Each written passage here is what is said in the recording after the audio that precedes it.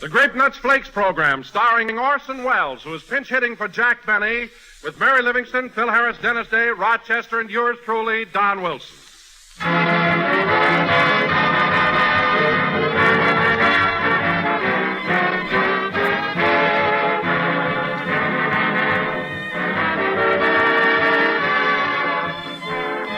Tonight I'm the original glad man, friends, for aren't we all glad to get news of a thrifty, swifty, appetizing breakfast dish for these up-and-at-'em early mornings? Then wait till we all tell you all about Grape Nuts Flakes, the crisp and toasty brown breakfast cereal that's always ready for breakfast before you are. And ready to eat Grapes, America's fastest-growing breakfast cereal. And think of this, too, homemakers. Every time you buy a big twig of Grape Nuts Flakes, you're saving up because you don't need them. Not for thrifty, plentiful Grape Nuts Flakes.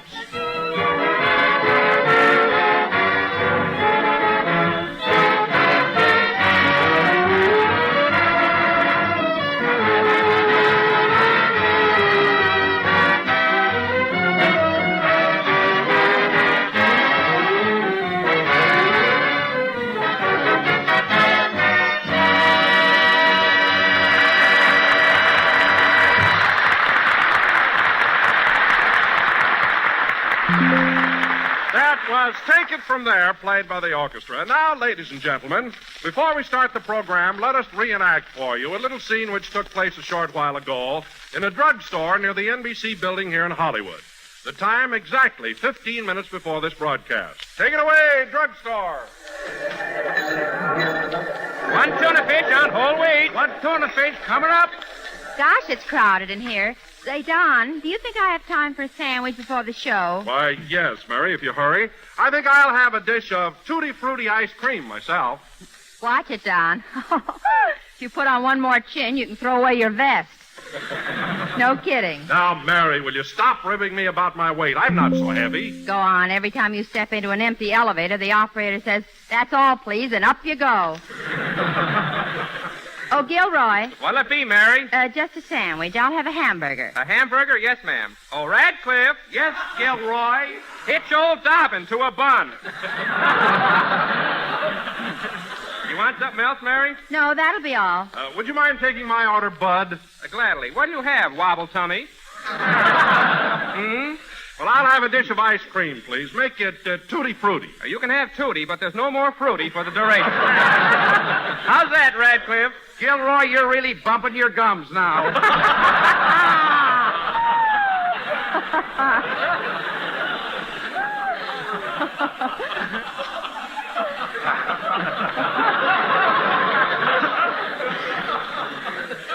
Yeah. Why don't you two jerks give up sodas and write for radio? We do. We just sold a lot of gags to old Red Skelton. Red Skelton? No, old Red Skelton, his father.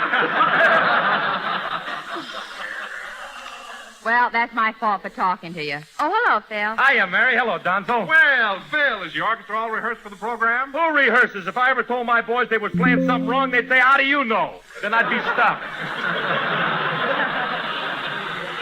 Take it easy. Relax. That's my motto. Well, I hope Orson doesn't find out you didn't rehearse. Oh, Wealthy? Why, him and me is pals. We gave a lecture together at UCLA just last night. You and Orson gave a talk at the university? Oh, Orson did all the talking. I just sat there and let them professors feel my head once in a while.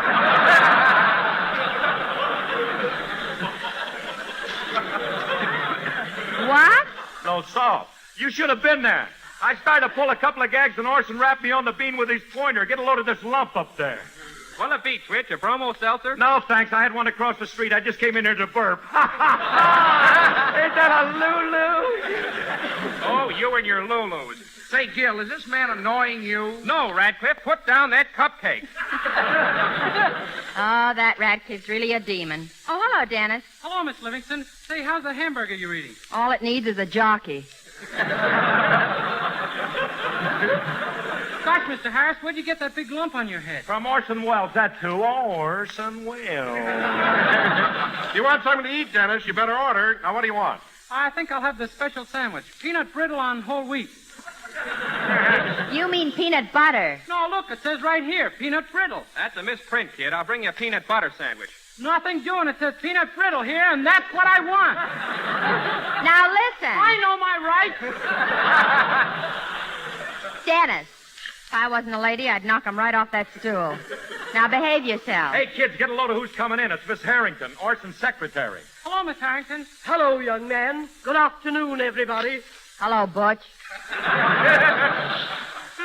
By the way, Miss Harrington, how's Mr. Wells feeling today? Oh, he's in a splendid mood. He found his yo-yo under the dresser.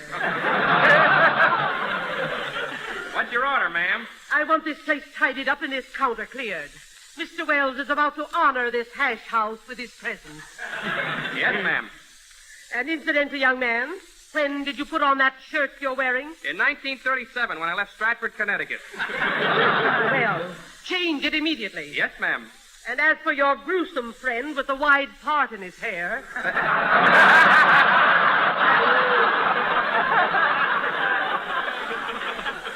That's gotta be me. Would you mind lying under the counter until Mr. Wells leaves? Gladly. My feet is killing me. Attention! Attention, everybody! Mr. Wells is approaching.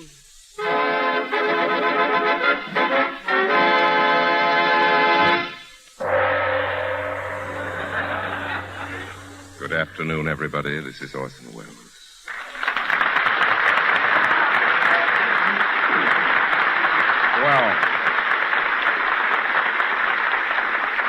Well, Mary, you look lovely today. Thanks, Orson. I stopped by your house to give you a lift to the studio, but the butler said you'd already gone. The butler? Oh, did Papa have that baby face? That's sweet of you, Mary. Don't you think it's a little early in the day for romance? Well... Take it when you can get it. That's my motto. Dennis, please. Oh, boy. Yes, Mr. Wells. I'll have a cup of cold consomme. Hey, where do you think you are at the Brown Derby? Get back under that counter. Yes, Mr. Wells.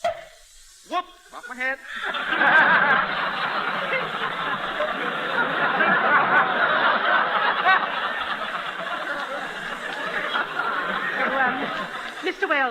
Mr. Wells, I don't think you'll have time. Do you mind okaying it? Not at all. Oh, no.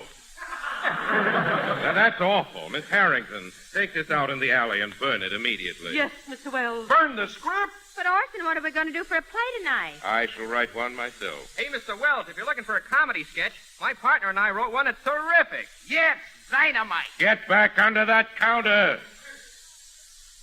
Yes, Mr. Wells.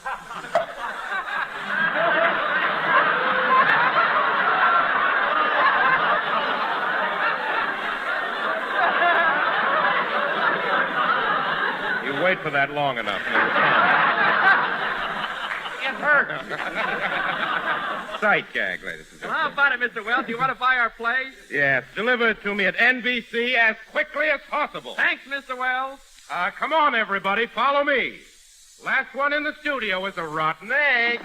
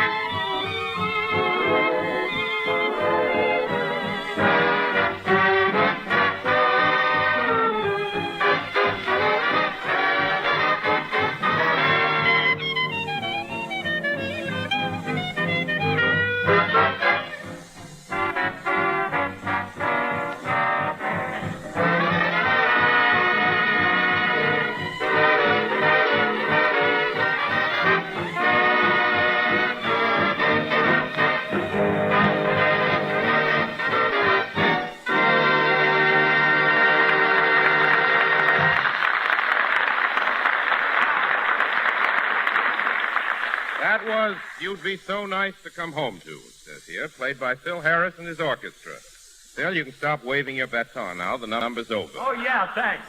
Don't mention it. You see, old boy, I didn't get a chance to rehearse that selection, so consequently I didn't realize it had reached its termination. If you get what I mean. That is due to your lackadaisical inadvertence. The conclusion of that number found you in a state of oblivious lethargy. Get what I mean? No, but my lump is throbbing. So I notice. It's fairly dancing. By the way, Mary, I've been meaning to ask you, how's Jack coming along? Is he over his cold? If he was over his cold, you wouldn't be here, brother.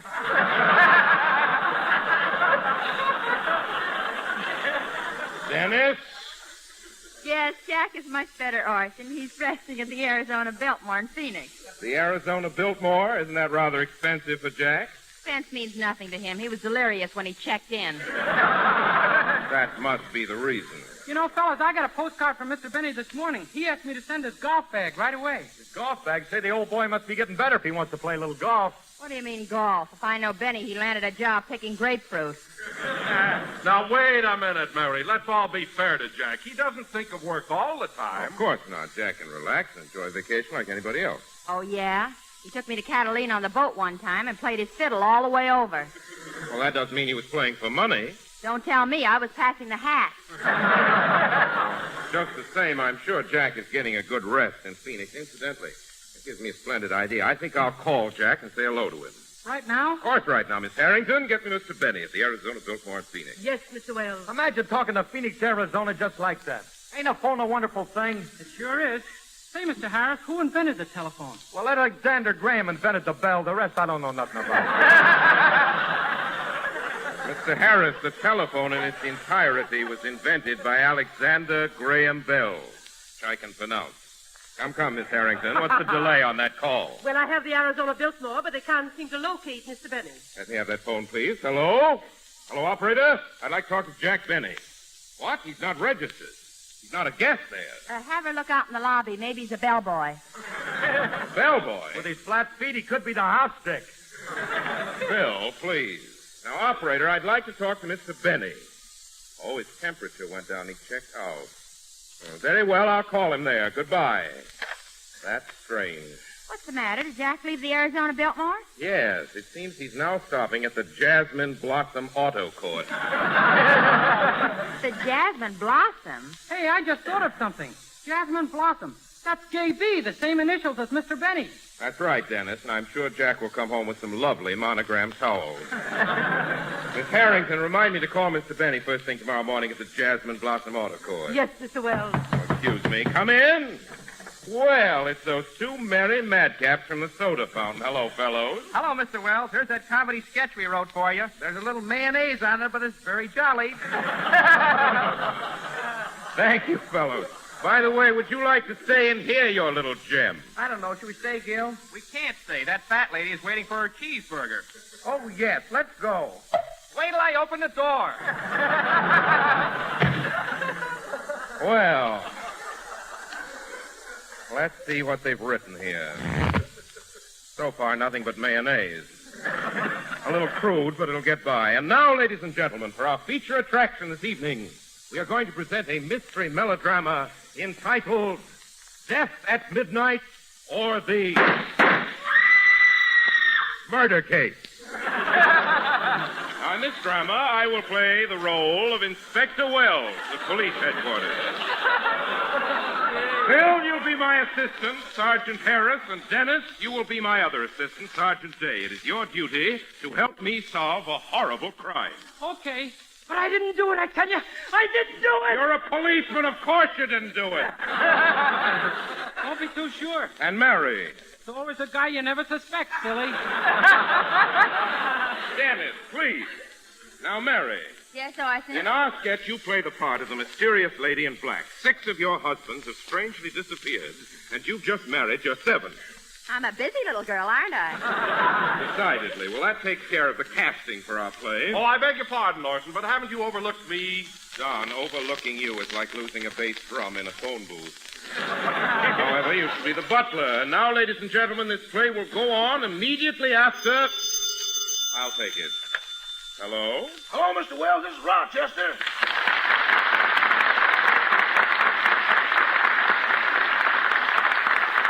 Hello, Rochester. What do you want? Mr. Wells, up to now, working for you has been a pleasure, but trouble has reared its ugly head. Trouble? It's that Chinese cook of yours. We just don't speak the same language. Well, naturally. Naturally. What's the difficulty between you and Chong? You know those pork chops I got at the market yesterday? The ones I had to use commando tactics to obtain? Yes, yes. Well, that cook of yours wants to cut them up into little pieces for chop suey. That's vandalism. Now, calm down, Rochester. Any man that would treat a pork chop like that would pull the chair out from under Whistler's mother.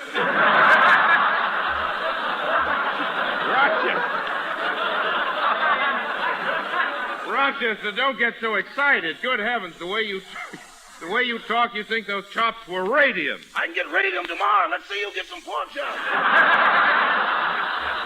Now, Rochester, there's no reason why you and Chong can't be good friends. Put Chong on the phone. Okay, here he is. Hello, Chong. Hello, Mr. Wells. Now, Chong, I want you and Rochester to get along with each other. What's all this quarreling about? 我冇法子咯，個黑鬼想食生字肉，我就叫佢洗乾隻口嚟啦，我乜嘢都唔俾佢識喎。So he told me. Anything else? 住喺望谷路字啦，佢下等賤格人，佢入到我廚房做乜嘢？佢摸佢入嚟住啦。You're absolutely right. Now, Chong, here's what you do. Cook the chop suey for us and give Rochester a couple of pork chops for himself. Okay, Mr. Wells. I'm very happy. Now put Rochester back on the phone. Rochester? Yes, Mr. Wells? Everything is all settled. Chong's giving you 2 pork chops, and you can cook them any way you want to. Cook them? I bought myself a gold frame. I'm going to hang them in my bedroom. So long, Mr. Wells. Goodbye, Rochester.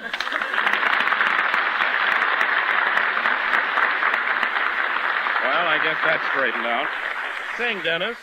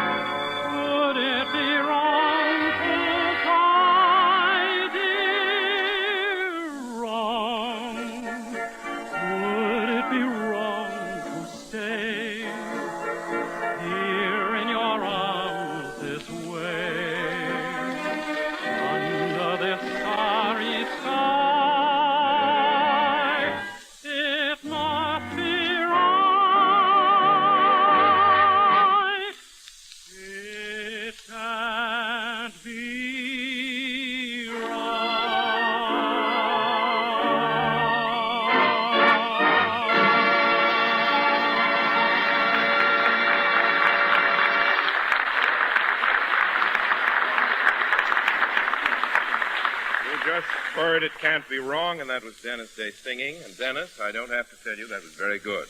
I'll say you don't. I heard it. Dennis, you shouldn't pat yourself on the back like that. It's quite hammy. You should talk, brother. Forgot something there. And now, ladies and gentlemen, go away, Dennis. And now, ladies and gentlemen, we will present our thrilling, baffling, spine-tingling mystery melodrama, Death at Midnight. As the scene opens, we find Inspector Wells in his office at police headquarters. Curtain, music!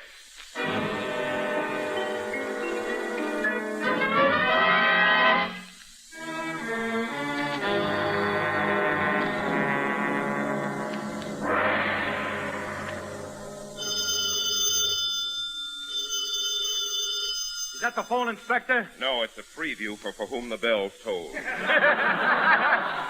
Hello, police headquarters. Inspector Wells speaking. Help! Come over at once. I'm going to be murdered. Get away from that phone, you little double-crosser. I'll let you have it. Help! What was that, Inspector? Oh, one of those gin rummy arguments. And before I forget it, Harris, you're supposed to be a policeman. What's the idea of coming to work in those loud sport clothes? My girlfriend thinks I'm a bookmaker. That's no excuse. Now, here's your badge, your uniform, your club. Okay, where's my flat feet? On the opposite end of your flat head. Are you...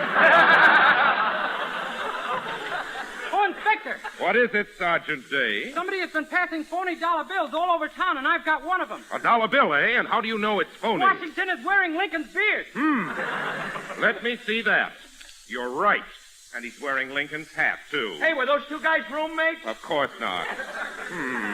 Washington wearing Lincoln's beard. This is the worst job of counterfeiting I ever saw. You think that's something? Turn the bill over. Good heavens. Hedda Hopper is sitting on the Eagle. Nice work, Day. We've got to report this to Washington. I thought he was dead. Washington, D.C. Hello, Inspector Wells speaking. Hello, Specky. This is Mrs. Lillian Gahagan Crumdyke speaking. You know, the lady in black. Why did you call me up, you naughty girl? Have you bumped off another husband? I didn't have anything to do with it. I went to the library just now, and he was slumped over the radio with the Fred Allen program going full blast. Or was your husband dead? He must have been. He didn't turn it off.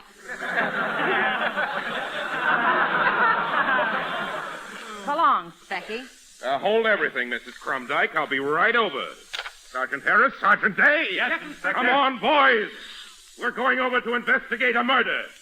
And I have a hunch this crime was committed by... By who? I can't make this out. There's mayonnaise on it.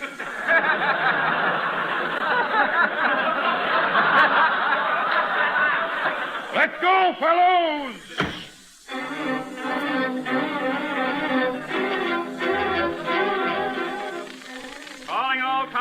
Calling all cars. Eddie Lamar locked in her closet. Take it easy, boys. That is all.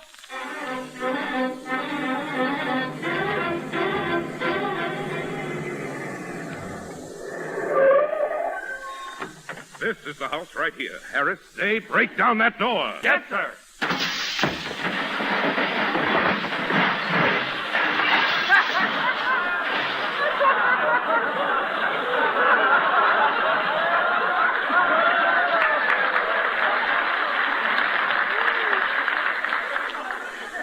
Good evening, gentlemen. Did you ring? No, we didn't. We're the police. Who are you? I'm Wobble Tummy, the butler. The butler, eh? Now tell me, what do you know about this crime? I don't know anything, sir. When the murder took place, I was down at the grocery store buying a package of toasted brown sweeties and a grape nuts flakes. Grape nuts flakes, eh? Make a note of that, Harris. Yes, sir. Now come clean, you. You're talking to the law. What do you know about grape nuts flakes? I know they're America's fastest-growing flake cereal, and they're famous for their malty-rich flavor, and the grape nuts flakes come in a 12-ounce economy-size package. Harris, this man is concealing something. Keep an eye on him. Gotcha. Now I think I'll grill Mrs. Crumdyke. I have a hunch she killed her husband. You know that saying, cherchez la femme, don't you? No, I don't. Well, you ought to learn it. It's all the rage now. Well, the blue coats are here. Hi, Specky. Hello, Mrs. Crumdyke. Where's the body? Right here, and I'm wearing a new dress. I mean your husband's body. Oh, that old thing. It's a strange coincidence, Mrs. Crumdyke, but all of your husbands have met untimely deaths. Take your first husband, the big game hunter. What about him? You went on a hunting trip to Canada with him, and he's the first thing you shot. Well, he looked like a moose. No excuse. Now, I want a confession, Mrs. Crumdyke, and I want it now. Start talking. Well... It's no use. You murdered your husband, and you might as well admit it. Well, here we go again. Lies! Lies! Nothing but lies. You hated your husband, and you couldn't stand him any longer. Now tell me, how did you kill him? Well... I don't believe it. I'm arresting you, Mrs. Crumdyke. Arresting you for the murder of your husband. Tell me, what's his first name? Well... Otto J. Crumdyke. Slap the bracelets on her, Harris, and let's go. Oh, Inspector, Mrs. Crumdyke is innocent. Innocent? Yes, someone just threw a note in the window and it solves the whole case. Give me that note. Where is it? I ate it. It was covered with mayonnaise. Come on, Harris. Let's get over to Hetty Lamar's house. She may still be trapped.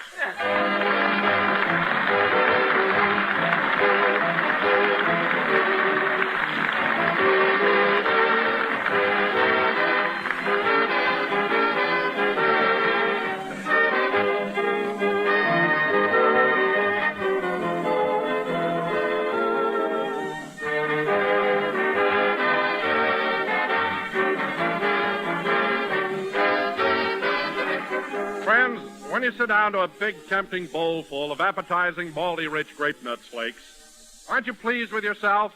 Well, you should be, because it's smart to go for a breakfast dish like that. One chuck full of swell calling for grape nuts flakes. The farmer, the salesman, the welder, the kind of folks who get things done. They start with a nourishing breakfast, and grape nuts flakes are just that. For grape nuts flakes are a whole grain cereal, crammed full of whole grain food values, including iron, niacin, and vitamin B1 for appetite, nerves, and tip-top energy. Vigor, vitality, vitamins. That's V-eating for you with delicious, toasty brown grape nuts flakes.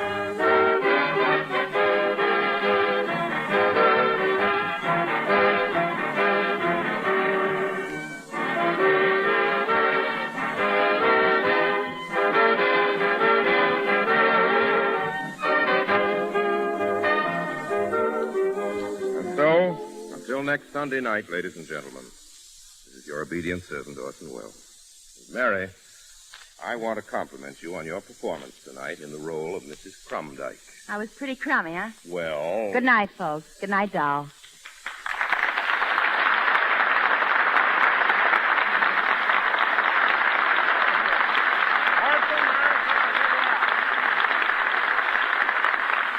This program was written by Radcliffe Morrow and Gilroy Boulogne with mayonnaise by Orson Welles.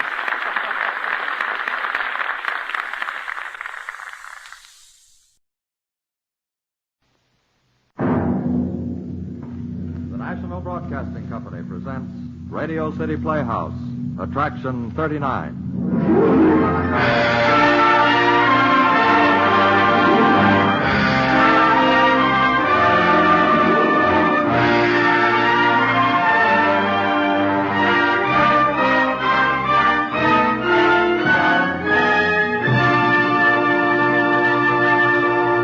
Ladies and gentlemen, here's the director of Radio City Playhouse, Harry W. Junkin. Thank you, Bob.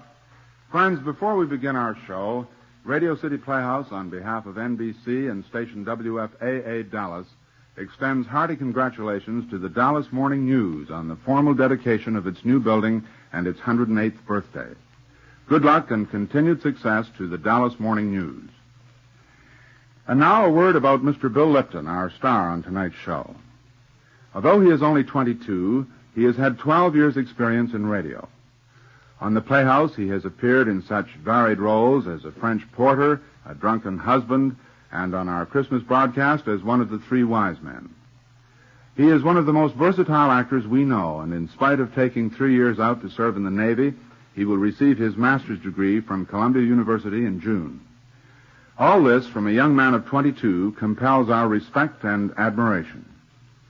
Here is Bill Lipton playing Frank Jackson in Murder is a Matter of Opinion, Attraction 39 on Radio City Playhouse.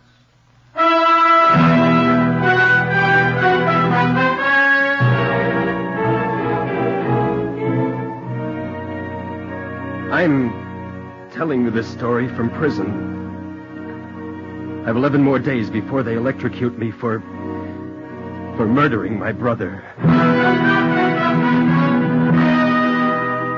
I didn't kill him. As God is my solemn judge, I did not kill my brother. I'll tell you everything I know, and perhaps you can figure out why I'm here. I can't. I can't believe it. I've been over and over and over this story. Every word of it is true, and nobody believes me. Nobody. I'm 22. I was going to be a lawyer. My dad thought I was just about the...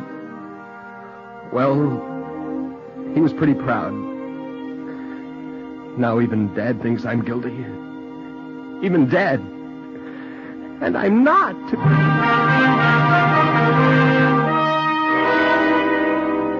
I'd like you to understand me. I was the... Well, I talked fast and too much, and I guess maybe I was a smart aleck.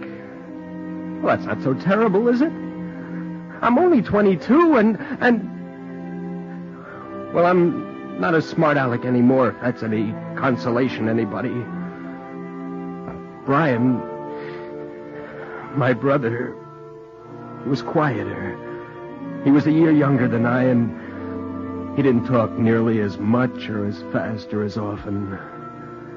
That's why he never won an argument with me in his life. And believe me, we had plenty. But they weren't fights. They were, well, two brothers. We razzed each other, but it was all fun. Underneath, we were brothers.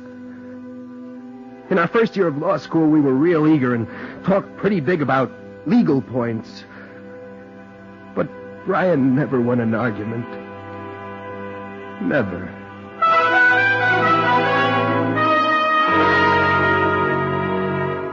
So you're wrong. It says so right here.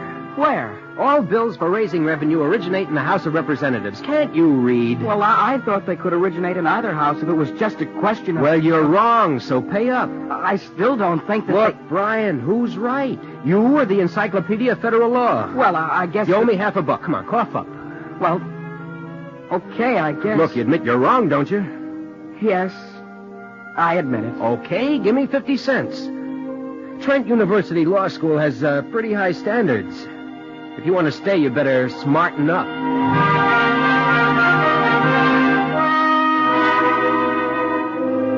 In our second year, we began to disagree violently about capital punishment and murder.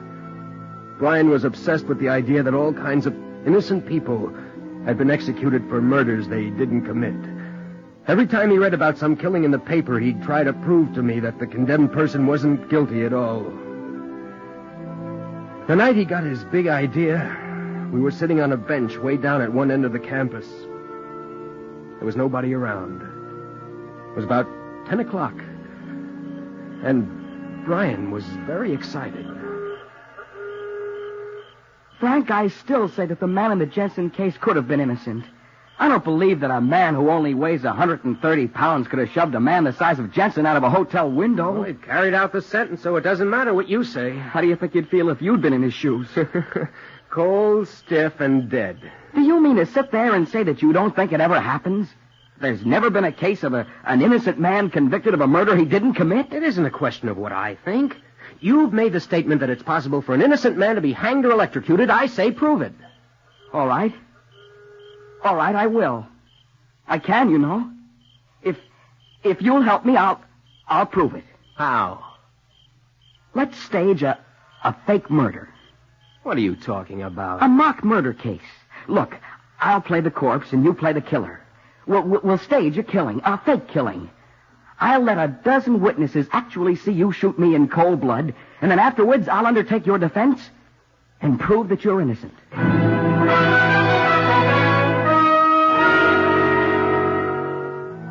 If I'd only said no. If I'd only admitted that perhaps it was possible for an innocent man to be hanged or electrocuted. Why couldn't I have agreed with him? Why couldn't I let him have his say, and if I disagreed with him, kept my opinion to myself? I don't know. Actually, a suggestion wasn't as strange as it sounds. Each year, the moot court of the law school secretly planned and enacted some sort of crime. The crime was committed on the campus, and no one knew about it except the chairman of the moot court, the victim, and the criminal. The idea was to catch the students by surprise and give them realistic experience in criminal procedure. Brian and I decided we'd stage our own mock crime. Well, that's all it ever was. It was a gag right from start to finish. I don't know where the slip-up was. I don't know who it was that hated Brian so much that... Well, I just don't know where it went wrong. We worked it out very carefully. Brian drew up a week's schedule. We even made a bet of $50, 2 months' allowance. He was convinced he could win, and even I began to get interested. We had to be sure that nobody had the slightest suspicion it was all a planned affair, so we made the bench down at the end of the campus our private conference room. We met there every night before going to bed, and at last we got all the details worked out. Well, we're just about ready, Frank. I've written down what you're supposed to do. Memorize it and then burn it. We'll commit the murder next Monday. That gives us a whole week. All right, next Monday. First, we've got to establish a motive. You've got to make everybody on the campus think that you hate me like poison. A week isn't very long. Well, it's long enough. We'll pull the watch gag in the cafeteria tomorrow. Oh, can you suggest to Tom Benson that he have lunch with you? Well, sure, I guess so. Well, ask him tonight. You be in the cafeteria at 12:30. I'll come in about 12:45. I'll be sure that somebody sees me put my watch on the bed tomorrow, and you steal it right after breakfast. Okay? Right after breakfast. You know your lines? We rehearsed them often enough. You sure you don't mind the sock in the jaw part? Oh, just don't get too enthusiastic, that's all. Well, it's difficult to fake if I don't hit you reasonably hard. I guess I can stand it for once. You'll hit me on the word contemptible. Yeah, that's right. I tell you, Brian, you've lost your $50 right now. Want to make it 100? 4 months' allowance. Are you crazy? I'm going to win this bet, Frank. You wait and see. Well, come on, it's getting late. You go back first. I'll see you in the cafeteria tomorrow at 12:45.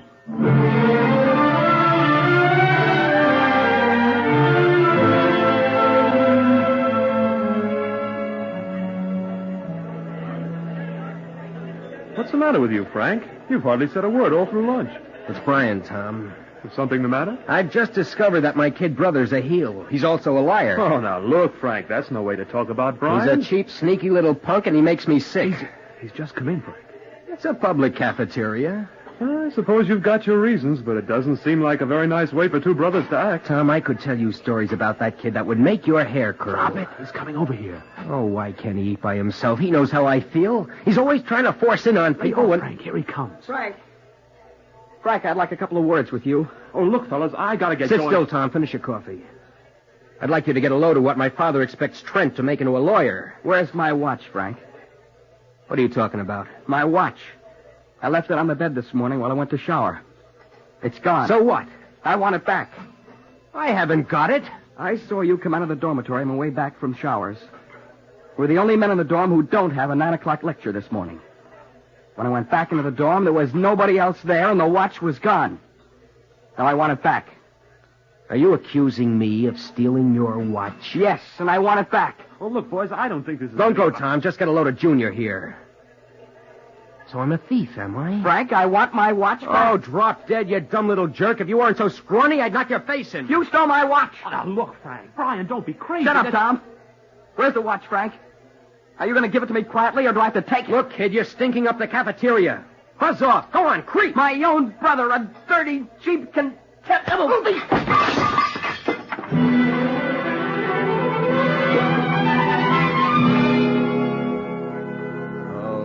Pretty convincing. Brian knocked me down. Dishes were broken. Everybody in the cafeteria stood rooted to the spot. In an hour, it was all over the campus. Everybody knew that the Jackson brothers were fighting. Everybody believed it. Neither Brian or I made a single slip. The next night, we had a row in the dormitory. On Wednesday, I threw a milkshake at Brian in the milk bar. Thursday, we got hauled up before the dean and told that if we couldn't behave like gentlemen, we'd better leave. Friday, we had a row at basketball practice. Saturday night at the third-year prom, we had a fist fight in the middle of the floor over Brian's girl. Elaine cried and went home alone. Oh, it was a build-up. A real grade A build-up. And all of it was planned. All of it. I can't understand why people won't believe it was a gag. Well, anyway, on a Sunday night preceding the murder, we had a last conference on our bench. It was a perfect setup. Perfect. Oh, it's perfect, Frank. Perfect. Tomorrow we'll pull the murder. I picked up a gun today. Here. Good night, Brian. Where'd you get that thing? I stole it from the sports office. It won't be needed until track practice on Wednesday. Don't worry, I'll put it back. It's loaded with blanks. Are you sure you can put it back without being caught? Sure. Now, is everything set for tomorrow? You'll be in the bookstore at 12:15, right? Right. In the history section near the door. I'll come in about 1. I'll yell out your name. You turn around, and I fire twice. That's right. Incidentally, I'm filling a little paper cup with ketchup and putting it in my shirt pocket. When you fire, I'll clutch my hands to my chest, squeeze the ketchup, and fall. Oh, mess up a perfectly good shirt. Oh, it'll wash out. I'll play dead for 10 minutes and just lie there. And then you rush back to the dorm and wait for me. Then we'll have lunch and go over together and report the crime to the dean. Okay. Now, one last check. You're sure you haven't given this away to anybody? Oh, positive. And that slip of paper that I wrote out instructions on? Burn it. You think I'm crazy? If you could produce that paper, you could prove all this was a gag. Well, I guess we've thought of everything. I bet you're going to pull some phony self-defense gag. No? An insanity plea? Nope. You'll shoot me in the bookstore tomorrow. It'll be straight, deliberate, premeditated killing. And I'll get you off. It's a terrific stunt if you can do it.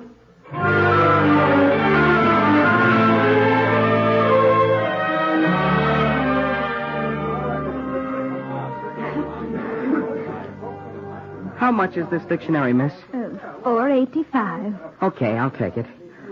Can I charge it, please? Oh, certainly. What is the name, please? Jackson. Brian Jackson. Brian. Brian!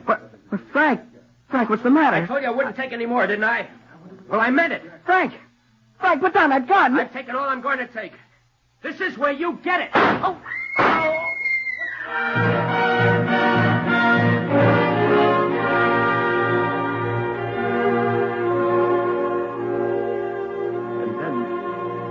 Then everything exploded in my brain. Right up until I fired the shots, I'd been enjoying myself. But there was something about the way Brian clutched at his stomach instead of his chest. He fell. And there was blood on his lips. Real blood. Brian's blood. From there on, everything was a nightmare. Brian was dead before they could get him to the hospital. I'm not quite clear on what happened after that because I was stunned. My own brother. Brian. My brother. In some fantastic, unimaginable way, I shot him. They phoned the police, of course, and I managed to get a few words with the dean before they came to pick me up. Frank, I don't think you'd better tell me all this. The police are the ones... Dean Harrison, you've got to believe me. You've got to. We planned the whole thing. Brian had always believed that Well, you see, we... Look, Dean Harrison, I can't talk right, but... Frank, there's no use. But this was a stunt. A mock murder. Brian and I planned it ourselves. The fights, the build-up was all a stunt. Brian believed that I could kill him. I mean, appear to kill him. And that he could defend me and... Oh, Dean, those bullets were blanks. I mean, Brian got the gun himself from the sports office. They were supposed to be blank cartridges. Frank, you'd better not talk anymore. I don't know what to say. I've been at Trent for 12 years. There's never been a tragedy like this. I'm very upset. I've always liked you, Frank, but this is out of my hands. But Dean Harrison, surely you don't think that I really... I telephoned your father. He's taking a plane from New York tonight. I'm afraid from here on it's up to the police. They'll be here any minute.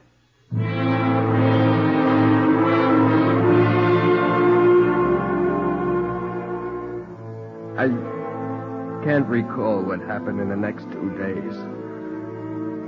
My father arrived. I was booked. They put me in a cell. Dad was rushing around about bail and trying to get Peter Cheney to come from New York to defend me. Dad looked haggard and older than I'd ever seen him look. He came every afternoon to see me.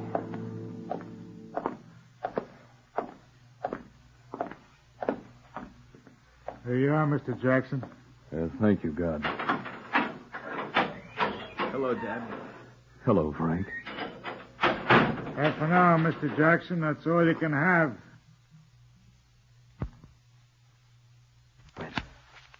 All right. Is it over? Yes. Was it a nice funeral? Frankie. Oh, Frankie. Did you get Peter Cheney? Yes, I talked to him on the telephone for an hour this morning. He said he'd take the case. What else did he say? He says that we've got to find out who switched those bullets. But I tell you, I don't know. Frank, think hard. Did Brian have any enemies? Was there anybody on the campus that... How did Elaine feel about him? I don't know. She certainly wouldn't want to kill him. Cheney says if we can't find out who changed the bullets, we'd better plead temporary insanity. I won't. I won't plead insanity. Frank, you may have to. But I didn't kill him, Dad. I won't plead insanity. But Frank, it's such damning evidence. No jury on earth will believe your story. No jury on earth.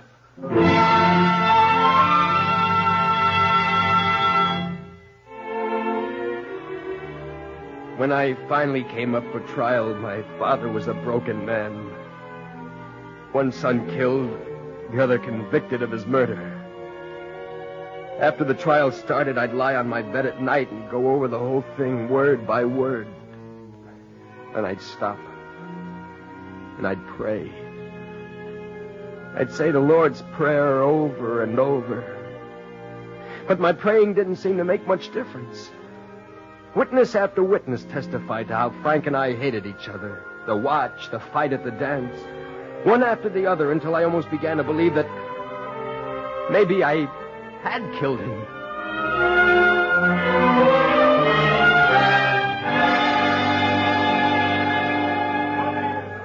And you're an undergraduate at Trent University.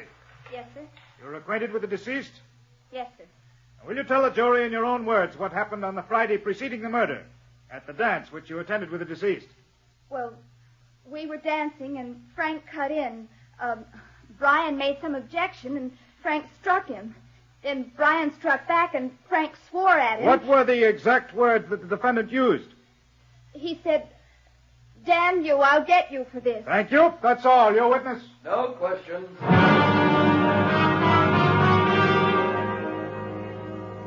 Mr. Benson, will you tell the court in your own words what happened in the cafeteria on the afternoon of April 5th? Well, Frank was sitting with me, and Brian came in, and Frank made some crack, and one thing led to another. Mr. Benson, what did the defendant say? Something about, look at what my father expects Trent to make into a lawyer. He was addressing the deceased? Yes, sir. Go on. Well, Brian accused Frank of stealing his watch. Frank denied it, and then Brian hit him. You saw the blow struck? Yes, sir. Thank you, Mr. Benson. Now, I understand that you were in the bookstore and witnessed the killing. Yes, sir. After the defendant fired the shots, what did you do? For a moment, I was so stunned I just stood there. Then I ran after Frank and followed him up to the men's dormitory. What happened when you reached the dormitory? I said something about how could he have done such a thing. I don't remember my exact words. What did the defendant say? Do you remember his exact words? Yes, sir.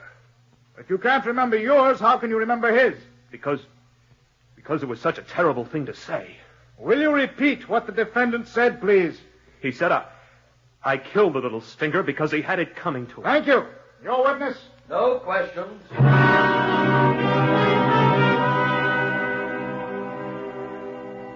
Mr. Jackson, am I to understand that the entire series of quarrels which you had with your brother before the murder occurred were intended as a stunt? Yes. Was the murder a stunt, too? Yes. No, it wasn't a murder. The bullets were blank, I tell you. Why do you keep questioning me like this? Mr. Jackson, it is not my idea that you take a stand. I will thank you to answer questions as they are put. I'm sorry. Have you no explanation of why there were real bullets in the gun? No. After your brother gave you the gun, did anyone else have access to it? Well, I don't know. Somebody must have. Did it leave your possession? No. I don't know. I left it under my pillow all day Monday. Did you tell anybody this? No. If the gun was loaded with blank cartridges, where are they? I don't know. If nobody else knew about the gun, if nobody knew it was under your pillow, who could have switched the bullets? I don't know. There are a great many things that you don't know, Mr. Jackson. I only know I didn't kill him. I didn't kill him, I tell you!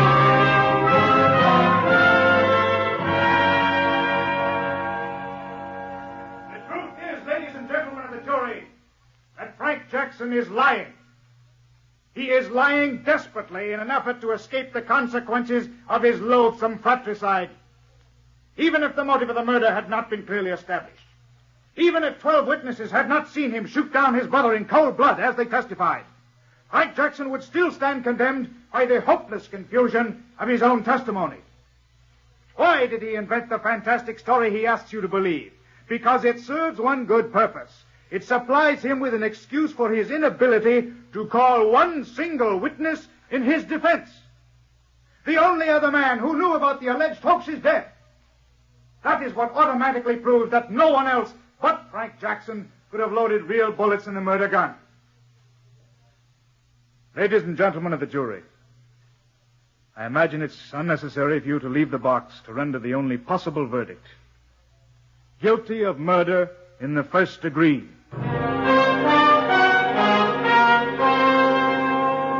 Have you reached a verdict? Yes, Your Honor. We, the jury, find the defendant guilty of murder in the first degree as charged.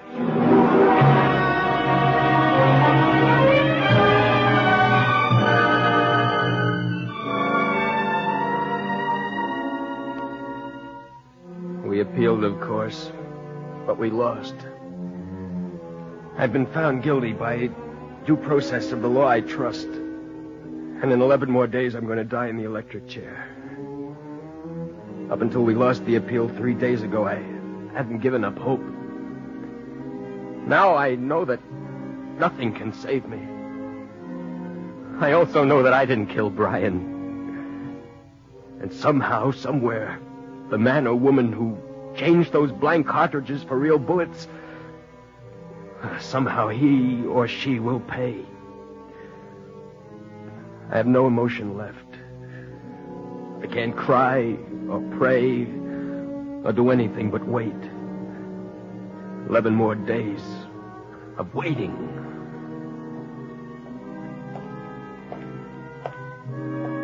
The warden wants you in his office, Jackson. Come on. What's the use? We've been over it so many times it doesn't make sense anymore. Come on. Let's get going. If the warden wants you, he wants you.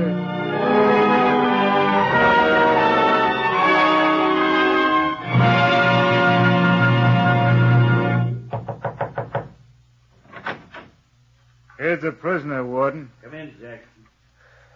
What do you want now? Come in, son. Sit down. Son, a few moments ago, I received a visit from a notary public, a Mr. Bixton. He had an amazing story. It seems that 3 days before your brother died, he went to Mr. Bixton and wrote out a statement which he made Mr. Bixton witness without reading. A statement? It was sealed in an envelope in Bixton's presence and kept in his safe. Your brother told Bixton you were going to be tried for a crime. But if you were convicted, Bixton was to bring this letter to me 3 days after his sentence was passed. He did as he was told, for which your brother paid him $50. Bixton's outside now, dictating his testimony. Now, this is the letter your brother wrote. Here, read it. To whom it may concern. This is an open letter to my brother who will probably need it. Dear Frank, I hope you'll forgive what I did to you. It was I, Brian Jackson, who replaced the blanks in your gun with real bullets. You didn't know it, but Dr. Cordner had given me just 3 months to live. Heart, he said, and incurable. I chose this way because I didn't want a lingering death. And because I wanted you to know that an innocent man can be convicted of murder and sentenced to death. This letter will bring you your freedom, but I hope you will admit now that murder is a matter of opinion. Yes, Frank, whether you like it or not, murder is a matter of opinion. Your loving brother, Brian.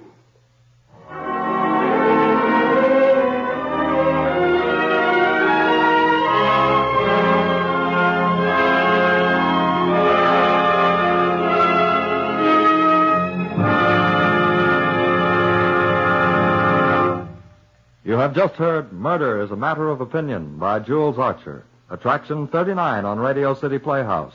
The story was adapted for radio by Harry W. Junkin, who also directed the production. Bill Lipton starred as Frank Jackson. Michael O'Day was Brian Jackson. Other players in the cast included Peter Hobbs, Sidney Smith, Scott Douglas, Elaine Rost, and Robert Andrus. The music was composed and conducted by Dr. Roy Shield.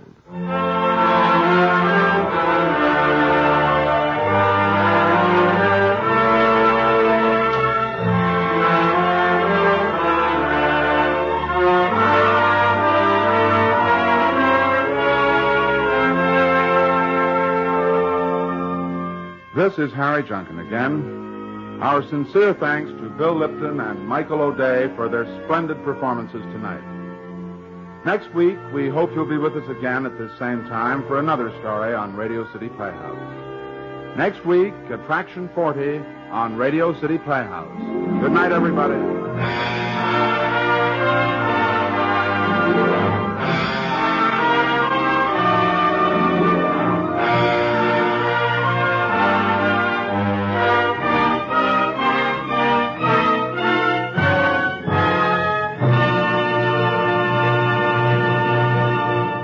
Bob Warren speaking. This is NBC, the national broadcasting company. The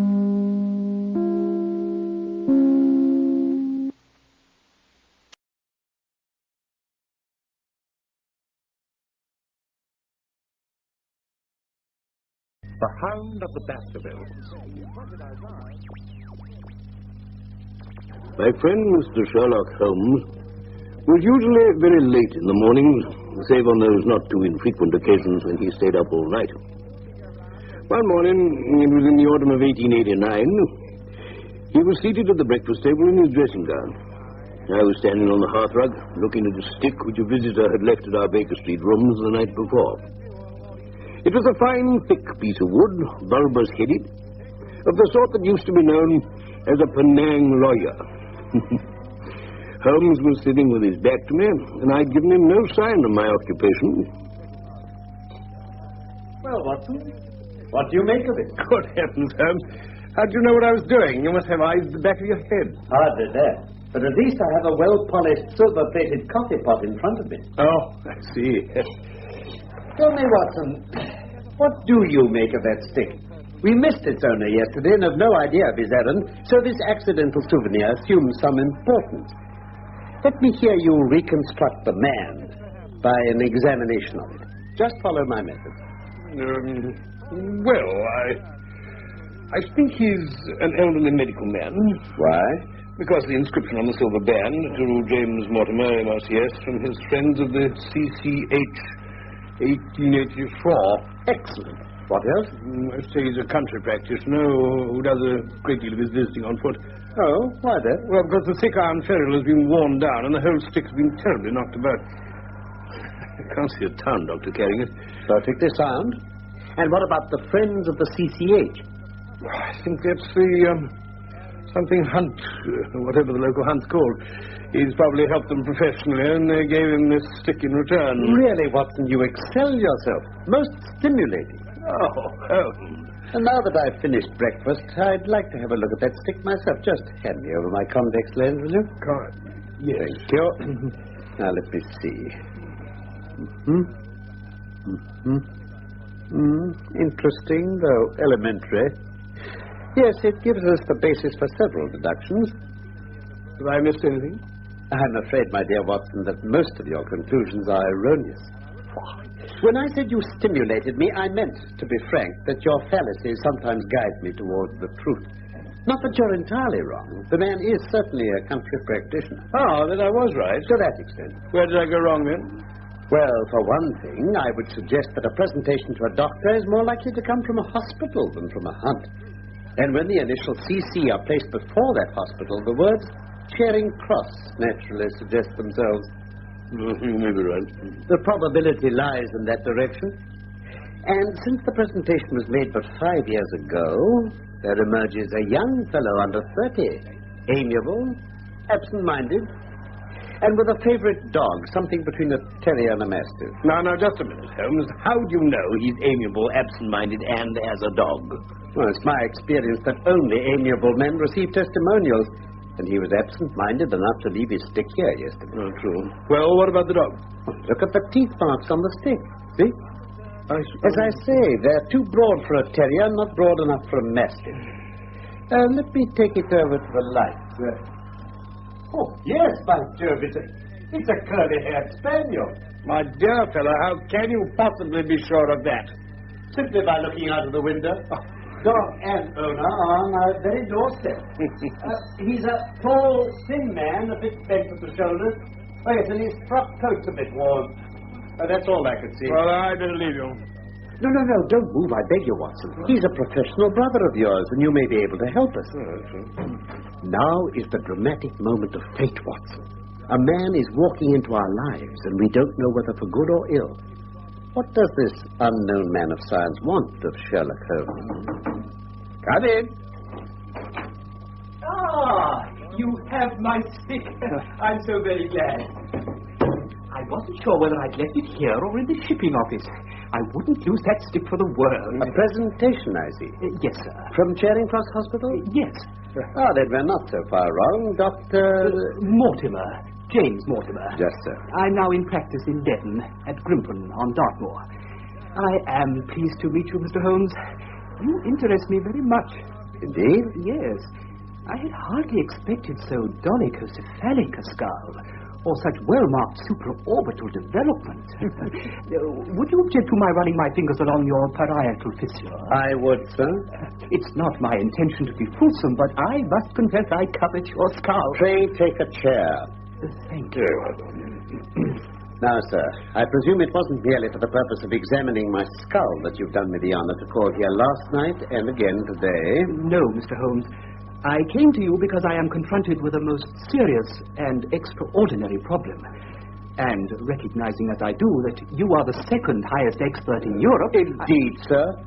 May I inquire who has the honor to be the first? To the man of precisely scientific mind, the work of Monsieur Bertillon must always appeal strongly. Then had you not better consult him? I said, sir, to the precisely scientific mind. As a man of practical affairs, it's acknowledged that you stand alone. I trust I have not inadvertently... Just a little. Oh. I think, Dr. Mortimer, you do well to avoid further preamble and tell Dr. Watson and myself the exact nature of the problem in which you ask my assistance. Well, gentlemen, I have in my pocket an old manuscript. I observed it as you entered the room. Early 18th century, unless it's a forgery. How can you say that, sir? It's been showing from your pocket as you've been talking. Oh. To an expert, the writing gives its date to within a decade. I should put it at 1730. The exact date is 1742. Oh, well done, Holmes. It's a family document. It was committed to my care by Sir Charles Baskerville, who died some 3 months ago in Devon. Ah, yes, I remember reading about that. Mr. Holmes, until his sudden and tragic death, Sir Charles was a patient and also my personal friend. He was strong-minded, shrewd, practical, and as unimaginative as I am. But he took this document very seriously and was prepared for just such an end as eventually did overtake it. What's in the document? A certain legend that runs in the Baskerville family. With your permission, I will give you the gist of what it contains. If you think it necessary. Oh, it is, I assure you.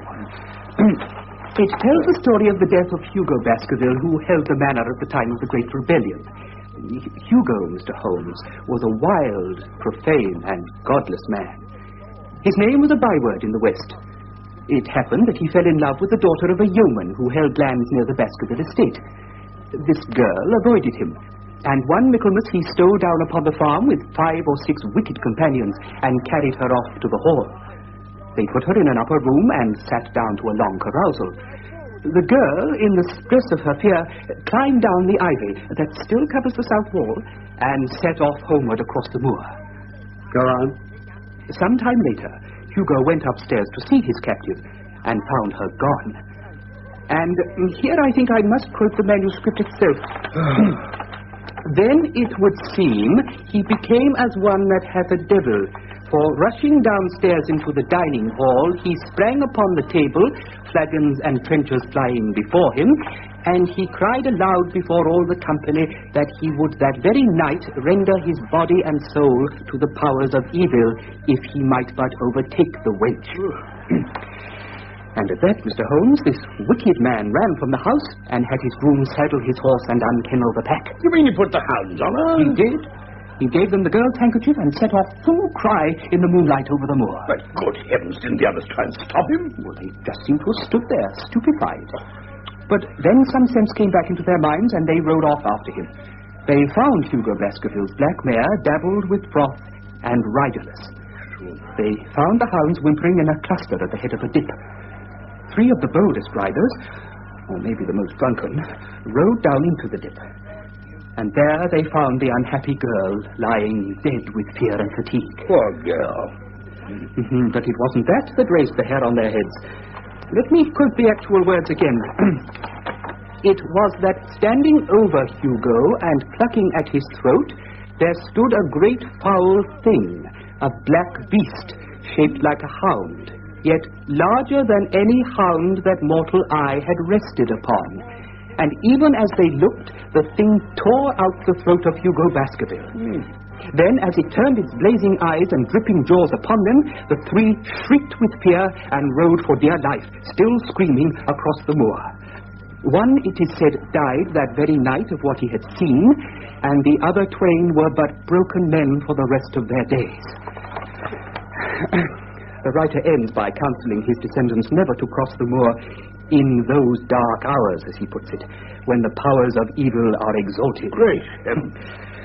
Well, Mr. Holmes, do you find it interesting? To a collector of fairy tales. Aha, but wait. Now we come to something a little more recent. The death of Sir Charles Baskerville in June of this year. Ah, yes. Yes, I was busy undertaking a small service for the Pope at the time. Otherwise, I should have been able to give the affair more attention. Well, let me say at once that Sir Charles was a man of very different mould from his infamous ancestor. Many people had good reason to bewail his untimely end. It was sudden, you say? Indeed, yes. Not that his health had been good for some time. There was an affection of the heart showing itself in breathlessness and nervous depression. Was he a married man, Dr. Mortimer? He was a widower and childless. He lived very simply. His indoor servants at Baskerville Hall consisted of a couple named Barrymore, who acted as butler and housekeeper. They corroborated my own evidence at the inquest about his health. What happened? Well, the facts are quite simple. Every night before he went to bed, Sir Charles used to walk down the famous yew alley of Baskerville Hall. On the 4th of June, he declared his intention of starting for London the next day and told Barrymore to pack for him. That night, he went for his walk as usual and never returned. Who raised the alarm? Barrymore, the butler. He found the hall door open, became alarmed, and went out with a lantern. Halfway down Yew Alley, there's a gate that leads out onto the moor. Sir Charles's footprints led there, and there was evidence that he had stood there for a while. Then the footprints continued, but appeared to be those of a man... running for his life? Where did they lead? To the far end of the alley. And there the body was found. Any signs of violence? No, but the face was incredibly distorted. At first, I couldn't believe that it really was Sir Charles. How do you account for the distortion? Well, it's a symptom that is not unusual in cases of death from cardiac exhaustion. Yes, that's true enough. The post-mortem showed a long-standing organic disease, and the coroner returned a verdict in accordance. Those are the public facts. I see. Then can we now have the private ones? Mr. Holmes, if I give them to you, I shall be telling you things I haven't confided to anyone. Not even to the coroner? Not even to him. Why not, pray? Because I didn't want Baskerville Hall to be untenanted for the rest of its days. What is this information you withheld? Be frank, sir. The moor is very sparsely inhabited, and those who live near each other are thrown very much together. Sir Charles and I used to talk and play cards during the evenings. It became increasingly clear to me that his nervous system was strained to breaking point. He'd taken the legend terribly to heart. He would never go out on the moor at night. You mean he really believed in this phantom hound? He asked me if I'd ever seen a strange creature at night or heard a hound baying. He asked me that several times, and always in a voice vibrating with excitement. Did you ever see anything? One evening, about 3 weeks before he died, I drove up to his house. He was standing at his hall door. Just as I was getting out of my gig, I noticed his eyes fix themselves on something over my shoulder and stare with an expression of horror. He was so excited and alarmed that I had to go down to the spot and look round. But there was nothing. I had to stay with him all the evening. That's when I suggested he should go to London. I thought the distractions of town might bring him back a new man. Mr. Stapleton, a mutual friend, was also very worried about him, and he agreed with me. And then, at the last instant, came this terrible catastrophe. How soon did you see the body? Well, they had to send a message over. I was there within the hour.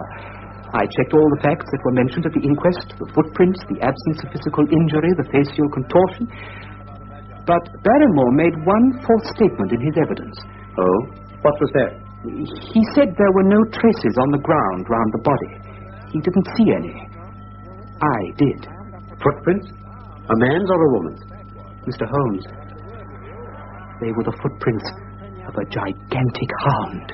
Great heavens! There are sheepdogs on the moor. No doubt. But this was no sheepdog. What is this alley like? Well, there are 2 lines of old yew hedge. Impenetrable, 12 feet high. Penetrated at one point by a wicket gate, you say? Yes, which leads on to the moor. Is there any other opening? None. Was this gate closed? Closed and padlocked. How high is it? About 4 feet. So anyone could have got over it? Yes. Dr. Mortimer, what made you say that Sir Charles had waited by the gate? His cigar ash. He dropped it there twice. Excellent. Watson, this is a colleague after my own heart. What other marks were there? None in particular. Good heavens, did no one examine? No, I did, but I didn't notice anything. Oh, if only I'd been there. By this time, all that was there will have been smudged by the rain and defaced by the clogs of curious peasants. Oh, Dr. Mortimer, Dr. Mortimer. To think that you didn't call me in. You have indeed much to answer for. Mr. Holmes, I couldn't have done so without disclosing all these facts to the world. And besides... Yes? There is a realm in which the most acute and experienced of detectives is helpless. But you mean that the thing is supernatural? I didn't say so. You evidently think it. Mr. Holmes, several people have seen a creature on the moor. Something that couldn't be any animal known to science. A huge creature. Luminous, spectral. And you, a trained man of science, believe it to be supernatural? I don't know what to believe. Surely the footprints were material. The original hound was material enough to tear out a man's throat. But it was diabolical as well. Dr. Mortimer, if you hold these views, why have you come to consult me? You tell me in the same breath that it's useless to investigate Sir Charles's death and that you desire me to do it. I did not say I desired you to do it. Oh? Then how can I assist you? By telling me what to do about Sir Henry Baskerville. Sir Henry? Is this the heir? Yes. He's Sir Charles's nephew, the son of his younger brother. He's been placed in Canada. He's been farming there. He arrives at Waterloo in, just under an hour and a quarter. Are there any other claimants? No. The only other kinsman we have been able to trace was Roger Baskerville, the youngest of the 3 brothers, of whom poor Sir Charles was the eldest. He was the black sheep of the family. The very image, so they say, of old Hugo. England became too hot for him, and he died of yellow fever in Central America. Henry's own father, the middle brother, died young, so he is the last of the Baskervilles. I had a wire to say that he arrived at Southampton this morning, and I'm on my way to meet him. Mr. Holmes, what am I to do? Meet Sir Henry. And then? Say nothing to him at all until I've made up my mind on the matter. Well, how long will that take you? 24 hours. I suggest you call here at 10 o'clock tomorrow morning and bring Sir Henry with you. I'll do that, Mr. Holmes. Just one more question. You say that before Sir Charles Baskerville's death, several people saw this apparition on the moor. Yes. Did anyone see it afterwards? Not that I've heard. Thank you, Dr. Mortimer. Good day, Mr. Holmes. Good day, Dr. Watson. Good day, Doctor. I'm very much obliged to you. Going out, Watson? Well, unless I can help you. No, my dear fellow. It's at the hour of action that I turn to you for aid. Oh, just as you like, Holmes. When you pass Bradley's, would you ask him to send up a pound of the strongest shag tobacco? Oh, and ask the people next door to him if they have an ordnance map of Dartmoor. Very well. Thank you, Watson. Oh, and Watson, it would be as well if you could make it convenient not to return before evening. I spent the day at my club and didn't return to Baker Street till nearly 9 o'clock in the evening. My first impression when I opened the door was that a fire had broken out. The room was so filled with smoke that the light of the lamp on the table was blurred by it. Through the haze, I had a vague vision of Holmes in his dressing gown, coiled up in an armchair with his black clay pipe between his lips. I left him in peace and took myself off to the more tolerable atmosphere of my bedroom. The next morning, our clients were punctual. As the clock struck 10, Dr. Mortimer was shown up, followed by the young baronet, a man of about 30, sturdily built, with the weather-beaten appearance of one who spent most of his time in the open air. Come in, gentlemen, and make yourselves comfortable. Mr. Holmes, Dr. Watson, this is Sir Henry Baskerville. How do you do, Mr. Holmes? Sir Henry. Dr. Watson. You know, the strange thing is, if my friend here hadn't proposed coming round to you this morning, I'd have come on my own. Indeed? Well, you're the man who thinks out little puzzles, aren't you? Well, I've had one this morning that wants more thinking out than I'm able to give it. You mean that something has happened since you arrived in London? Well, nothing of any importance. Maybe it's only a joke. But it was this letter. If you can call it a letter. It reached me by the first post. Sir Henry Baskerville, Northumberland Hotel, Charing Cross. Who knew you were going to stay there? Well, no one. We only decided after I met Dr. Mortimer. But presumably he was already staying there. No, sir, no. I've been staying with a friend. There was no possible indication that we intended to stay at that hotel. I see. Oh, somebody seems to be deeply interested in your movements. May I read the letter? Please do. As you'll see, it's only a single sentence. I notice it's made up of printed words pasted onto a sheet of foolscap. As you value your life or your reason, keep away from the moor. The word moor is written in ink. It's the only one. Now, perhaps you'll tell me what in thunder's the meaning of that. Watson, have you yesterday's Times? Yes, I think so. Might I trouble you for the inside page? The one with the leading articles? Yes, I've got it. Yes. There you are. Thank you. Stands to reason that such legislation must no longer keep away from... yes. Yes, there's a capital article here on free trade. Listen, it stands to reason that such legislation must in the long run keep away wealth from the country, diminish the value of our imports, and lower the general conditions of life in this island. Now, what do you think of that, Sir Henry? Well, haven't we gone a bit off the trail? On the contrary. If you read the whole of that article, you would, I'm sure, find all the words of your mysterious letter. The one sentence I have read you already gives us value, reason, keep away, from, and life.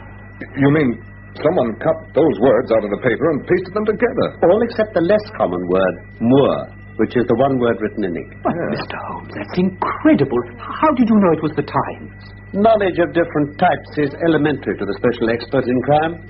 Though I confess that once, when I was very young, I did confuse the Leeds Mercury with the Western Morning News, but the Times is entirely distinctive. Just let me see the note again. Here. Any watermarks? I wonder. No, I don't see any. Now, tell me, Sir Henry, has anything else of interest happened to you since you've been in London? Oh, no, I don't think so. You've not observed anyone following you or watching you? I seem to have walked right into the thick of a dime novel. Now, why in thunder should anyone follow me or watch me? We're coming to that. You've nothing else to report to us? Well, no. Well, unless you think it's worth reporting that I've lost one of my boots. Have you indeed? Yes, I put them both outside my door last night, and there was only one there this morning. I couldn't get any sense out of the fellow who cleans them. It seems a singularly useless thing to steal. Oh, I told him it's bound to turn up again. Now, look, gentlemen, it seems to me that I've spoken quite enough of the little I know. It's time you kept your promise and told me what we're all driving at. I quite agree. Dr. Mortimer, will you be good enough to tell Sir Henry your story as you told it to us? By all means. It begins, Sir Henry, with this manuscript, which has been in the possession of your family for generations. Well, I seem to have come into an inheritance with a vengeance. Of course, I've heard of the hound since I was in the nursery, but I never thought of taking it seriously. But as to my uncle's death, I can't get it clear yet. You don't seem to have made up your minds whether it's a case for a policeman or a clergyman. Precisely. The point we have to decide now, though, Sir Henry, is whether or not it's advisable for you to go to Baskerville Hall. Why shouldn't I? There seems to be danger. You mean danger from the family fiend or danger from human beings? That's what we have to find out. Well, whichever it is, my answer's fixed. There is no devil in hell, Mr. Holmes, and there is no man on earth who can stop me going to the home of my own people, and you can take that as my final answer. Bravo! Now, look, Mr. Holmes, I'd rather like a quiet hour to myself to think about all this. Of course. I'll go back to my hotel. Look, why don't you and Dr. Watson come and lunch with us there at 2 o'clock? Oh, thank you. Is that convenient to you, Watson? Very good.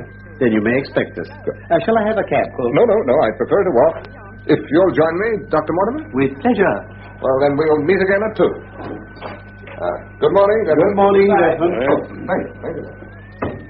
Well, he seems a good enough chap. Quick, Watson, while I get my frock coat. Watch at the window and see which way they go. What do you mean? Of course. Isn't it clear there are people at their tails? We must shadow them and see what happens.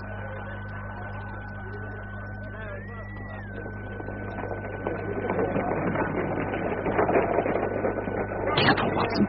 They've stopped to look in the shop window. We'd better do the same. No, wait. Look at that handsome cab. It has stopped as well. It's following them. That's our man. The cab? Yes. Let's get a look at him. Oh, curse it. He's seen us. He's shouting to his cabby. Let's run off. Oh, useless. They've got too good a start. Oh, Watson. If you're an honest man, you can record this and set it against my successes. Who was the man? I've no idea. Did you see his face? Oh, I saw the big black beard. Quite so. Probably a false one to conceal his true features. He is at a disadvantage, though. You mean he's put himself in the power of the cabin? Exactly. What a pity we didn't get the number. My dear Watson, clumsy as I have been, you surely don't imagine that I neglected to get that. 2704 is our man. We must find out by wire the identity of the cabman and arrange to question him. Well, what about Sir Henry and Dr. Mortimer? Oh, there's no point in following them now. Come, Watson. The nearest telegraph office, and then we can drop into one of the Bond Street picture galleries and do a review of that.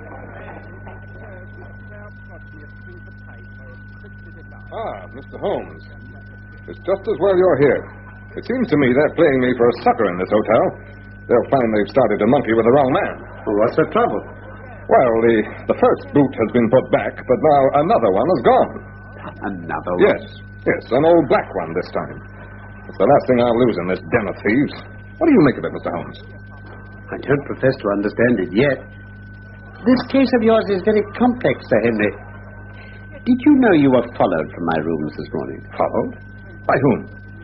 Well, whoever he was, he informed the cabman that his name was Sherlock Holmes. Dr. Mortimer, have you among your acquaintances on Dartmoor any man with a black, full beard? Let me see. Yes. Barrymore, Sir Charles's butler. He has just such a beard. Who is this Barrymore? Oh, his family have looked after the hall for 4 generations now. Did Barrymore profit at all by Sir Charles's will, Sir Henry? Yes, he and his wife had, £500 each. Did they know it was coming to them? Oh, yes. Sir Charles was fond of talking about his will. That's very interesting. I hope you don't suspect everyone who received a legacy from Sir Charles. I myself was left £1,000. Indeed? And anyone else? There were a number of small bequests to individuals and charities. The residue all went to Sir Henry here. Sir Henry, how much was the residue? £740,000. Really? I had no idea that so gigantic a sum was involved. It's a stake for which a man might well play a desperate game. One more question, Dr. Mortimer. If anything happened to our young friend here, you'll forgive the unpleasant hypothesis, who would inherit the estate? Some distant cousins named the Desmonds. James Desmond is an elderly clergyman in Westmoreland. I see. Tell me, Sir Henry, have the mysterious events of the last few hours caused you to change your mind about Baskerville Hall? Mr. Holmes, they have just made me all the more determined to go down there the very first moment I can. Then I only make one provision. You certainly must not go alone. Well, Dr. Mortimer's going with me. But Dr. Mortimer has his practice to attend to, and his house is miles away from yours. With all the goodwill in the world, he may not be able to help you. Now, Sir Henry, you must take somebody with you. A trusty man who'll be always by your side. Well, could you possibly come yourself, Mr. Holmes? If matters come to a crisis, I should endeavor to be present in person. But my extensive practice and the constant appeals that reach me make it impossible for me to be away from London indefinitely.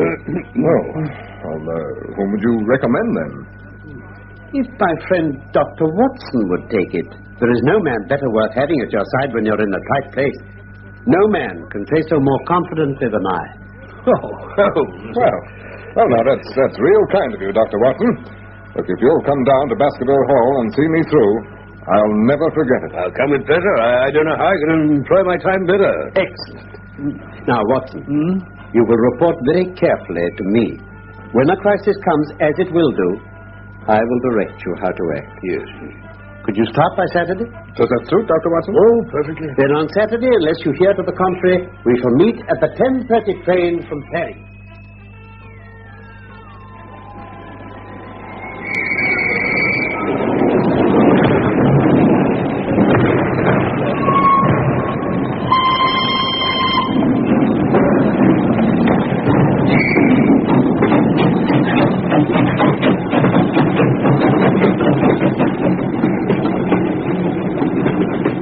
As the train sped out of Paddington, I looked back at the tall, austere figure of Holmes gazing after us. A pleasant journey it was.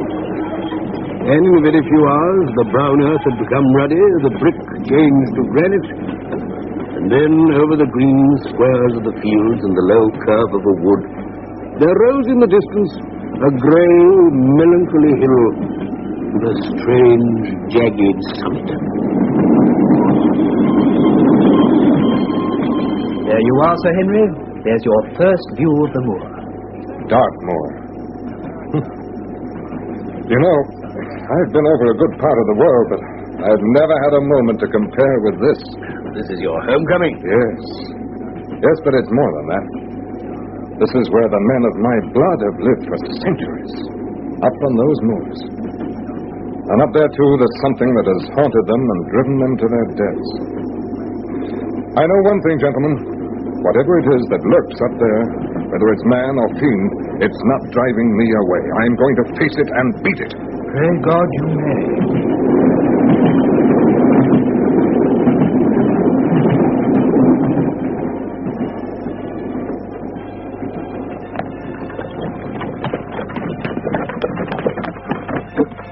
Wonderful country, isn't it, Doctor?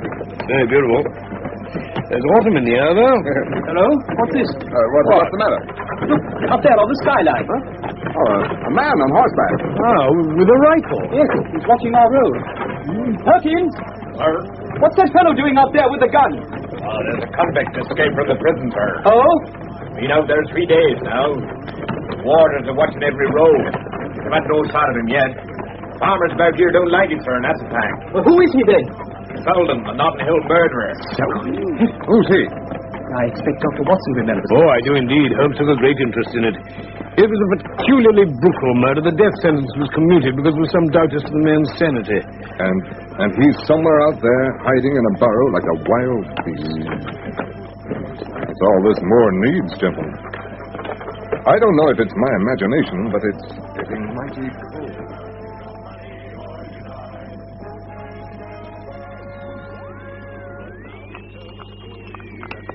Welcome, Sir Henry. Welcome to Baskerville Hall. Thank you. You are Barrymore, I take it? I am, Sir Henry. I see.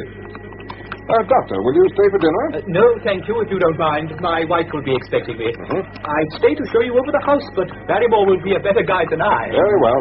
Perkins, take Dr. Mortimer on with you. Au revoir, then, Doctor, and thank you for all the help you've given me. It's been a pleasure. Goodbye, then. Goodbye, Dr. Watson. Goodbye, Doctor. If I can be of any service, don't hesitate to send for me, night or day. Thank you.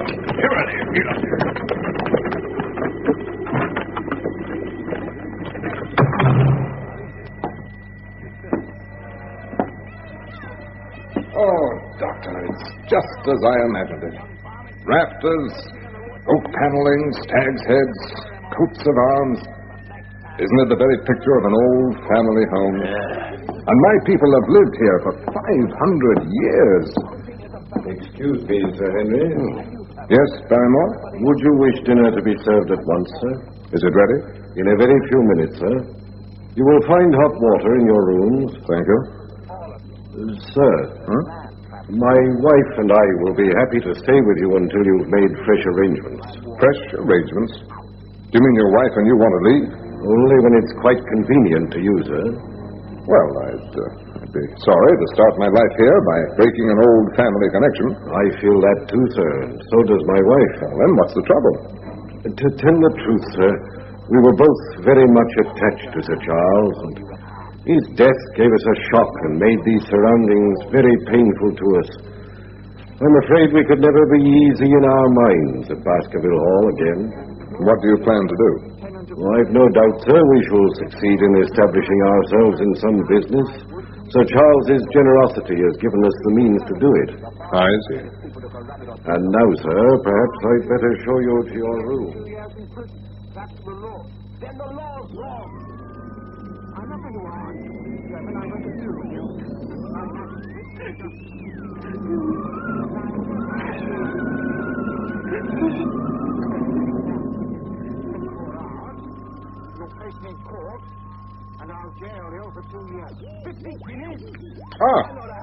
Good morning, Dr. Watson. Oh, morning, Mr. Henry. Help yourself. Yes, I'll have a little catering. Well, this place doesn't look too bad, does it, with the morning sunlight streaming through the windows? It disturbed me a bit last night, I don't mind admitting. I expect we were tired and chilled and imagined it all. No, not entirely. What do you mean? Did you happen to hear someone sobbing in the night? Well, that's curious. I did hear something of the sort. I was half asleep, and I thought it was all a dream. I heard it quite distinctly. A woman sobbing.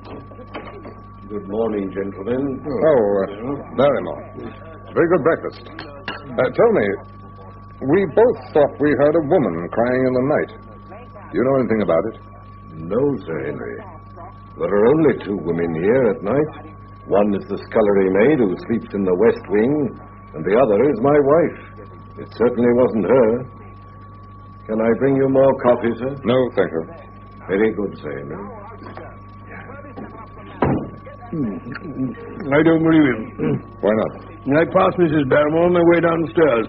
Her eyes were red and swollen. It must have been her. Well, then her husband must have known. Yeah, exactly. Then why didn't he say so? And why was she crying? She doesn't look an emotional type. Do you think it was him following me in that cab in Regent Street? We'll soon find out. Oh, how? When we left you after lunch in London, Holmes sent a telegram to Barrymore with strict instructions that it was to be delivered personally to Barrymore or returned. I thought I'd walk over to Grimpen Post Office and have a word with the postmaster. It'll give me something to report to Holmes. Do you feel like a walk? No. I've got a lot of papers to attend to here. You go on your own. I'll see you back here for lunch. And with this making off into the darkness, his lordship lets off speed. See what your query is, sir. My boy took the telegram and gave it to Mrs. Barrymore. Why not to Mr. Barrymore himself, as instructed? He was up in the loft at the time. Did anyone see him? Well, surely his wife ought to know where he is. He got the telegram, didn't he? If there's any mistake, it's for Mr. Barrymore to complain. Yes. Excuse me, but isn't this Dr. Watson? Yes, but I don't think I have... Allow me to introduce myself. Stapleton of Merripit House. Stapleton, how do you do, sir? I expect you've heard my name from our mutual friend, Dr. Mortimer. Yes. I was just visiting him, and he pointed you out from the window of his surgery. We're homely folk on the moor, and don't wait for formal introductions. Right, sir. I hope Sir Henry is none the worse for his journey. He's very well, thank you. Excellent. You're going back to Baskerville Hall now, Doctor? That was my intention. Then our roads lie together. And just over there, you can see the plume of smoke from here. That's where I live, Merripit House. It's only a moderate walk from the moor path. If you've a few minutes to spare, I should appreciate the honor of introducing you to my sister. I promised to get back to lunch. There was plenty of time. Very well, I shall be delighted. Oh, come along, then.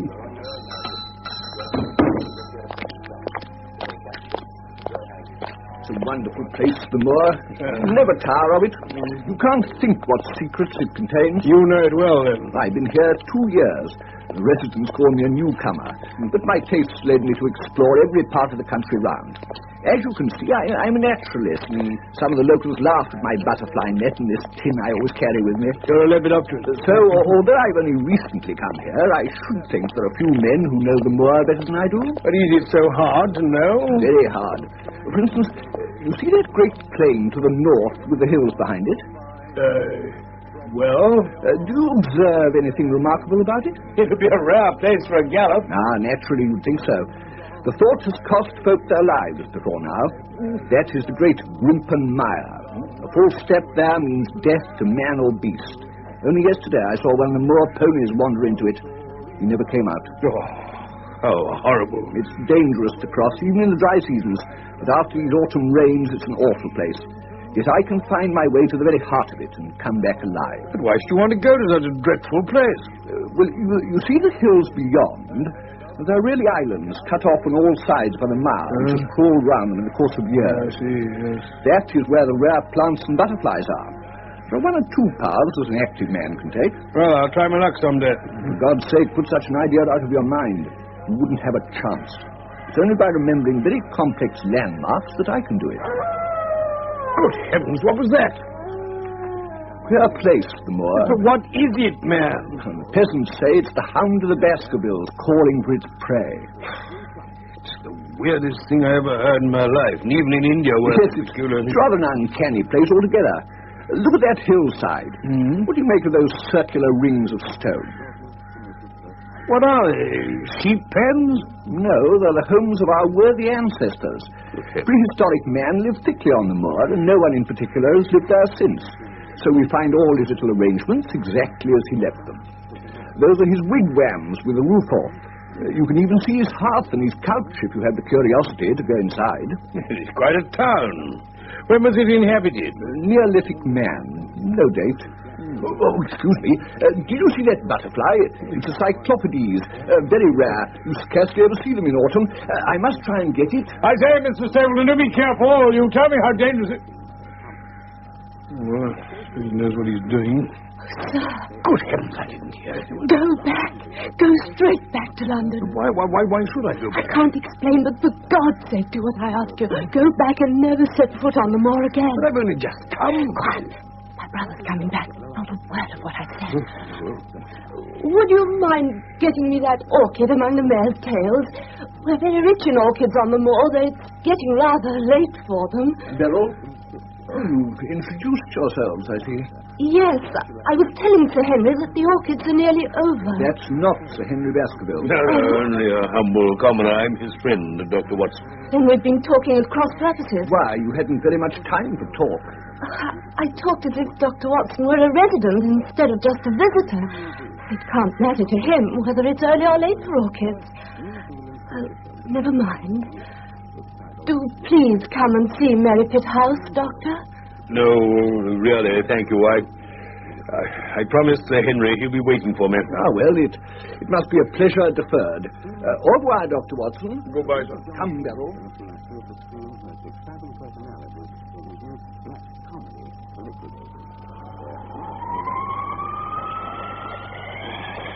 My dear Holmes, I waited until tonight to finish this letter to you, as I did not wish to arouse Henry's curiosity or alarm. I mentioned to him that I'd met the Stapletons, but not that she had whispered to me this strange warning, thinking that I was Sir Henry myself. Stapleton, I learned, was a schoolmaster in the north whose school was running well till an epidemic killed 3 of the boys, and had never recovered from the blow. Sir Henry's in excellent spirits. We've been sitting over the fire and talking, with the portraits of the Baskerville ancestors looking down on us. It's now nearly 2 o'clock in the morning. Who's that? Ah, Sir Henry. Anything wrong? I'm not sure. There was a creaking in the passage outside. Did you not hear it? Oh, I thought it was just the timbers working. It's a very rough night. No. Someone went down the passage. I saw a candle and a shadow. Well, let's go and see. Yes.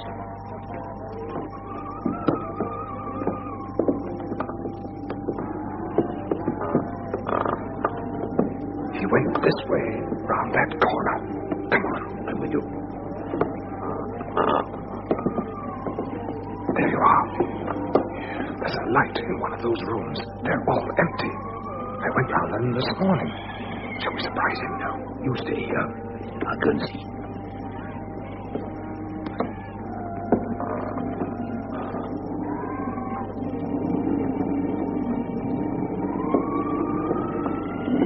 Well, who is it? Barrymore. What's he doing? Seems to be signaling with a candle, I should think, and staring out over the moor.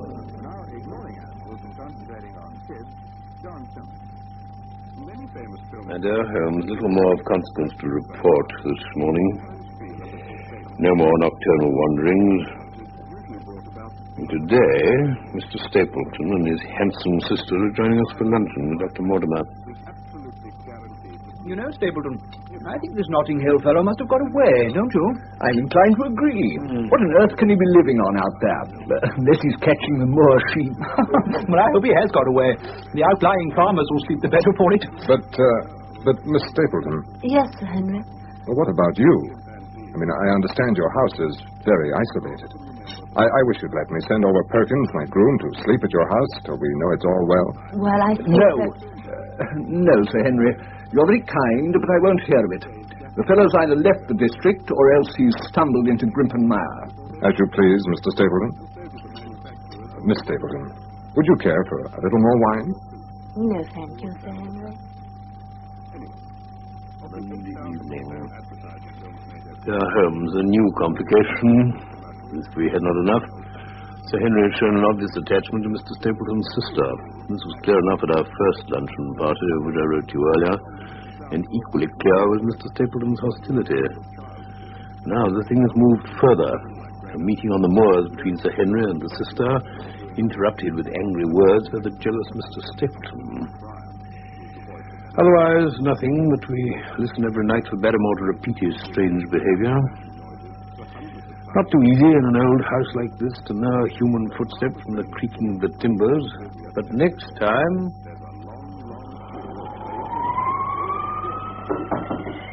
Yes? Watson. Uh-huh. He's gone to that room again. I'm going to challenge him. Bring your revolver. Very well.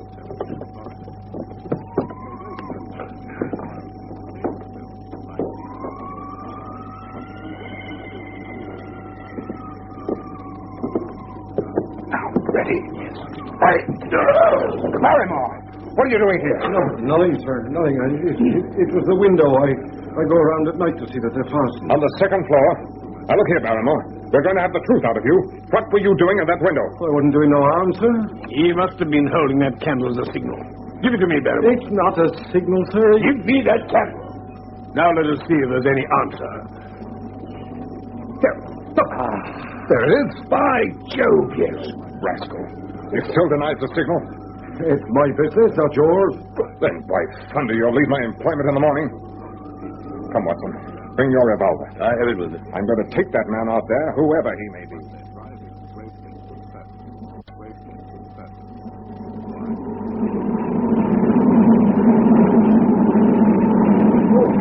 Oh, this is bitter wind, Watson. Yeah. Now, where was that answering light, do you think? Further up, I feel sure, by the Neolithic hut circle. Good heavens. What's that, Watson? I don't know. I heard it once before. It's a sound they have on the moor. Watson, it was the cry of a hound. The hound of the Baskervilles.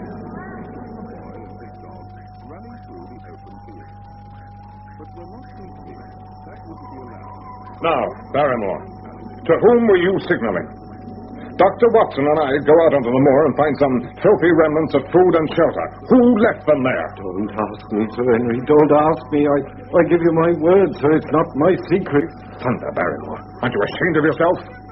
Your family has lived with mine under this roof for over 100 years. And here I find you deep in some plot against me. No. No, sir. Not against you. Mrs. Barrymore, why have you come here? Oh, let me speak, sir. No good, Eliza. We have to go. That's the end of it. You can pack our things. Oh, John. It's my doing, Sir Henry. He's done nothing except for my sake. I asked him to do it. Well, speak out then. What does it mean? My brother is starving out there on the moor. Your brother? We can't let him perish at our very gate, sir. Our light is a signal we have food for him. Then your brother is... The escaped convict, sir. Selden. The criminal. Incredible. Is this true, Barrymore? It is, Sir Henry, every word of it. Well, I can't blame you for standing by your own wife, but you must see the man's a public danger. I give you my word, sir. You'll never trouble anybody in this country again. Well, how can you say that? In a very few days, sir, he'll be on his way to South America. If he can only lie quiet till the ship's ready for him. I beg you not to let the police know he's still on the moor. What do you say, Watson? Well, if he were safely out of the country, it would relieve the taxpayer of a burden. Yes, that's true, I suppose. I guess we're aiding and abetting a felony, eh, Watson? Yes, I'm afraid so. All the same, I don't feel now I can give the man up and that's an end to it. Oh, sir. Sir Henry. Yes? What is it now?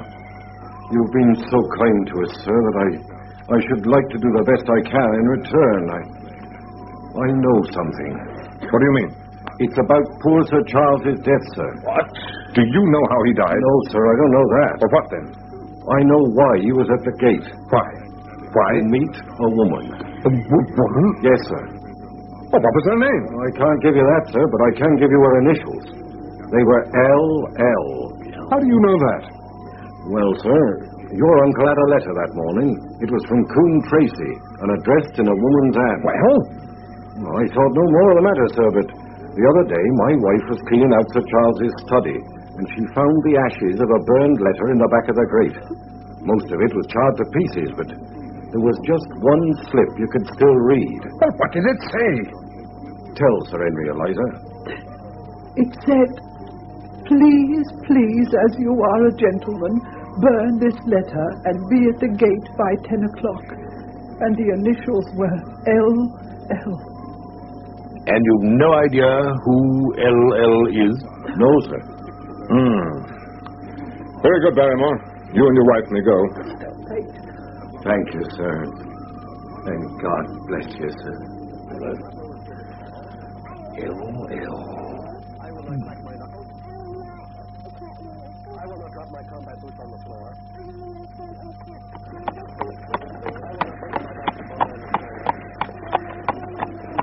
Good day, Doctor. Ah, Dr. Mortimer.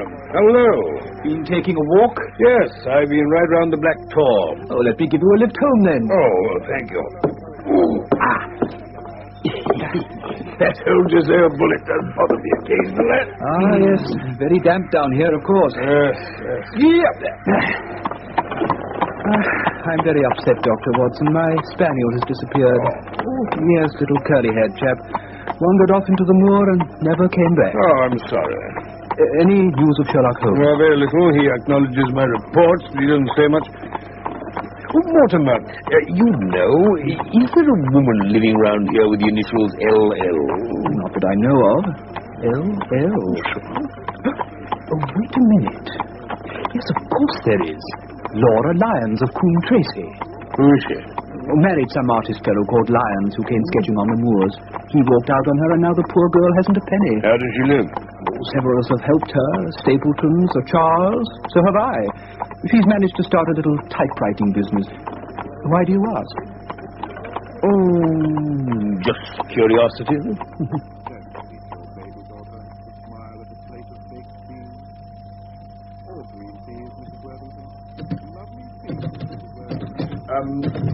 Mrs. Lyons? I don't think we've met, Mr. Dr. Watson. Oh, how do you do? How do you do? It was about the late Sir Charles Baskerville that I've come to see you. What can I tell you about him? You knew him, didn't you? Yes. I owe a great deal to his kindness. Did you correspond with him? What is the object of this interrogation? To avoid a public scandal. Yes. I did write once or twice to Sir Charles to acknowledge his generosity. How did he know enough about your affairs to be able to help you? Through my friend, Mr. Stapleton. Did you ever write to Sir Charles asking him to meet you? Really, sir? That's an extraordinary question. I'm sorry, madam. I must repeat it. Then I answer, certainly not. Not on the very day of Sir Charles's death? No. Surely your memory deceives you. Didn't you write, please burn this letter and be at the gate by 10 o'clock? Is there no such thing as a gentleman? You do Sir Charles an injustice, madam. He did burn the letter, but sometimes a letter may be legible in part, even when burned. I see. You admit now that you wrote it? Yes. I believed that if I could see him, I could gain his help. Well, what happened when you got there? I never went. Mrs. Lyons. I swear it on all I hold sacred. Something intervened to prevent my going. What? That is a private matter. Why were you so pressing that Sir Charles should destroy the letter? Dr. Watson, I've told you. The matter is a private one. All the more reason to avoid a public investigation. You probably know that I made a rash marriage and have had reason to regret it. Yes, I've heard something of the kind. My husband has made my life one incessant persecution. Oh, dear. I'd learned that there was a possibility of regaining my freedom if certain expenses could be met. And I thought that if Sir Charles heard the story from my own lips, he might help me. Then why didn't you go?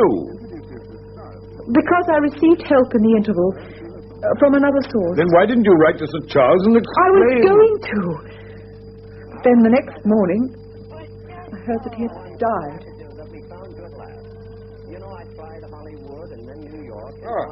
Watson, I thought you got lost on the moors. Come on, your lunch is waiting for you. No, thank you. No, I didn't get lost. I was driving back from Mrs. Lyons, and Mortimer stopped me. Said he'd forgotten to tell me that he has observed a boy go up every day towards those stone huts on the hill. Regular as clockwork. That's odd. Oh, Barrymore. Dr. Watson's here now. Very good, sir. Oh, and Barrymore. Do you know anything about a boy going up on the moors? Is he anything to do with that precious relation of yours? No, sir. I think he takes food to that other man. What other man? I don't know, sir. Selden says he's not a convict. He says he's living in one of those stone huts, and the boy brings him up food from one of the villages. But he doesn't know who he is? No, sir. He doesn't like it. Neither do we, sir, I can tell you. Waiting for something, he seems to be. There's foul play somewhere, sir, I'll swear it. What else can it be? Do you think it's that same fellow who was following you about in London? I'd better send a report by telegraph. No, I'll do better than that.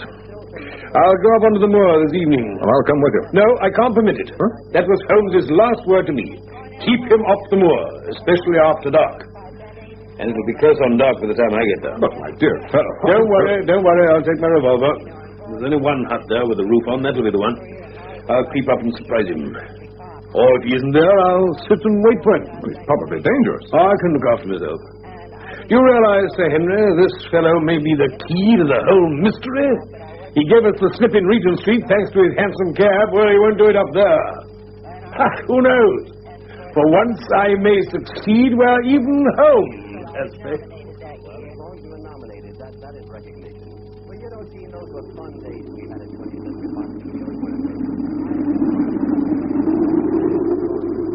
The sun was already sinking when I reached the summit. Down beneath me, in the cleft, was a circle of old stone huts. One with sufficient roof to act as a screen against the weather.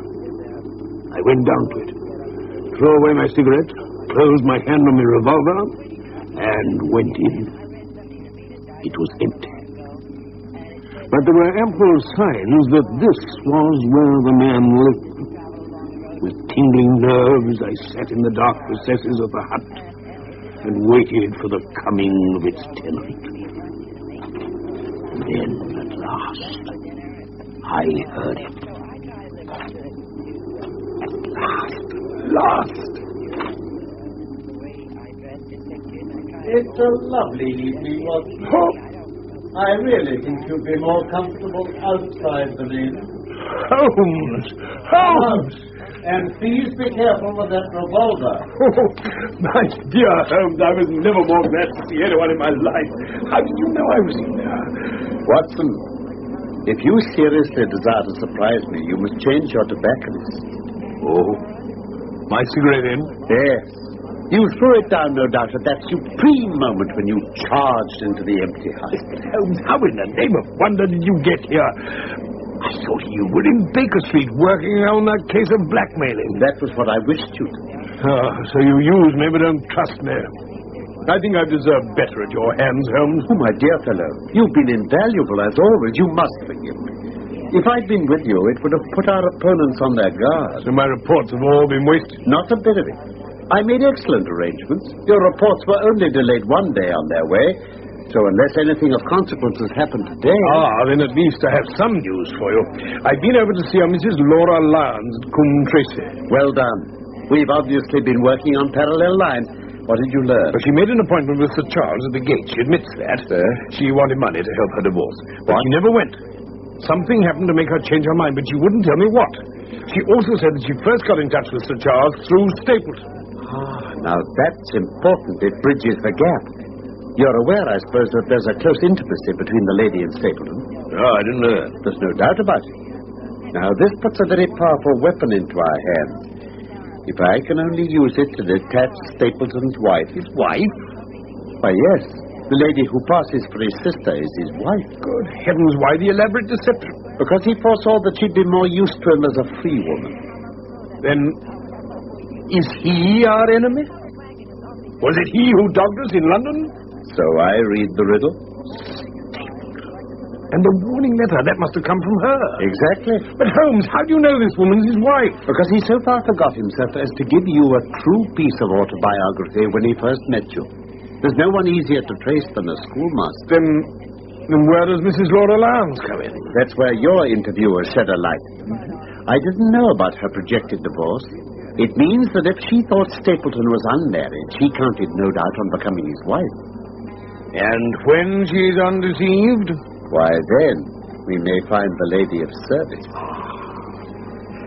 But don't you think you're away from your charge rather long, Watson? It's dark already. Your place is at Baskerville Hall. Holmes, one last question. What's the meaning of it all? What's Stapleton after?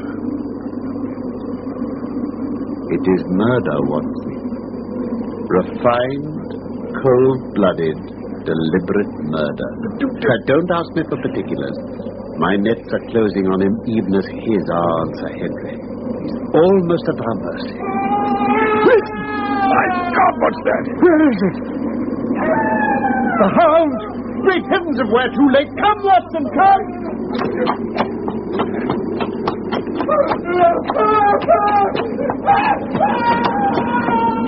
You hear that? He's beaten us, Watson. Oh, no, surely not. Fool that I want to hold my hand, and you, Watson, see what comes of abandoning your charge.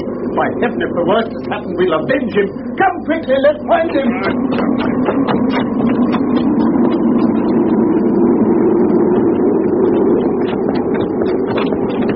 Yes. It's Sir Henry, poor devil. Do you remember? That's the suit he wore when he first came to our rooms in Baker Street. Yes, indeed. Oh, his skull's crushed. Oh, the brute! Holmes, I shall never forgive myself. I'm more to blame than you, Watson. But how could I know that he'd risked his life on the moor in the face of all my warnings? Well, this brute of a hound that drove him to death. He may be lurking among the rocks at this very moment. And where's Stapleton? He shall answer for this. He shall. I'll see to that. There's a light in his cottage. Why don't we go and seize him at once? No. Our case is not complete. One false move and he may escape us yet. All we can do now is to perform the last offices for our poor friend. Come on, Watson. Yes. Help me to turn him over onto his back. And then we can... Good heavens, Holmes, are you mad? Watson, look! This man has a beard. Beard? It's not the baronet at all. It's... Why? Is my neighbor the convict? The suit. It's Sir Henry's. You said so. Oh, of course. Now I see it. He gave Barrymore some of these suits, and Barrymore must have passed them on to Selden. Then the clothes have been the poor fellow's death. Obviously, the hound was laid on from some article of Sir Henry's. The boot that was stolen at the hotel? Probably. There's one curious thing, though. It was dark. So how did Selden know the hound was on his trail? Must have heard it. That wouldn't make a hard man like Selden scream with terror. How did he know? Hello, Watson. What's this? Here's Stapleton himself, by all that's wonderful and audacious. Careful now, not a word to show your suspicions. Why, Dr. Watson, that's you, is it not? Yes. You're the last person I should have expected to see on the moor at this time of night. But, dear me, what's this? Somebody hurt? Not... Don't tell me it's our friend, Sir Henry. What a terrible... Who's this? Selden. The man who escaped from Princetown. Oh, dear me, but how? He appears to have broken his neck by falling over these rocks. My friend and I were strolling on the moor when we heard a cry. Oh, so did I. That's what brought me out. I was uneasy about Sir Henry. Why about Sir Henry in particular? Because I had suggested he should come over. I see. By the way, did you hear anything else besides a cry? No. Did you? No. What do you mean, then? Oh, you know the stories the peasants tell about a phantom hound. I wondered if there was any evidence of such a sound tonight. No, we heard nothing of the kind. What's your theory of this poor fellow's death, Mr. Holmes? You are quick at identification. We've been expecting you in these parts since Dr. Watson came down. You're in time to see a tragedy. Yes, indeed. I shall take an unpleasant remembrance back with me to London tomorrow. Oh, you return tomorrow? That is my intention. I do hope your visit has cast some light on these occurrences that are puzzling us all. One cannot always have the success for which one hopes. It has not been a satisfactory case. I would suggest carrying this poor fellow back to my house, but it'd give my sister such a fright. So I think if we put something over his face, he'll be safe until morning. Yes. His coat. But we must inform the authorities. And now our place is with Sir Henry. And I must return to my sister. She'll be nervous there on her own. Good night, then, Mr. Holmes. Goodbye, sir. Good night, Dr. Watson. Well, Susan. What a nerve the fellow has. We're at close grips at last. Sorry he's seen you. So was I at first, but there was no getting out of it. How will it affect him, do you think? It may make him more cautious, or it may drive him to desperate measures. Like most clever criminals, he may be too confident and imagine he's completely deceived us. What will you do now? Come up to the hall? Yes. Yes, I see no reason for further concealment. But one last word, Watson. Say nothing of the hound to Sir Henry. Let him think Selden's death was a Stapleton would have us believe. When we arrived, I had the unpleasant task of breaking the news of Selden's death to the Barrymores. To him, it may have been an unmitigated relief, but she wept bitterly in her apron. Evil indeed is the man who has not one woman to mourn him. Sir Henry raised his eyebrows when he found that Holmes had no luggage and no explanation for his absence, but between us we soon supplied his wants and sat down to a belated supper. I've been moping about the house all day since Watson here went off in the morning. If I hadn't sworn not to go out alone, I might have accepted Stapleton's invitation and had a more lively evening. You might have indeed. Sir Henry, I don't suppose you appreciate that we've been mourning over you under the impression you'd broken your neck. What's that? This poor wretch was dressed in your clothes. I fear your servant who gave them to him may be in trouble with the police. No, I don't think so. There was no mark on them, as far as I know. That's lucky for him. In fact, it's lucky for all of you. What? Yes, you're all on the wrong side of the law. Do you know, I'm not sure that as a conscientious detective, my first duty isn't to arrest the whole household. Watson's reports are very incriminating documents. But how about the case? If you can muzzle that hound and put him on a chain, I'll be ready to swear that you're the greatest detective of all time. I think I can do it. If you give me your help. I'll do whatever you tell me. Very good. I shall ask you to do it blindly, without asking the reason. Just as you like. If you'll do this, I think the chances are that... What's the matter, Holmes? I was admiring your family portraits. They are all family portraits. The West Indies. And the man with the blue coat and roll of paper is Sir William Baskerville, who was chairman of committees in the House of Commons under Pitt. And this cavalier in the black velvet and the lace. Ah. That's the cause of all the mischief. The wicked Hugo, who started the hound of the Baskervilles. We're not likely to forget him. Dear me. He seems a quiet, meek-mannered man. But I dare say there was a lurking devil in his eyes. I had pictured him as a more robust and ruffianly person. No, that's him, all right. The name and date are on the back of the canvas. Well, I think we could manage another bottle of hock, don't you? Oh, thank you. I'll don't touch it from the cellar. I won't bother Barrymore tonight. His wife's so upset with the news about Selden. What's the name? That portrait of Hugo Baskerville. Look at it carefully. Is it like anyone you know?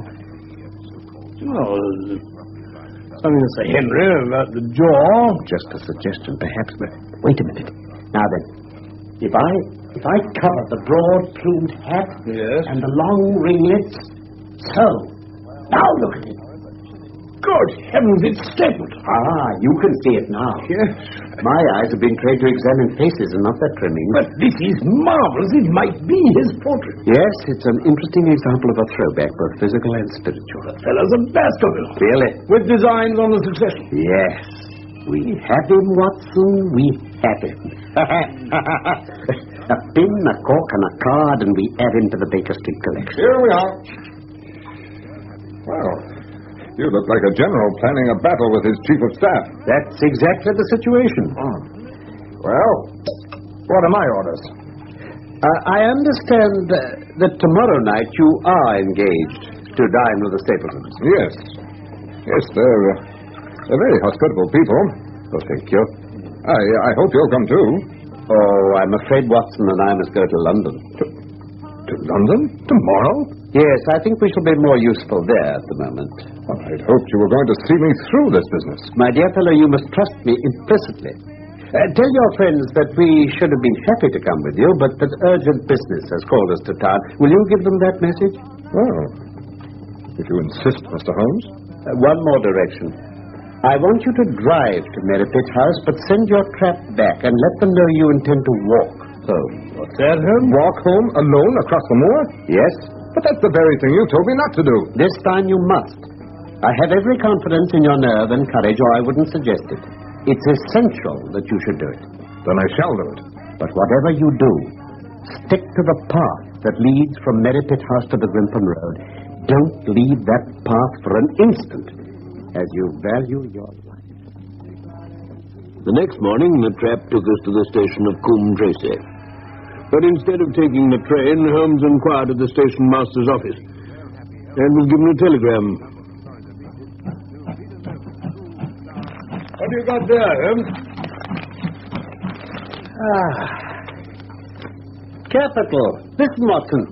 Wire received, coming down with unsigned warrant, arrived 5:40, Lestrade. You sent for Lestrade? Yes.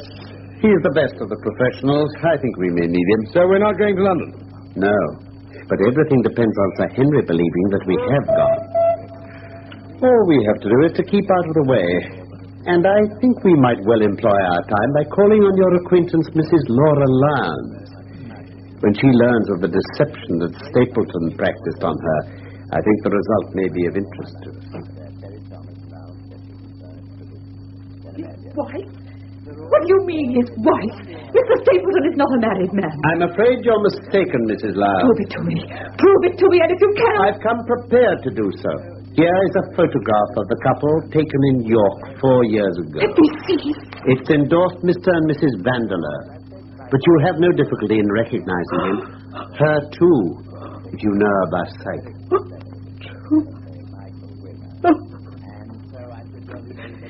Mr. Holmes,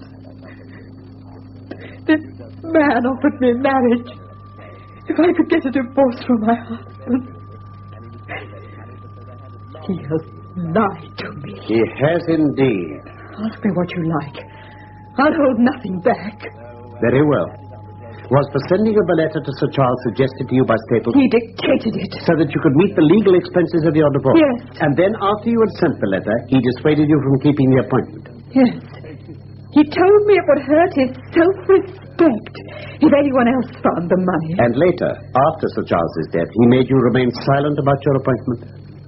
He said that if I spoke, I should be suspected of murder. Well, I think on the whole you've had a very fortunate escape. You had him in your power, and he knew it. And yet you're alive. I still can't believe it.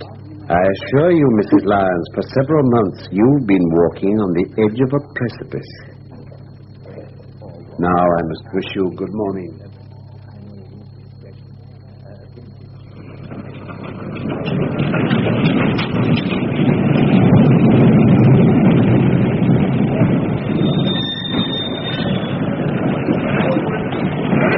There he is. Good evening, Lestrade. Holmes. Good evening to you. Good evening, Dr. Watson. How do you do, Lestrade? Got anything good, gentlemen? The biggest thing for years. Well, we have 2 hours before we need think of starting. I think we might employ it in getting some dinner, don't you? Suits me. And then, Lestrade, we'll take the London fog out of your throat by giving you a breath of the pure night air of Dartmoor. Well, I've never been on Dartmoor. Well, I don't suppose you'll forget your first visit. Come along.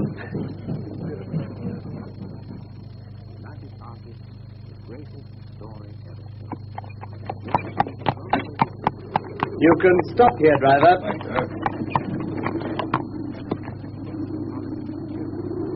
We'll proceed on foot from this point. Now, I'll settle with the driver and send him off. Now then, driver, thank you for a very pleasant... My word, Doctor. Yes, got a bite to it. We're on the open moor. There's dampness in it, too, lad. Yes, we're just down there at the Great Grimpen Mire. Where the fog is? That's right. One of the most dangerous places on Dartmoor. Are you armed, Lestrade? As long as I have my trousers, I have a hip pocket. As long as I have a hip pocket, I have something in it. But you're mighty close about this affair, Mr. Holmes. What's the game? A waiting game.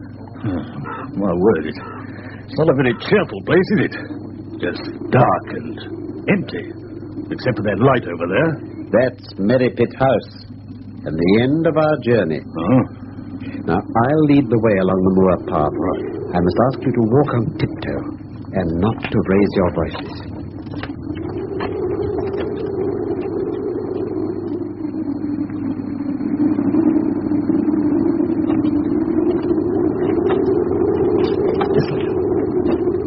Rocks on the right will make an admirable screen. We have to wait here? Yes, this will be our little ambush. Get into this hollow, Lestrade. Yes, Mr. Holmes. Now, Watson, you've been inside the house. You know the lie of the land.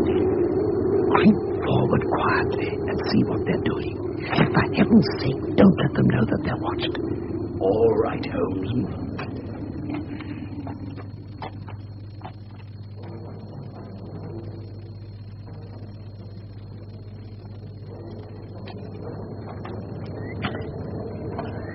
Well, Watson? Stapleton and Sir Henry are sitting there smoking cigars. Stapleton's doing the talking. Where's the lady? I didn't see her. What? Stapleton got up at one point and went to an outhouse in the corner of the orchard. He unlocked it and went in with a curious scuffling noise. How long was he there? Only a minute or two, and then he went back and rejoined Sir Henry. Mr. Holmes, it looks as if that fog is coming up from the mire. I know, Lestrade. Confound it. It's the one thing on earth I didn't bargain for. Serious, Holmes? Very serious indeed. It could ruin all our plans. What? What's the time? 10 o'clock. Come along now. His life depends on his coming out before the fog is over that path. If he isn't out in a few minutes, the path will be covered. We shan't be able to see our hands in front of us. Shall we move further back on the higher ground? No. We daren't take the risk of his being overtaken before we can help him. At all costs, we must remain where we are. Oh, God. Why doesn't he come? Ah, there's the front door. He's coming now. Quiet. Thank you. So it'll be all right? Yes, of course. I'll find my way. Good night. Good night.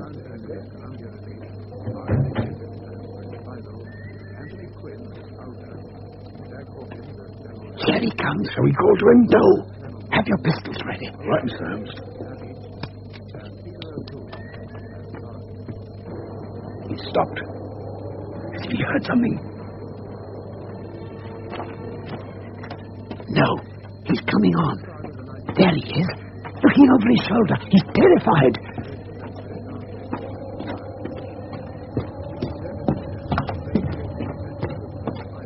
Holmes, why don't we let him know we're here? No, I said no. This is the moment, Watson, the supreme moment. Quiet. The hound! He's coming after him! But where? Oh, confound this fog! Holmes, look there! And his mouth dies! The thing's on fire! Merciful God! Something out of hell! There! He's on him! Got it! Well done, Watson. The thing's mortal. If we can wound it, we can kill him. Come on now, both of you.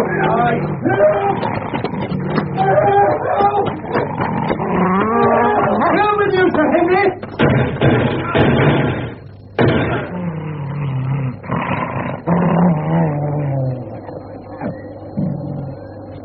It's dead. Watson, see to Sir Henry. Oh, he's fainted. He'll recover, though. We were just in time. Here's a flask of brandy. Oh, thank you, Lestrade. Here's some of this, Danny. Steady. You're all right. Come. Have a little more. Oh, my God. What was it? In heaven's name, what was it? Whatever it was, it's dead. We've laid the family ghost once and for all. Look at the size of the brute. Oh, those dreadful flames.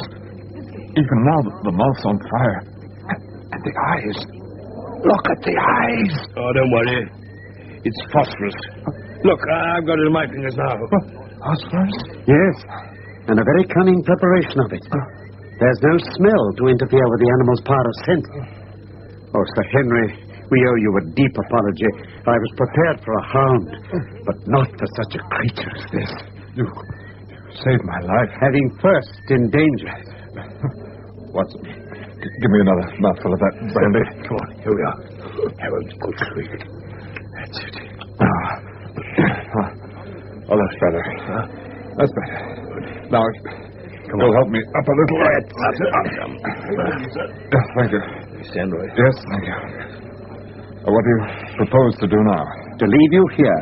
You're not fit for further adventures tonight. If you wait, one or other of us will go back with you to the hall. Right. Now, we must finish our work. We have our case. We only want our man. Watson, Lestrade, come along. Every moment's of importance to Merry Pit House.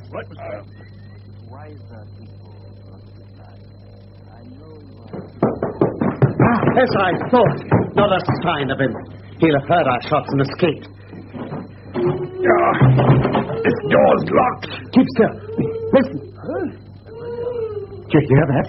Stand aside and be ready to rush in. I'm going to kick this lock. Oh, Mrs. Staples. Oh, the poor wretch. Quick, Watson. Help me untie her. Get that gag out of her mouth. Holmes.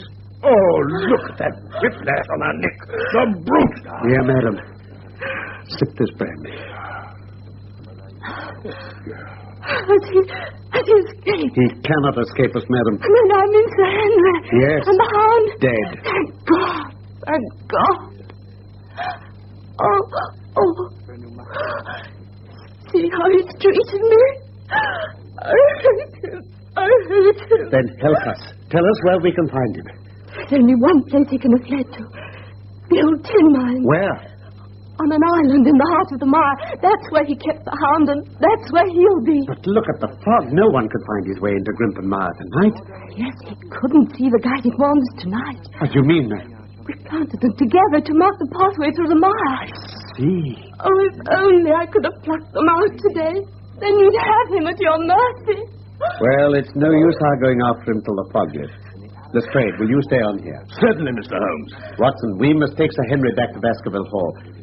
Mrs. Stapleton, if the weather is cleared, we will call for you tomorrow morning. The next morning, Mrs. Stapleton guided Holmes, Lestrade, and myself to the edge of the bog. We left her standing on the firm, peaty soil and began to follow the small wands that showed the zigzagging path through the foul quagmire. Its grip clutched at our heels as we walked, as if some malignant hand were tugging us down. We're nearly there, Watson. Here comes to that, Lestrade. Give me a good firm London pavement every time. Hello? What? Look, Watson. There's something in the mud. Just to the right. Yeah, now leave it, Holmes. You'll get caught. Look out, sir.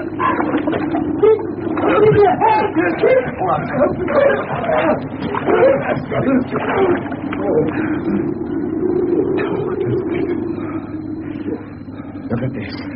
An old boot? Why risk your life for that, sir? Look at the maker's name, Watson. Yes. Myers, Toronto. Exactly. Wasn't that worth a mud bath? Sir Henry's missing boot. The one that was stolen from his London hotel. Stapleton must have used it to set the hound on his track and then thrown it away in his flight when he knew the game was up. He got as far as here, then? Yes. Come on. Let's see what else we can learn.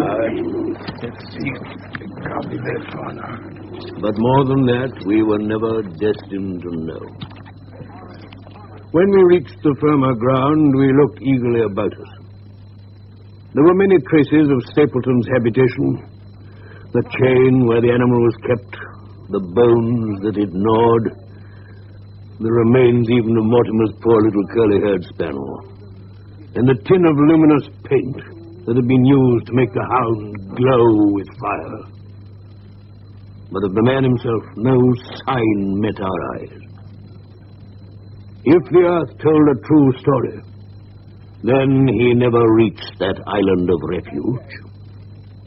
Somewhere in the foul slime of Grimpen Mire, this cold and cruel-hearted man is forever buried.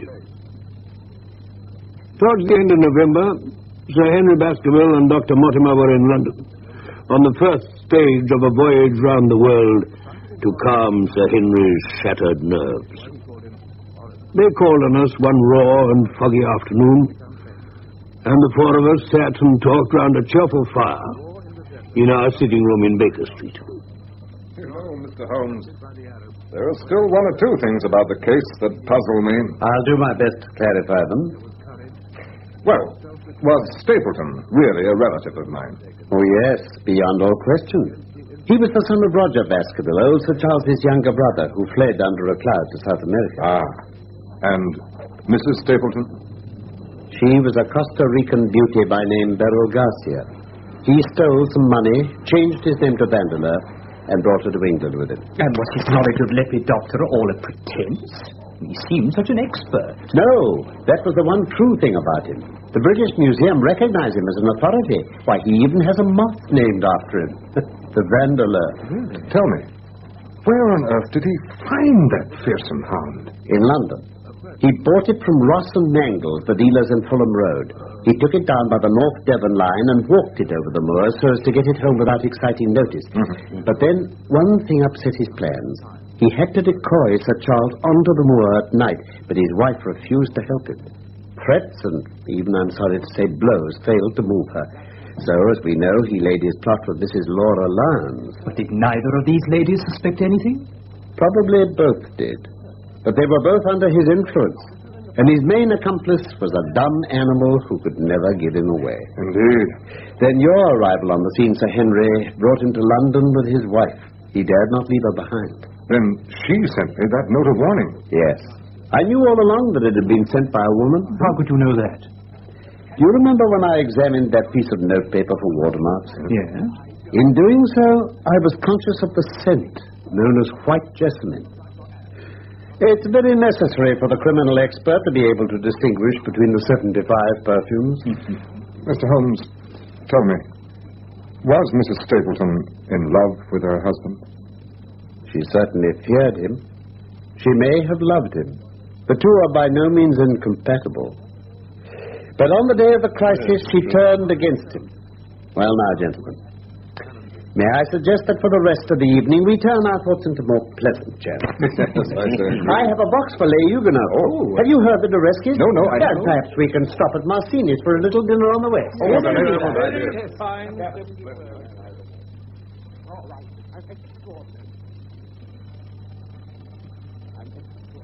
That was The Hound of the Baskervilles by Sir Arthur Conan Doyle, adapted for radio by Felix Felton. Sherlock Holmes was played by Carlton Hobbs and Dr. Watson by Norman Shelley. Mr. Stapleton by Michael Bilton, Sir Henry Baskerville by Manning Wilson, Dr. Mortimer by Kenneth Dite, Beryl Stapleton by Dorrit Wells, Laura Lyons by Shirley Cooklin, Barrymore by Charles Simon, Eliza Barrymore by Gladys Spencer, Lestrade by Humphrey Morton, Perkins by William Edel, and The Postmaster by Anthony Hall. The recorded production was by Robin Midgley.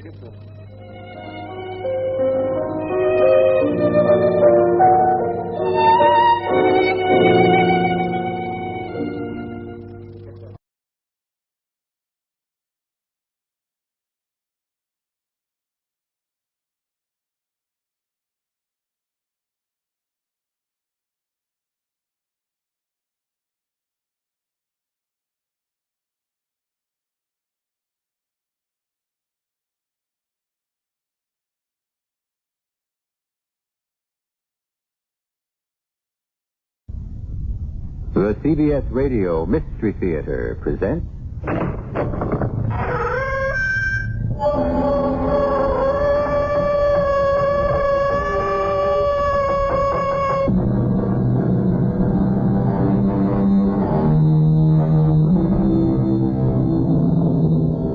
Come in. Welcome. I'm E.G. Marshall. Do you like riddles? Of course you do. Give me a good riddle that seems to defy solution, and I'll settle down happily to unravel it like a cat with a ball of twine. And like the cat, I usually succeed in making a tangled mess of it. But untangling a mystery, finding the answer to the riddle is fun.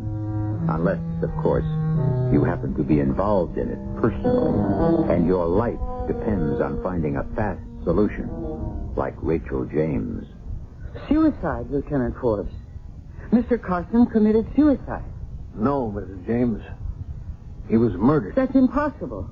Why impossible? Because he was the only one in his room. The windows were locked on the inside, and the door was locked on the inside. If Mr. Carson was murdered, how did the murderer escape? Frankly, Mrs. James, I don't know. Well, I do. The answer's obvious. Suicide. Well, the answer is anything but obvious. Because it was murder.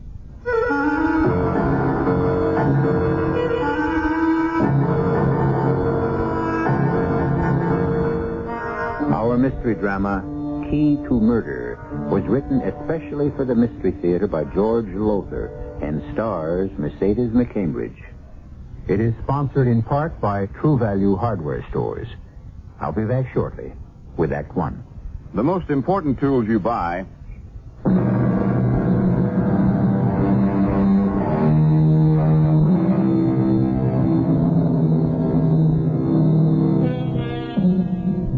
I might as well come right out and say it. I'm no Sherlock Holmes. Are you? Well, whether you are or not, here's your chance to match wits with Police Lieutenant Michael Forbes. Mike to you. Luckily, you have nothing to lose. Mike had everything to lose. The life of the woman he had come to love. The story begins in a certain old 4-story brownstone in a certain large city on a certain cold and wintry day. In the rather stuffy Victorian living room, Rachel James and her closest friend, Minerva Hall, are having a much-needed cup of tea. Another cup, Rachel? Oh, I guess so, Minerva. Might as well enjoy it while I can still afford it. Oh, come on now. Things aren't that bad. Just because 2 of your roomers packed up and left. Mm-hmm. Mrs. Parker's making noises about doing the same thing. I don't know that I want to go on living in a boarding house where there's been a suicide. That's what she told me this morning. It's always darkest before the dawn, Rachel, and Minerva, please. This is no time for one of your life can be beautiful proverbs. I'm in a real blockbuster of a bind. You know as well as I do that I've gone through an awful lot since I inherited this rooming house from Aunt Hattie. I know it hasn't been easy for you. Easy? What with inflation and taxes and mortgage payments and skyrocketing fuel bills and I don't know what all, I've just barely managed to keep my head above water.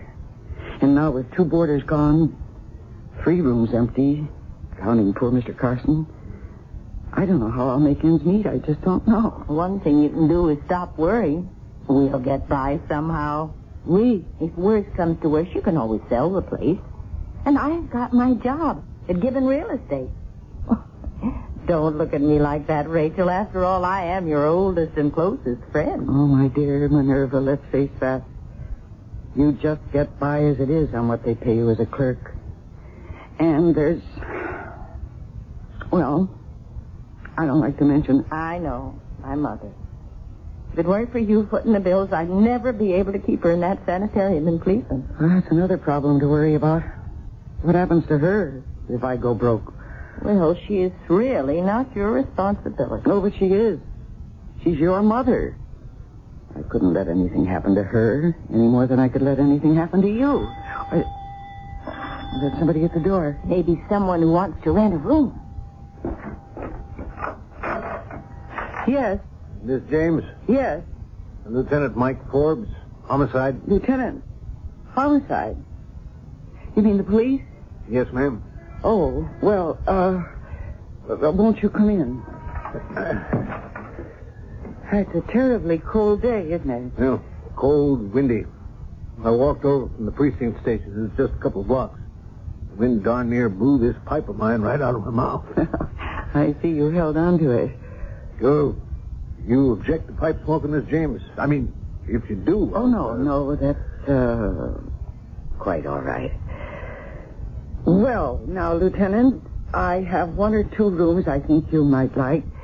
There's one on the 4th floor that's very spacious. It overlooks the garden in the back. It's very quiet. Miss James, I'm not here to rent a room. I'm investigating the death of Harold Carson. Oh. Will you come into the living room, then? Minerva, this is Lieutenant Forbes of the police. My friend, Miss Minerva Hall. How do you do? I do. Won't you sit down, Lieutenant? Oh, thank you. Well, now, you say you're investigating poor Mr. Carson's suicide? Yes, ma'am. The fact of the matter is, it wasn't suicide. Not suicide? No, ma'am. Harold Carson was murdered. Murdered? Oh, but that's not possible. Why isn't it? Well, you know how he was found, don't you? I mean, don't the police make out reports and things? Oh, I read the dope sheet all right.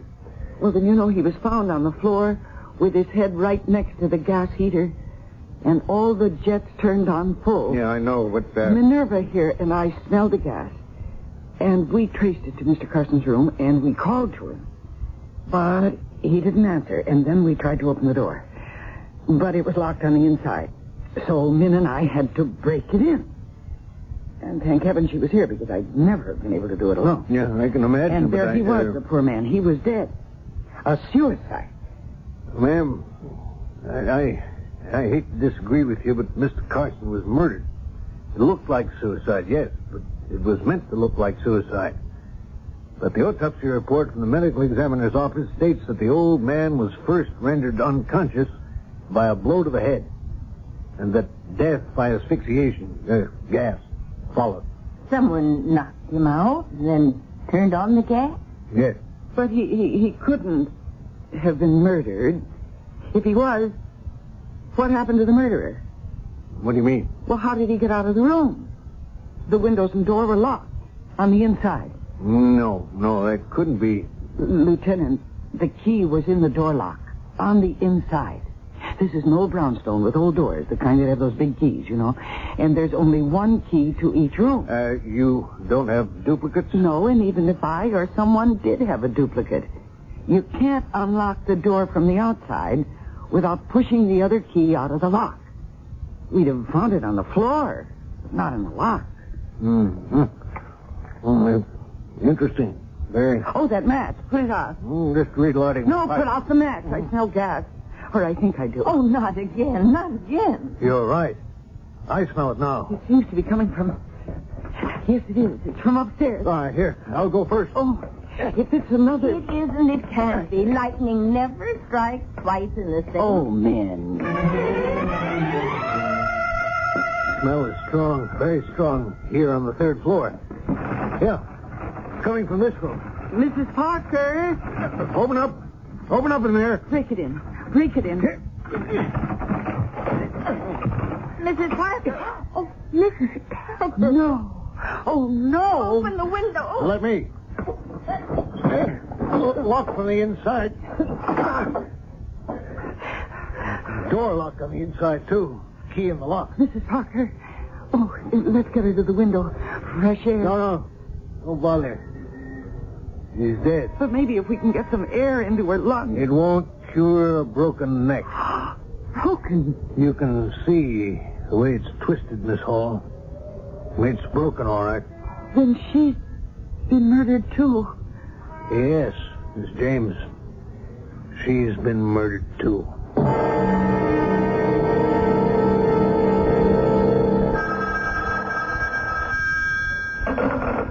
Hello? Oh, yes. Just a minute. For you, Lieutenant. Oh, thank you, Miss James. You? Well, I've questioned all but one boarder, Inspector Morris. A guy named Whitman. No. I'll stick here. Just 5 o'clock, and Miss James says he gets home promptly at 5 every day. Yeah, well, okay. I'll see you in your office.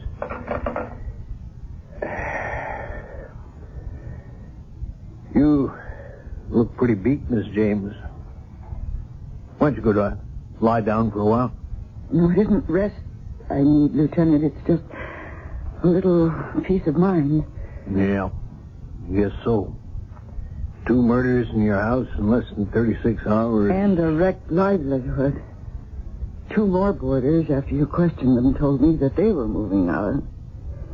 And nobody is going to move in. You can be sure of that. Things kind of rough, huh? Oh, you don't know the half of it. Mm-hmm. I haven't seen your husband around. You a widow, maybe? I'm divorced. Oh, I'm sorry. No, you needn't be. He was a drunk. I put up with that for years. I would have gone on, I guess, except that he started to cheat on me. There was another woman. I never found out who she was, but I... Oh, I guess this is Whitman, huh? Yes, it is. Mr. Whitman, will you come in here, please? If it's the... He's thrown 2 touchdown passes. The last observation you make, Jack, is the key. He hasn't been sacked. And again, I reiterate... This is Lieutenant Forbes of Homicide. And according to him, Mr. Carson didn't commit suicide. He was murdered. And then just a couple of hours ago... let me handle this, Miss James. Sit down, Mr. Whitman. John C. Whitman, right? Yeah, but what happened a couple of hours ago? Now ask questions. Well, you don't understand. I'm a newspaper reporter, Daily Globe. Well, not exactly. I want to be a reporter, and I need a break, you know. I keep looking for a break, and if there's been another suicide here, wait, you said murder. There's been another death, yes. Miss James has filled me in on you pretty much, so just answer me a couple of questions now, huh? Sure. You work at the Daily Globe. 8 to 4:30, right? That's right, 8-hour day. Half hour for lunch. Yeah. Now, Miss James tells me you always leave promptly at 7:30 in the morning, but today you didn't leave until 1 in the afternoon. Well, sort of off my feed. I called in sick. Yeah, on the day Mr. Carson met his death, on that day you called in sick too, didn't you? Well, what are you getting at, Lieutenant? Just routine questions, Mr. Whitman. How well do you know Mrs. Parker? Mrs. Parker? Did something happen to her? Is that what this is all about? How well did you know her? Oh, just to say hello to, that's all. How well did you know Mr. Carson? Same. Wish I'd known him better. If I'd known him better, I might have written a story my editor would have printed. But he didn't. Into the scrap basket. Says it wasn't good enough. Mr. Whitman wrote an account of what happened the other day. Thank you, Miss James. I assumed as much. You're welcome, Lieutenant Force. Oh, well, thanks, Mr. Whitman. Yeah, now, about Mrs. Parker. What happened? I could get my teeth into one good story. A scoop, you know. Listen, the city editor would make me a reporter, maybe. So, Mrs. Parker, what happened? Mrs. James will tell you, or you can read it in the evening edition. One suspect, Lieutenant. Is that all? Yes, Inspector. Whitman. 32 years old. Been in newspaper work since he graduated from journalism school. Dying to be a reporter and hasn't made it all these years. He's hot for a scoop. Well, it struck me he could maybe be making his own scoop. Well, if he made this one, how come he didn't cash in on it? You checked his city editor. He told you Whitman never said a word about Mrs. Parker's murder. Yep. Yeah, well, have a look at this dope sheet. Harold Carson withdrew his life savings from the bank, $4,300, the day before he was murdered. Read on, Lieutenant. Mrs. Parker withdrew her life savings yesterday. And not a dollar of that money, cold cash, was found in Carson's room or Parker's. You find out who's clever enough to pull this locked door trick. Who was clever enough to get Carson and Parker to withdraw every cent they had in the world. And you'll have your murderer. In fact, I may have your murderer for you. I give Rachel James. Mrs. Rachel James. No, not her. Listen, Inspector, she's one of the nicest women I've ever met. She's also a convicted felon, Lieutenant. What? Back in 1965, she served 6 months for theft.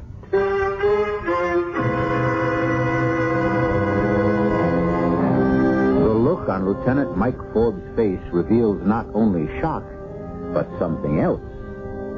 I don't know what it is myself. Maybe... Well, no. It couldn't be that. He's only known Rachel James a few hours at most. And I've never believed much in love at first sight. I don't know. Maybe we'll find out when I return for Act 2. You know how...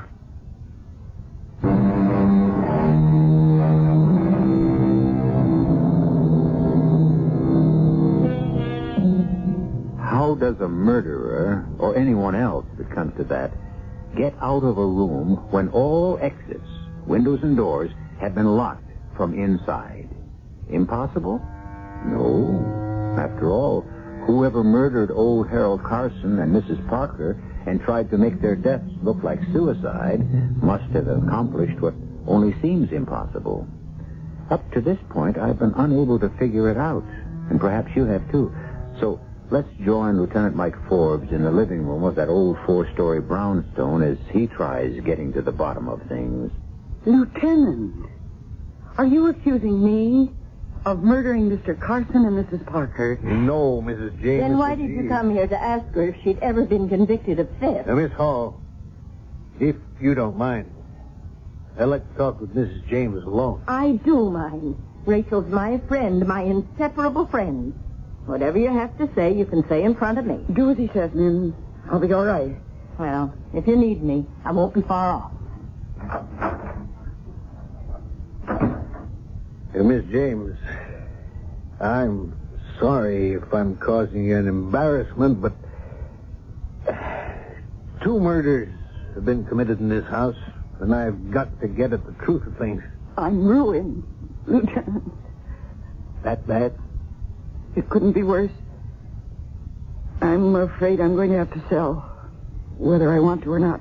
Well, at least you get a good price. Land values in this area are high. Gone up, too, since they built that office complex and shopping mall over on 8th. Yeah, but, look, I've got to ask you these questions, Miss James, and it'll be in your best interest to answer them. Now then, you did serve a 6-month sentence for theft, didn't you? Yes. And I suppose that makes me a murder suspect right there. Oh, no. I just have to check out everybody's all. Now, about that theft. Were you guilty? No. Was Miss Hall? No. But it could have looked as if she was. And oh, you know. You've known all along. Well, like I said, I've been checking. Well, if you knew, why'd you bother to ask? See how you'd react. You reacted fine. Well, thank you. I'm sorry. I didn't mean to offend you. Getting back to the theft, your friend Miss Hall, well, her boss had given her $900 in cash to put in the bank. Is that right? Well, never mind. I know it's right. You came to the office to go to lunch with her and waited for her at her desk while she was in the ladies' room. When she came back, she opened her desk drawer to get the envelope with the money in it, and it was gone. Now, you just told me you weren't guilty. If that's so, why'd you plead guilty? Well, why? To protect me, Lieutenant. Yes, I've been listening outside the door just in case you got too rough with Rachel. Oh, Min. You might as well know, Lieutenant. You probably know anyway. I stole that money. Min! No, it's got to come out now. My mother came down ill, very ill, and I needed money. When my boss gave me that $900, well, the temptation was too big for me. It was a stupid thing to do, especially since I was sure to be suspected, as I was. But that's when this wonderful woman here stepped forward and said that she'd done it. When you had to be with your mother, she needed you. And I was divorced and living alone. Oh, you sacrificed yourself for me, Rachel. And I'll never forget it. Someday I'll get the chance to repay you. Yeah, well, I'll move along now.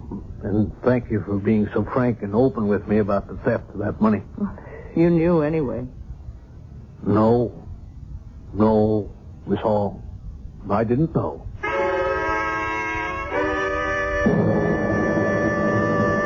Then, as I see it, Lieutenant, you've got 3 suspects now. 3, Inspector? Jack Whitman, Minerva Hall, Rachel James. Rachel, Miss James, you can eliminate her. She didn't do it. Well, you seem awfully sure of that. What makes you so sure? Well, I just can't imagine her killing anyone. No, she's a very decent sort. Generous, sympathetic. Well, anyhow, that's the picture I get from the boarders I talk to and my own observation. Attractive to whom? Interest you may be developing in Rachel James put blinders on you. Now, about this Miss Hall, this close friend of Mrs. James, you say she admitted stealing that $900 and letting Mrs. James take the rap for her? Yeah, but she's no common thief, Inspector. No, it's the Whitman guy who interests me. I talked to his editor at the Daily Globe. Seems Whitman checked for secret panels. Yeah, well, it's an old brownstone, you know. You never know what you might find, but no dice. Well, keep after it. There's an answer. Find it. Yeah. I got a feeling I better find it fast. Why? I don't know. Just one of those feelings you get. Feeling that tells me there could be another murder. Rachel, this is Mr. Gibbon. Arthur Gibbon, my boss. Mr. Gibbon, Rachel James. It's a pleasure, Miss James. Oh, won't you sit down, Mr. Gibbon? Thank you. Well, Miss Hall has told me of your situation here. Says that you talked to her about selling your house, and as I understand it, 2 murders have been committed in this house. Most of your boarders have moved out because of them, and, well, the house has gotten itself a bad name. That's unfortunate. It's most unfortunate. Brings its value down, you know. Yes, I guess so. Tell me, Miss James, any idea what your house is worth? Well, no, not really. I was thinking you might make me an offer. Up an office building or something. Well, yes, that's true enough. Highest. It's your house, your land, you can do as you wish. But I ought to tell you, you're making a mistake. As I said, land values are down. But if you change your mind, Mrs. James, you let me know, huh? My offer will still stand. No, that's all right, Minerva. I'll see myself out. Oh, you won't forget about the deeds. The deeds? Yeah, the ones I want to work on tonight. Yes. I'll see you in the office then at 7. At 7. I'll be there. Goodbye, Miss James. I could be wrong, Rachel, but I don't know. $50,000 seems like a good offer to me. No, you could be right. But I'll shop around. No. There's no other way, man. Then there's no other way, Art, and the hell with it. Well, now you listen to me, baby. Oh, no, Art, no. I've gone as far as I'm going to go. This is no time to chicken out. I never bargained for killing Rachel. I didn't either. But how was I to know she isn't the naive pushover you told me she was? Oh, it's that police lieutenant Ford. What do you mean? Oh, there's a change in Rachel. A subtle change. I noticed it right after she met Forbes. Well, I still don't get what you... Neither do I. All I know is there's a man in her life again. For the first time in years. Well, all right, so there's a change in her. There's $1 million No, I riding on cannot kill Rachel. Carson and Parker, yes, they meant nothing to me, nothing. I even conned them into taking their life savings out of the bank, suckers. But to kill Rachel... No, Art, no, I can't do it. You'll do it. You've got to. I won't. You're willing enough to wreck her boarding house business. Willing enough so I could move in and grab that property for 10 cents on the dollar. Taking her money is one thing. Taking her life... No, Art, no. I guess there's some little spark of decency left in me. Decency? You can talk about decency? Conning her all these years, sucking her dry like those monthly handouts to keep your dear mama in the sanitarium. Your dear mama who died years ago. Money's one thing. Money's everything. But Alex might just as well be dead. Now you listen. I didn't set this whole thing up. I didn't explain the locked door trick and everything. A locked door trick that didn't work. The cops found out it was murder, not suicide. Thanks to you, not me. If you'd suffocated Carson and Parker like I told you... I couldn't do it. It was too horrible that way. Okay, so you bashed one on the skull and broke the neck of the other. Accidentally. Deliberately. You did it. And now you do it, Rachel James. I don't care either. Do it. No.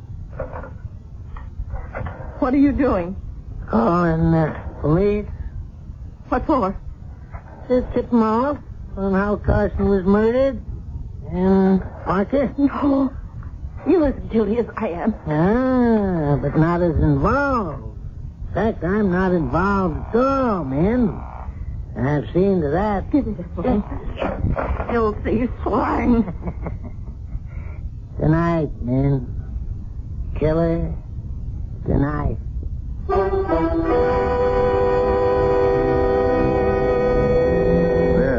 a spark of decency may still flicker in Minerva Hall's soul, but clearly it's been thoroughly quenched by Mr. Arthur Gibbons. Or has it? We'll see. We'll also see how someone can walk out of a room locked on the inside when I return for Act 3. This is WBBM Chicago.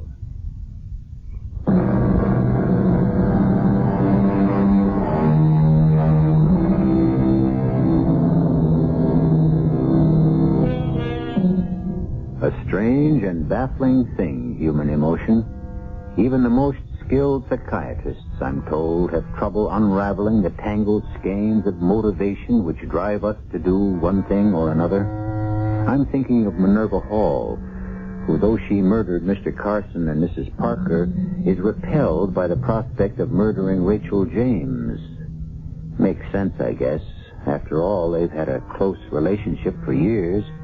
And as for Rachel, sensing that Mike Forbes is something to lean on, somebody who can give her some protection, perhaps even shield her against a world she's finding it more and more difficult to cope with, well, let's see. Sit down, Lieutenant. Cup of tea? No, thanks, Miss James. It's a cold day. Very cold. I thought you might like something to warm you up. Well, I could use something. You mean something stronger than tea? But you're on duty. Well, not officially. Not officially, I'm not. Well, Scotch? Yeah. Bourbon, then. Rye, actually. Oh, dear, I don't think I... Well, I might. Look. Lieutenant, if you're not on duty, officially, why are you here? Oh, that, two reasons. One is your friend's mother. Minerva, her mother? Yeah. Is it a fact you've been helping to support Miss Hall's mother in a sanitarium in Cleveland? Oh, yes. But how did you know? Oh, there's lots of ways. Funny thing about police work. You start digging into one thing and you come up with 10 other things. Oh, here you are. Oh, thank you. And, if you'd like to smoke your pipe. Oh, well, thanks. To tell you the truth, I bought a new one. A new pipe? Well, the old one, I guess it was getting kind of rank. Try a new kind of tobacco, too. So if you really don't mind... No. Well, you go right ahead. Oh, about Min's mother. Money has always been tight with Min, and I've just helped out where I could, that's all. Mm-hmm.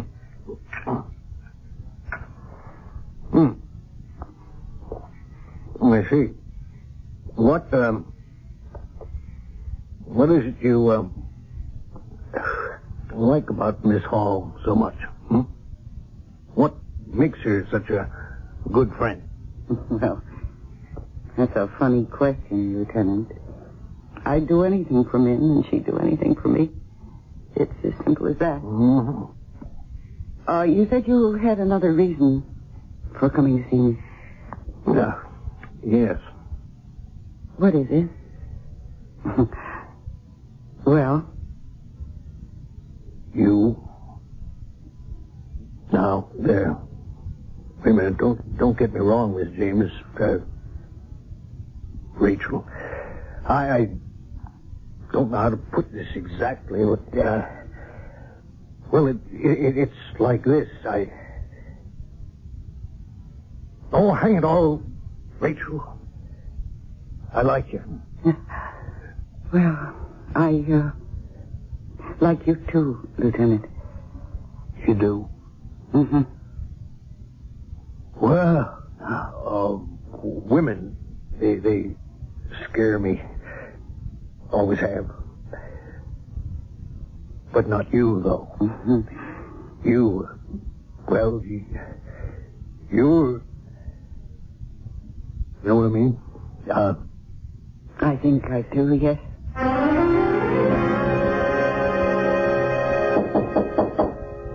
Come in. Oh, Minerva.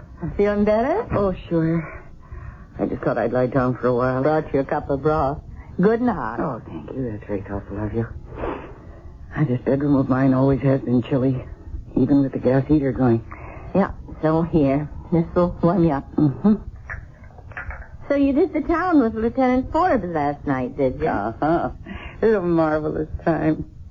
Just to be taken out again would have been fun, but Mike, he's a wonderful man. You better be careful. You know what they say. Marry in haste, repent and leave. Oh, man, who said anything about marriage? Your eyes and that look on your face. That's what says... Oh, nonsense. There's no thought of marriage at all. We hardly know each other. Oh, I'm sleepier than I thought.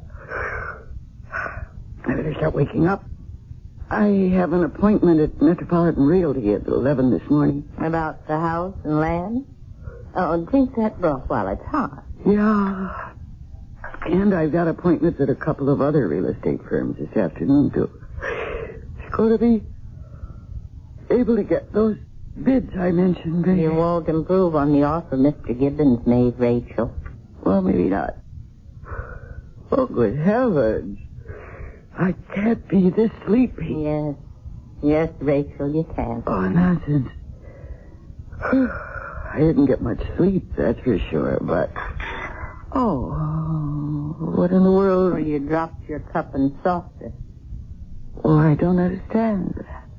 How could I? You're drugged, Rachel. Huh? Sleeping pills in your broth. Enough to knock you out fast. Sleeping pills?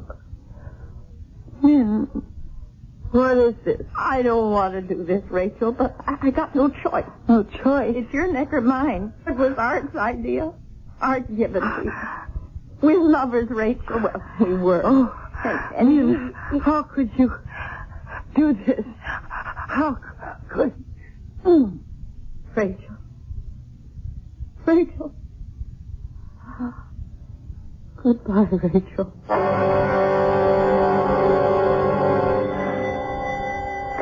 Coming. Oh, Lieutenant Forbes. Miss Hall? Miss James in? Oh, yes, but she's lying down. I hear you two painted the town together last night, huh? Oh, I wouldn't say painted it exactly. Enjoyed ourselves. Oh, Mr. Whitman, isn't it? Yeah, how are you, Lieutenant? Okay. Yeah, quite a bundle of laundry you got there. Yeah, always go out and pick it up Saturday morning. My day off. Well, see ya. I'll tell Mrs. James you dropped by, Lieutenant. Oh, well, maybe she'll be up before I go. I really dropped by to see you, Miss Hall. Me? About what? Well, one or two things. Your mother, for one. My mother? Yes. According to my information, Rachel's been supporting her in that Cleveland sanitarium for years, giving you a monthly check for just that purpose. Oh, what of it? I checked with the sanitarium. He told me your mother died 4 years ago. Yeah! What? I smell gas up here. Lieutenant, Miss Hall. Hey, let's get up there. It's coming from Mrs. James' room. Mrs. James' room right there. Oh, no. It's locked. Rachel? Rachel! Get out of the way. Rachel! Rachel! Whitman, get that window open. Yeah, okay. Rachel! Window shut. Break it, fast. Lieutenant... No. Thank God, no. We got here in time. Get into the window. Now breathe, Rachel. And you, Miss Hall. Minerva, Stay right where you are. Oh, I'm just going down. Stay where you are. You're under arrest for murder. Murder? Arrest? What are you talking about? You know damn well what I'm talking about. Oh, you're out of your mind. You're not making any sense. We find Rachel on the floor by the gas heater, the door locked on the inside. Yeah, Lieutenant, the key is in the lock. And you accuse me of murder? Murder one. And I'll make it stick, Miss Hall.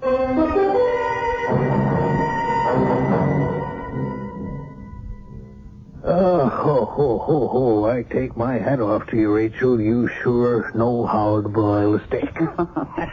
I'm glad you enjoyed it, Mike.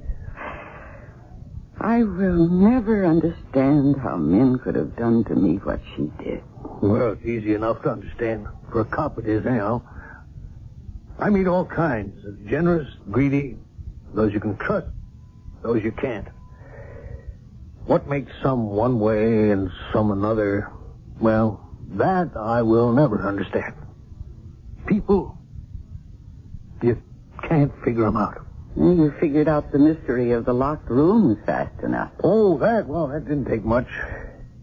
If Minerva had been smart, she'd have gotten away with it. I mean, if she'd used sleeping pills on Carson and Mrs. Parker the way she did on you, then maybe I'd have bought the suicide bit. But Carson and Mrs. Parker were obviously murdered. So the murderer couldn't have gotten out of their rooms, leaving them locked on the inside. It's impossible, of course. So, I had to keep looking for the possible. In other words, how did the murderer make it look as if each door had been locked on the inside, when actually the murderer had left the room and locked the door from the outside? And the answer, when you found it, was so simple. Yep. And once you found it, you knew that the murderer had to be Minerva. Had to be. The murderer had to be present when those doors were broken in. You and she broke into Carson's room. And she was there when the three of us, her, you, me, broke into Mrs. Parker's. And all Min did was to take advantage of the confusion. And slip the key, which, of course, she kept with her, into the lock on the inside. As simple as that. Well, you may call it simple. But I think it was a marvelous piece of deduction, for which you deserve more steak and potatoes. Oh, no, I couldn't. I'm full up. I would like to smoke my pipe, though. That's okay with you? You better know that it is. And it always will be. Mike?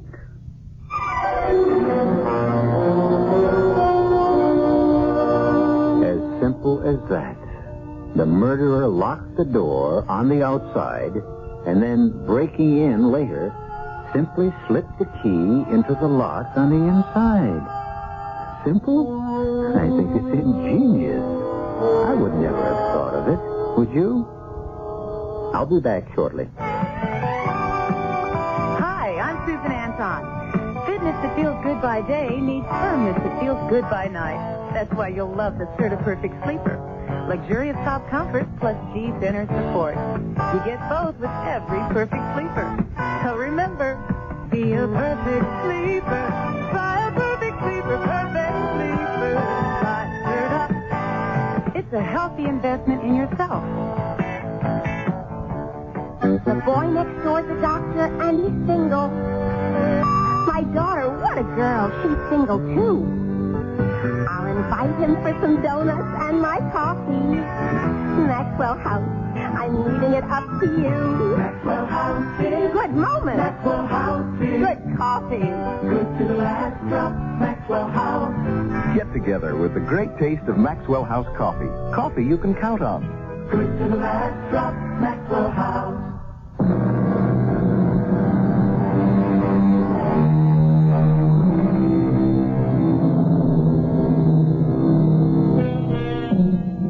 You'll be glad to know that Mike and Rachel are married now, with two nice kids. And they live in Rachel's brownstone house. Sentimental attachment, I guess.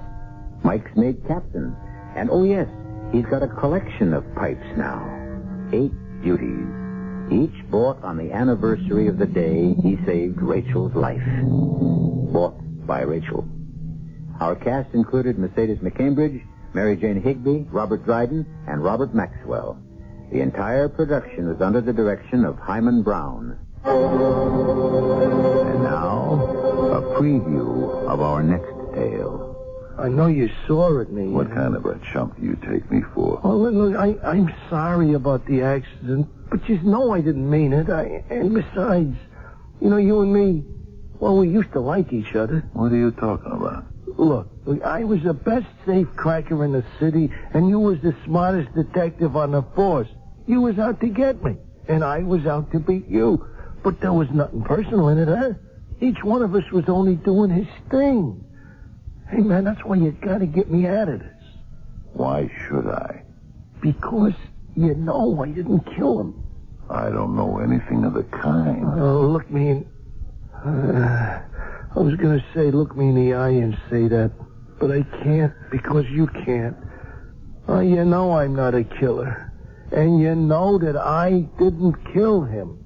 This is E.G. Marshall inviting you to return to our Mystery Theater for another adventure in the macabre. Until next time, pleasant dreams.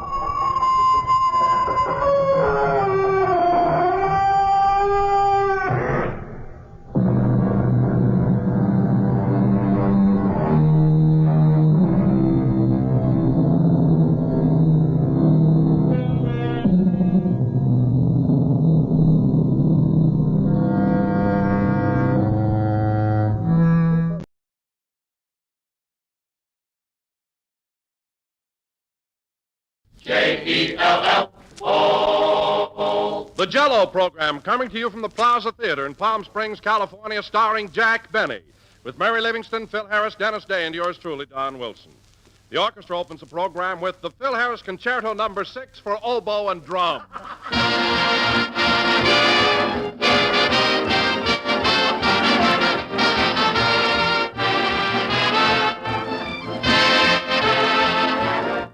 If you can make a collection, ladies and gentlemen, of all the grocery orders written by American housewives during the past few months, you notice there's one item on these orders that's been appearing more and more often, and that item is Jell-O puddings.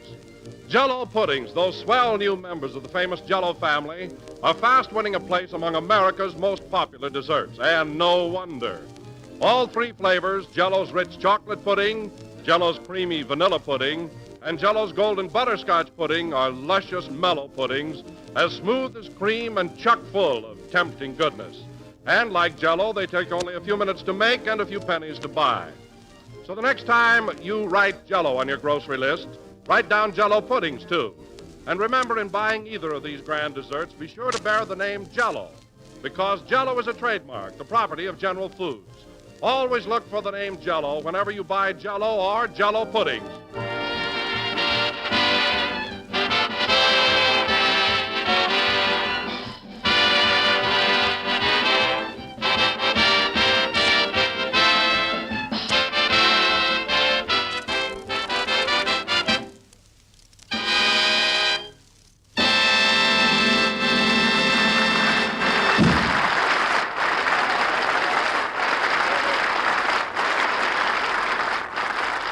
That was the Phil Harris Concerto No. 6 for oboe and drum, played by the orchestra. And now, ladies and gentlemen, as you may remember, 3 weeks ago, a certain young man came to Palm Springs run down, anemic, and pale. Oh, I was a wreck. And now, after 3 weeks on the desert, I bring you that picture of health, that Greek god, that bronze Adonis, Jack Benny. Thank you. Thank you. Hello again. This is Jack Benny talking, and folks, I wish this was television. No kidding, Don. I don't want to sound vain, but isn't it marvelous the way this deep tan of mine sets off my big blue eyes? And all in 3 short weeks. Well, you do look wonderful, Jack. Your face is as brown as a berry. Isn't it, though? But I meant to ask you, what are those 3 round white spots in the middle of your forehead? Those white spots on my forehead? Yes. Well, I sent Rochester out for a cigar the other day, and I was asleep in the sun when he came back. So that's where he laid the change.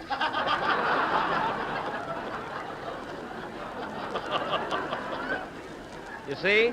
Oh, yes, those spots look like a quarter and 2 dimes. Exactly. In other words, Don, I'm just 45 cents short of a complete tan. But, Don, isn't it a shame we have to go back home next week? You know, you're commencing to look great yourself. I feel good, too, Jack. As a matter of fact, in the short time we've been here, I've lost 4 pounds off my stomach. You lost 4 pounds off your stomach, eh? Mm-hmm. Well, Don, if you're interested in finding out where they went, take a peek in a rear view mirror.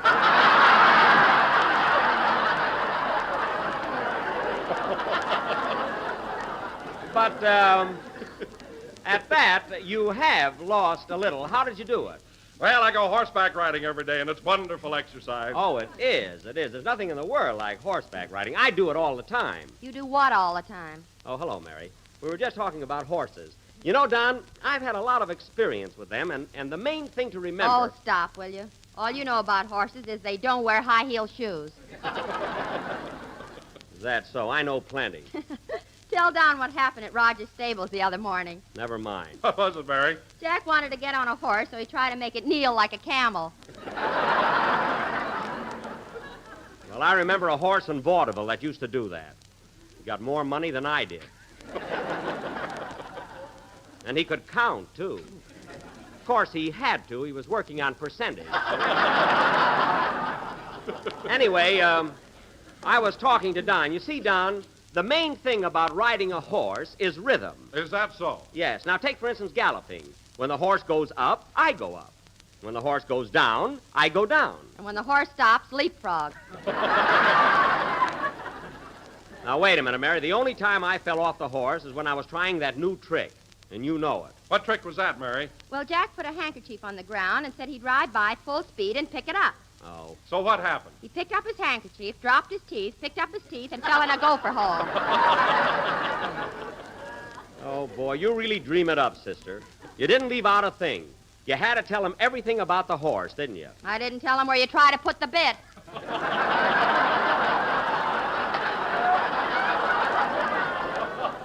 Now, lay off, will you? Don't listen to her, Don. You know, I've been riding for... Oh, hello, Dennis. Hello, Mr. Benny. Well, here I am. So I see. What are you going to sing, Dennis? Can I have some dialogue first? I got friends in the audience. Oh, yes, of course. I'm sorry. Tell me, kid, have you been having fun while we've been here in Palm Springs? Oh, boy, have I? Good. I will now sing Frenesy. Now, wait a minute. You said you wanted some dialogue, didn't you? That was enough. I didn't want to run it into the ground. Oh. Well, there's a kid that's easy to please. All right, go ahead with your song. Okay. Oh, say, Mr. Benny, I meant to ask you something. What is it, Dennis? Can I be sent to the penitentiary for parking my car in front of a fire plug? The penitentiary? Of course not. That's ridiculous. Darn that, Mr. Harris. What's Phil got to do with it? He said I'd get 10 years, so I gave him my girl who was in the back seat. Well, don't worry about it, Dennis. You'll never see jail or your girl either. Sing, kid.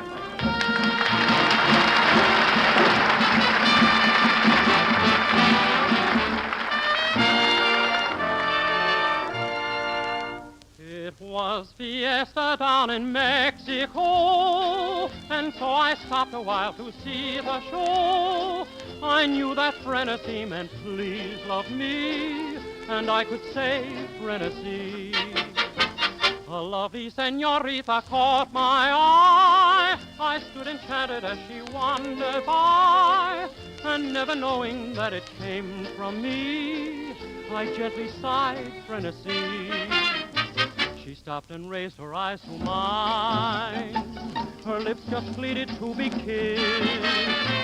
Her eyes were soft as candle shine. So how was I to resist? Quiero que vivas solo para mí y que tú vayas por donde yo voy, para que mi alma sea no más de ti. Bésame con frenesí. Bésame tú a mí, bésame igual que mi boca te besó. Dame el frenesí que mi locura te dio. quien si no fui yo pudo enseñarte el camino del amor. Muerte y maldivé cuando mi orgullo rodó a tus pies. Quiero que vivas solo para mí y que tú vayas por donde yo voy, para que mi alma sea no más de ti. Bésame con frenesí. Dame la luz que tiene tu mirar y la ansiedad que entre tus labios vi. Esa locura de vivir y amar, que más que amor frenesí.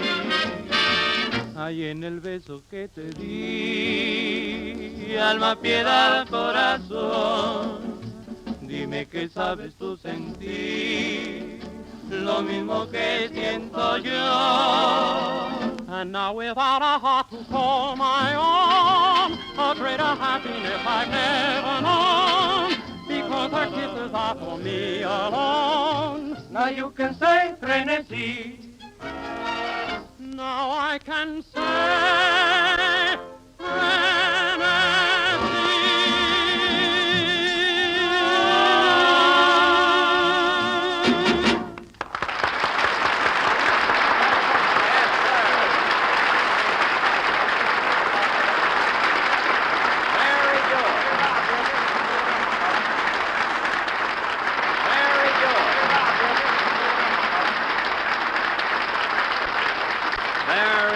Very good.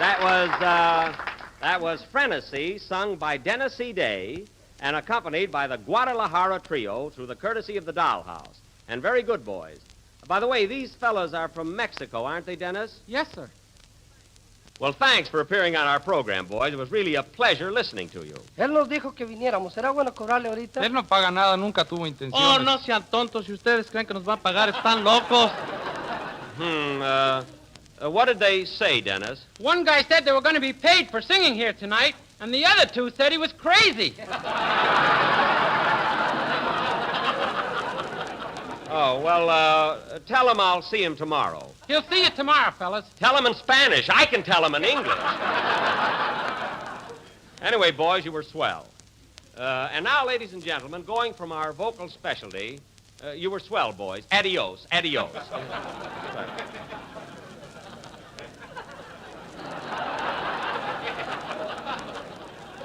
I don't know what they're waiting around for. No, they sang and they're through, that's all.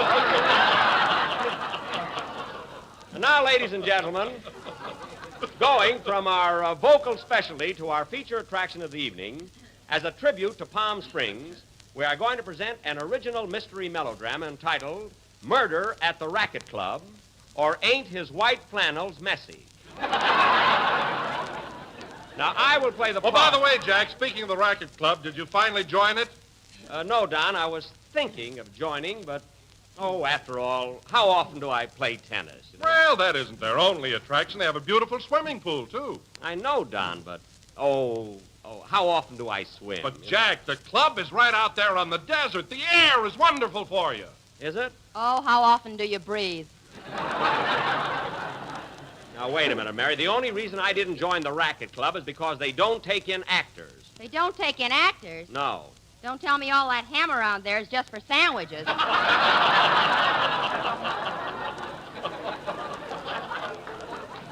All right, I didn't join the club, and it's none of your business why. Now, getting back to our play, ladies and gentlemen. Hold everything, Jackson. Here I am, folks, the Sheik of Palm Canyon Drive. Well, he finally got here. Listen, Sheik, the next time you're late, into your tent I'll creep and hit you on the head with your option. Now, where were you? Well, it ain't my fault, Jackson. This is what happened. I was walking over here in plenty of time for the broadcast, and I bumped into a girl I hadn't seen in years. Oh. In fact, I've never seen her before. I knew that. Well, anyway, I honked my horn and said, are you going my way, babe? Honked your horn? I thought you said you were walking. I was. What? I always carry a little horn with me. Whistling ain't polite.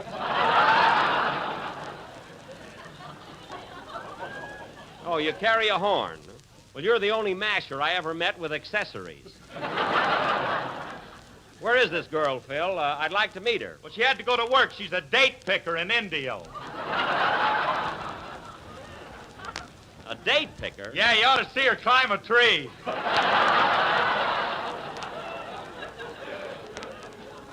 I'd love to. Well, Phil, I'm glad you finally got here.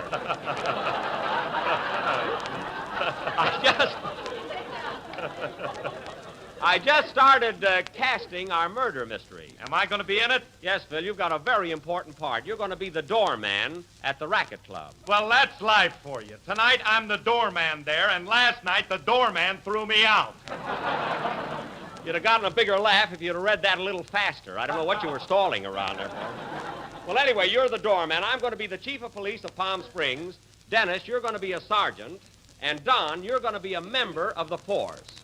All right, Don, go ahead. Oh, Jack, you're so ridiculous. I like it. Don, you're going to be a member of the force. Oh, very well. Ladies and gentlemen, please remember that you don't have to use force to open a box of Jell-O. See, that's very clever. Oh, I hate to do the next line. Don, that's the whole punch. Don, that's the whole punch. Don, you're a member of the police force. Oh, all right. It is not only economical and easy to make, but comes in 6 delicious flavors. So the next time you're in your neighborhood grocer's, police ask for Jell-O. Now, there, that was swell. Was that your idea, Jack? Yes, at rehearsal, it was terrific. Well, that's life for you. Now the doorman can throw you out. Say, I wonder if I've had too much sun. I don't know. Anyway, Mary, in our play tonight, you're going to be a glamorous Hollywood movie star, Miss Mitzi LaRue. And you came to Palm Springs to be near your sweetheart. Oh, boy. Who has just been murdered. Oh, nuts. I can't help it. That's the plot. Anyway, folks, this play will go on immediately after a number by Phil Harris and his orchestra. Are you ready, Phil? All set, Jackson. Say, Mr. Harris. What do you want, kid? Can I borrow your horn? I want to get another girl. Give it on, Phil. Honk it twice, Dennis. I'm free tonight myself. Play, boys.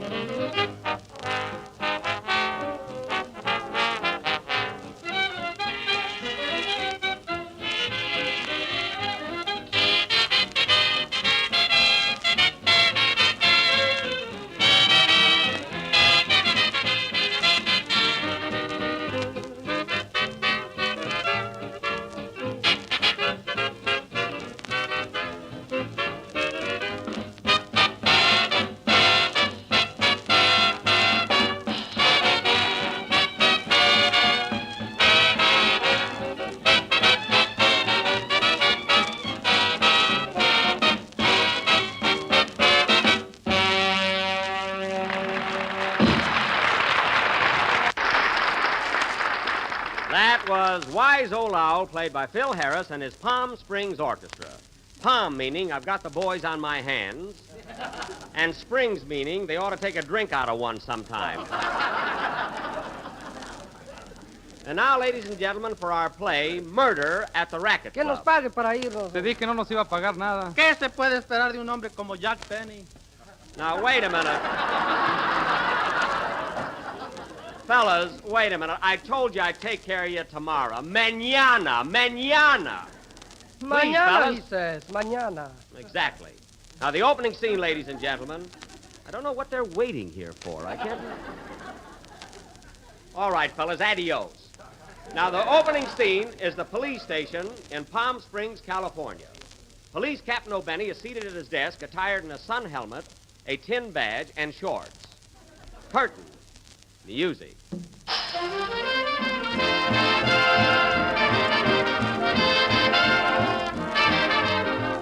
Da-dee-da-da-dum-ba-bum. There's the phone, Chief. I'll take it, O'Day. Hello? Palm Springs Police Station and Date Shop.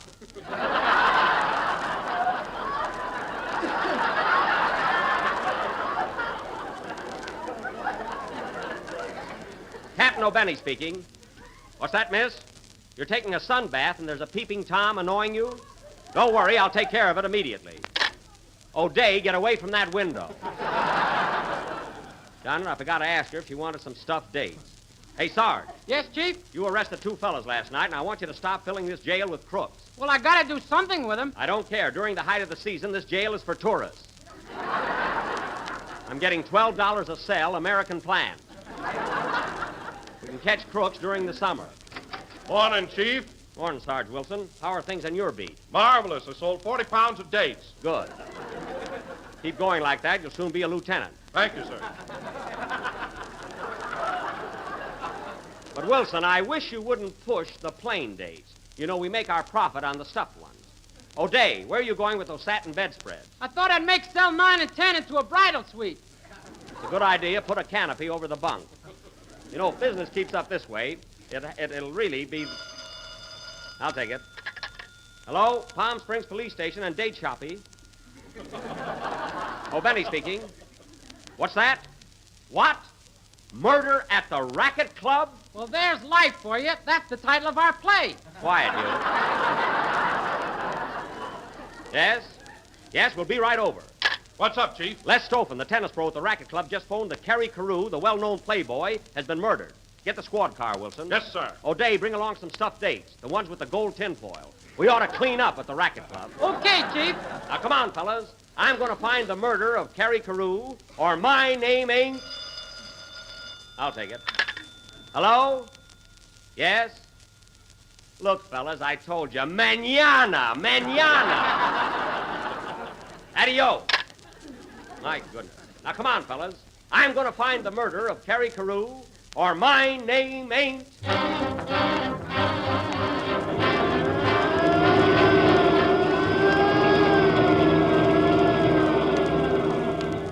Calling all cars. Calling all cars. Be on lookout for newlyweds. Bridal suite now available at police station. That is all.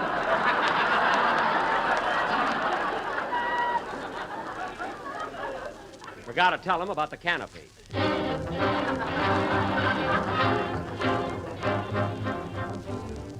Well, boys, here's the place. How do we get in, Chief? Right through the door. See that sign there? Racket Club, members only. Open up. Open up, it's the police. Yes, sir. What can I do for you? I'm chief of police, and I want to get in here. Are you a member of the club? No, I'm here to investigate a murder. I want to see the body. Well, if you're not a member, you can't come in. What? I'll have to throw the body over the fence to you.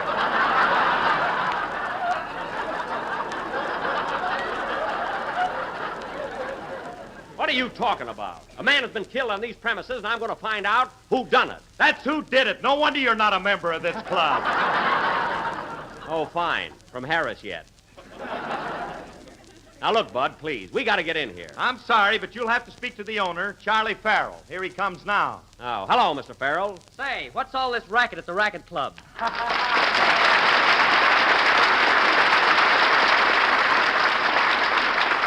Thank you. Thank you. You can thank them later. Now, listen, Farrell. I'm Captain O'Benny of the Palm Springs Police Department. Glad to know you. Remember me in Seventh Heaven with Janet Gaynor? Yes. I remember. Now, listen. Kerry Carew has been murdered on these premises, and I'm going to find out who done it. Who done it? I warned him. All right. Who did it? Who did it? Well, how about it, Farrell? Do I get in here or not? Just as soon as you sign this membership blank. That'll be $300, please. $300? Well, I don't take in that much at the police station all season. Well, you ought to. You're charging more for rooms than I am. Okay, I'll make out a check. Pay to the order of the Racket Club, $300. Boy, our date's gonna go up. You said it. Well, I'm a member now. All right, Wilson O'Day, follow me. Now, tell me, Farrell, was Kerry Carew alone when he was murdered? No, there were several people with him. I see. Well, the first thing I'm going to do is grill the suspect. I'm sorry, the grill doesn't open till noon. I'm ignoring that, brother. Well, here we are in the lounge. Quiet, everybody. Dates, get your fresh dates here.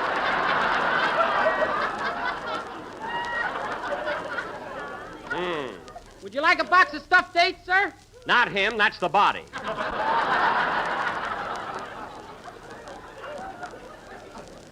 Now, everyone line up. I'm going to find out a few things around here.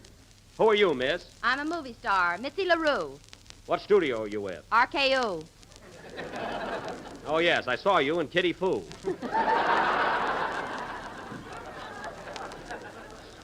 Have you played any other outstanding roles lately? Yes, I had 10 words in Western Union. Stop. Now, Miss LaRue, I want you to tell me everything you know about this crime. I don't know anything. I was just sitting here popping my bubble gum. And you didn't hear a shot? No, I really pop it, kid. Now, don't evade the issue, Miss LaRue. You were in love with the victim, weren't you? Pardon me, dry martini, boy. No toothpick in the olive. I like the bob for it. Hey, wait a minute. What's your name? Butterworth. Charles Butterworth. Oh, Butterworth, eh?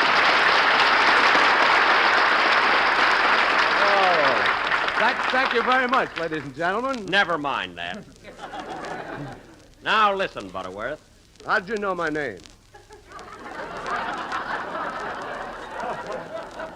You just told me. Well, I better watch that. Now, listen here, Butterworth.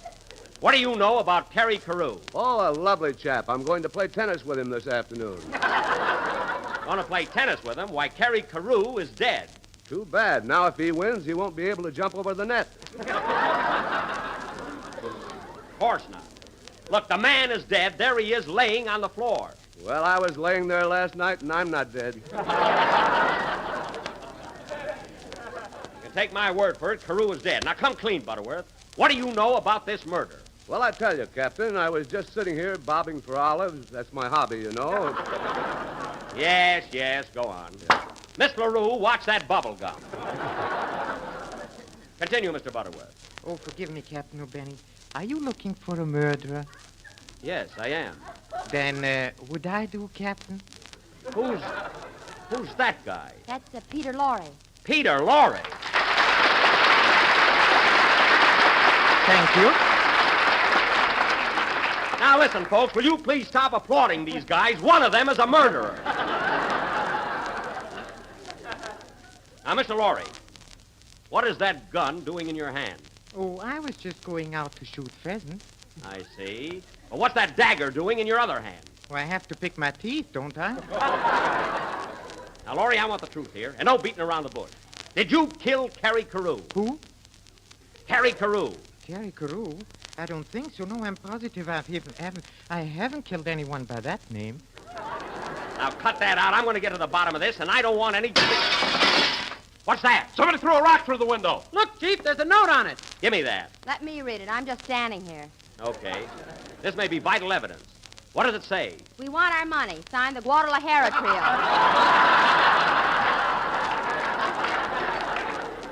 Well, write mañana under it and throw it back. Now, Mr. Lorre. Mr. Lorre, where did he go? He went for a plunge in my martini. Oh. Come on out of there, Lorre. Now, no use trying to hide. I want the truth. Where were you at the time of the murder? Well, Come on. Think fast, Mr. Moto. Oh, I was exceptionally good in that, huh? Yes, you were swell. Say, what about me in Seventh Heaven? You were marvelous. You were marvelous. I wish I could think of a picture I was in. Me too. See, folks, remember what I said about the ham here? Never mind that. This case is solved. Peter Lorre, I arrest you for the murder of Terry Carew. All right, if you insist. Tell me, shall I go voluntarily, or do you want me to struggle a bit? What? You can't arrest him, Jack. I made him do it. You made him do what? Yes, Jack, it was the only way we could get you over here to join our club. Oh, so that's it. Well, what about Carew, the fella you killed? Who is he? A dummy from Bullock's window. Oh, well, I thought he was much too pretty. Well, it was a good gag, fellas. As long as I'm hooked, I might as well enjoy myself. Say, Farrell, give me one of those Coca-Colas there, will you? Here you are, Jack. That'll be $12. Yikes! Move over, Carew. Play, Phil. Tomorrow night, when you're trying to think of what to have for a dessert at dinner, why not decide on Jell-O's new treat, Apple Lime Whip? For here's a tempting dessert that will make the whole family smile their approval and give you a shining example of how good lime Jell-O can be. Best of all, you can prepare this grand dessert in almost less time than it takes to tell. Simply dissolve 1 package of lime Jell-O in 1 pint of hot water and chill until cold and syrupy. Next, whip as directed on the back of the package. Then fold in 1 cup of strained applesauce and mold. And there's a gay, attractive dessert that you'll agree is one of the most successful you've ever served. So enjoy a delicious treat tomorrow with this swell, creamy combination of spicy applesauce and rich emerald green lime Jell-O. Serve a luscious Jell-O dessert real soon. We're a little late, folks, so good night.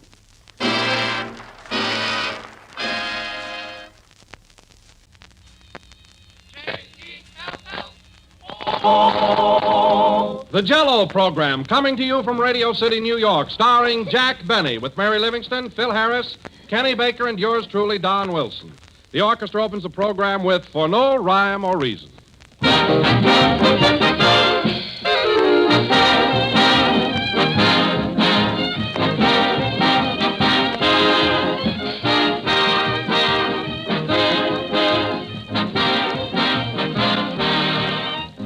From California to New York, from Maine to Texas, every home has one common problem, and that's meal planning.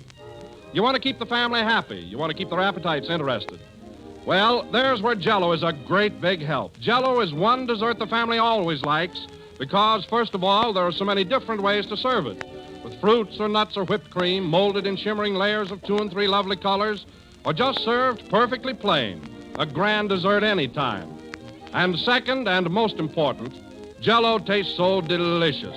It's a new treat every time, for Jell-O brings you that extra rich fruit flavor, a wonderful real fruit goodness that makes every Jell-O dish a triumph. Just be sure to get genuine Jell-O when you buy if you want to enjoy Jell-O's delicious extra rich fruit flavor. Look for the big red letters on the box. They spell Jell-O.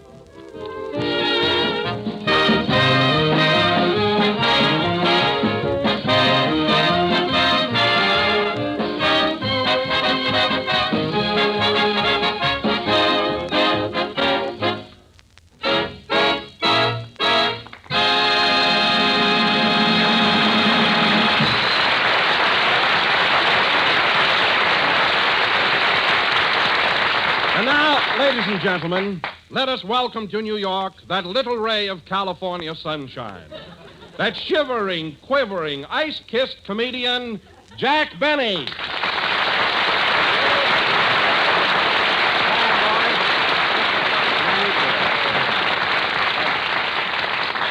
Thank you. Hello again. This is Jack Benny coming to you through a suit of long underwear. And, Don, it's sure great to be back in New York again, but, boy, this cold weather is really too much for me. Oh, Jack, I'll admit it has been pretty cold, but it's certainly much warmer today. I know that, Don, but I defrost very slowly. You know, coming from California, my blood happens to be thin, what there is of it.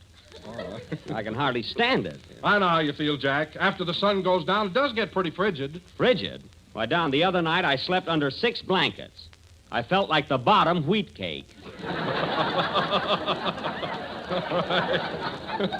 But cold or no cold, it's good to be back in old Manhattan. Huh? Well, tell me, Jack, you've been in town now since Thursday. What have you been doing with yourself? Oh, I've had a lot of fun, Don. I saw some shows, went to a couple of nightclubs, and last night I was invited over to Fred Allen's apartment for dinner. Oh, Fred Allen, huh? Yeah, he and I are pretty good friends now, you know. Well, I'm glad to hear it. Has Fred got a nice apartment? Oh, how could I tell, Don, with all that laundry hanging in the living room?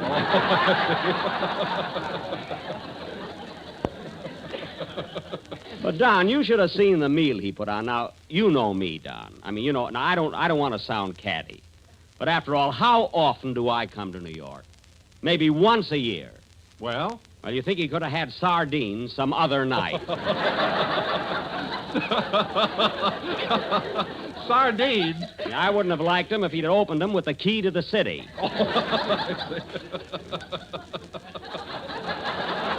Oh, really? I got even with him, though. When I left, I took 3 spoons back to the automat. Wait till he finds that out. Huh? Gee, it doesn't seem possible that Fred would invite you to dinner and serve that kind of a meal. Well, he did. And wait a minute. Here's the payoff. No, the only ones there were Fred Portland, Mary, and myself. And when we got through eating, Fred asked me to get up and make an after-dinner speech. An after-dinner speech? What was that for? Well, he was hoping I'd say something that he could use on his program next Wednesday. You know. Oh, I get it. I fooled him, though. I got up and recited the Gettysburg Address in French.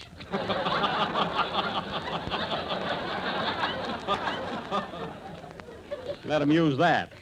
Anyway, Fred and I are friends now. I'm not going to start running him down. Running him down? What have you been doing up till now? Well, oh, it's you, Phil. Well, welcome to New York. That's it. Keep bowing. Flash those pearly teeth. Yes, sir. You know, Phil, I was wondering if you'd show up tonight. I haven't seen you since we got in town Thursday. Where are you living? At the Astor Bar. The Astor Bar? Well, for goodness sake, why didn't you take a room in the hotel upstairs? Funny, the bartender asked me that when I was shaving this morning.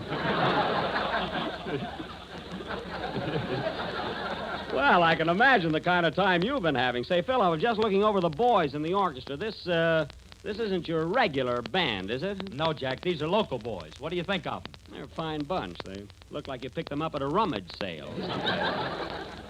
What if I did? Their instruments are new. Oh, yeah. Well, that's something, yes.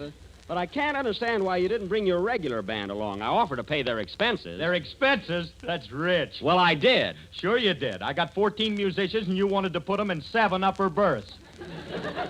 Well, the berths were opposite each other. They could have slept crossways.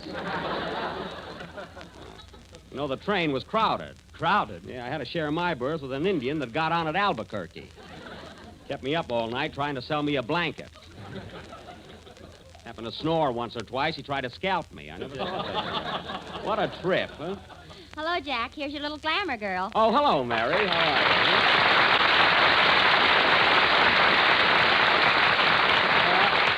you? That's it, Mary. Keep bowing. Show your silly hat. How do you like this New York weather, Mary? What a change. Burp, it's cold. Burp? That's burr.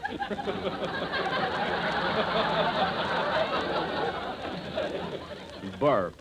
Hello, Don. Hello, Mary. Have you been having a good time since we got here? Oh, swell, Don. Gee, I love winter New York. I've been taking long walks in Central Park every day. Walking in the park with all this snow? Are you crazy? It's almost gone now, Jack. Well, maybe it is, but I saw a picture of Mayor LaGuardia in front of the City Hall last week, and the snow was way up to his ears. Oh, how high is that? Plenty high. He was standing on Grover Wayland. Now, that's silly. What was Grover Wayland doing under the snow? He was keeping his gardenia fresh. Well,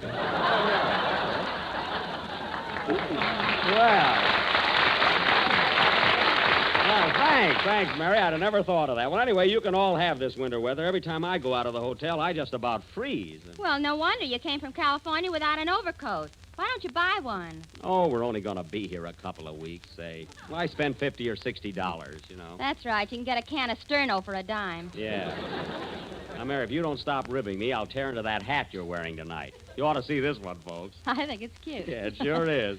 Looks like something a bride would bake.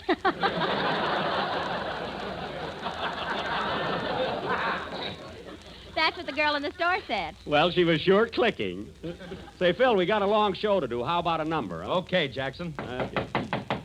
Hold it a minute. Come in. Oh, how do you do? Hello, Jack. Are you busy? Well, miss, right now I'm... Oh, for heaven's sake, I'll be doggone. Rosie Nicholson. That's me. Well, gee whiz. Come in. What a surprise. Hey, fellas, this is Rosie Nicholson, a girl I used to go with when I lived here. How do you do? Hiya, Rosie. Mary, this is an old sweetheart of mine. Oh, yeah?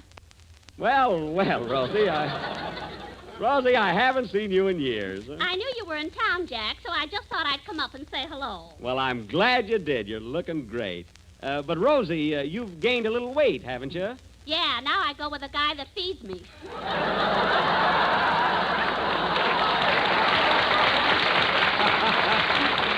Oh, boy, so same sense of humor, but you haven't changed, though, Rosie, really. You're a blonde now, and you were a blonde when I met you. That's right. Yeah. A lot of peroxide has gone over the dam since then.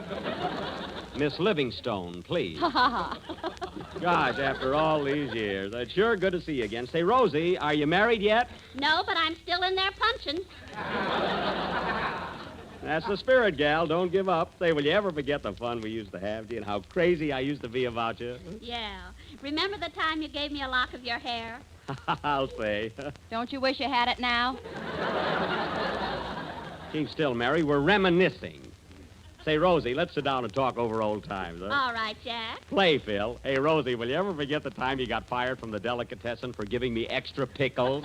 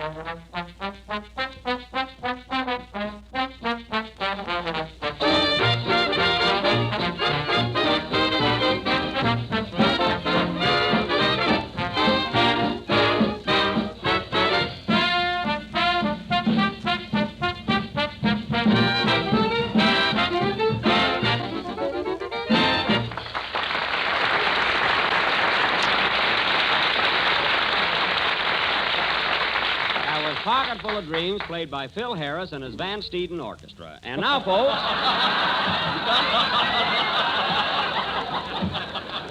and now... and now, folks, Don Wilson. Don Wilson has an announcement of great importance to make. Take it, Don. Ladies and gentlemen, the scene is the residence of Mr. and Mrs. Homer T. Griddle in the thriving little town of East Orange, New Jersey. They've just finished their roast beef and are now enjoying their dessert. Let us tune in and hear what they have to say about our product.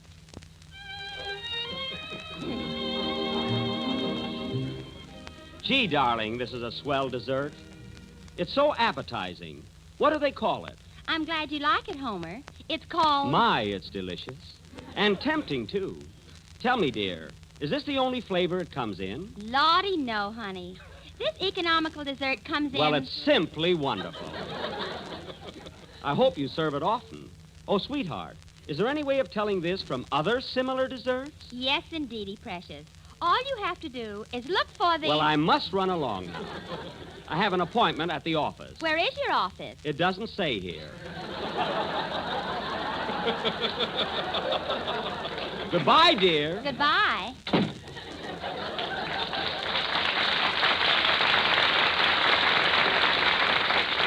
Ladies and gentlemen, I venture to say that this happy couple were eating Jell-O. It is economical, easy to make, and comes in 6 delicious flavors. And now, folks, to resume in a lighter vein, tonight as we are visiting to New York, we are going to present an original murder mystery. A play that we feel... Hiya, Jack. Am I late? Oh, a little bit, Kenny, but it's all right. All right.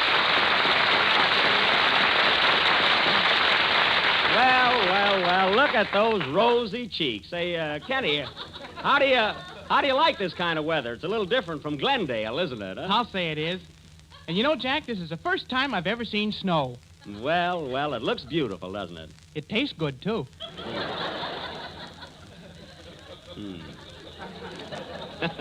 Gee, but snow is funny stuff. Say, Jack, I wonder where it comes from. Well, it's very simple, Kenny. Snow is fundamentally rain. But due to atmospheric conditions, the moisture in the clouds condenses into minute crystals. And these tiny particles fall to the earth in dainty white flakes. Well, shut my mouth. Well, it serves me right for even attempting an explanation. Now, why don't you tell him about the stork? No, keep still. He asked me a question, and I answered it. I know, but ever since you bought that encyclopedia, you've been showing off. I have not. You have, too. The other day, I just asked you what time it was, and you told me how they make watches. Oh, forget it. And now, ladies and gentlemen, as I started to announce, we are going to present an original... Say, Jack, Yes? is that Kenny Baker, your tenor singer? Oh, yes, Rosie. Oh, Kenny, this is Miss Nicholson, the girl I used to go with. Gee. Yeah. Do you live in New York, Miss Nicholson? Yes, I do. Are you a siren? Kenny!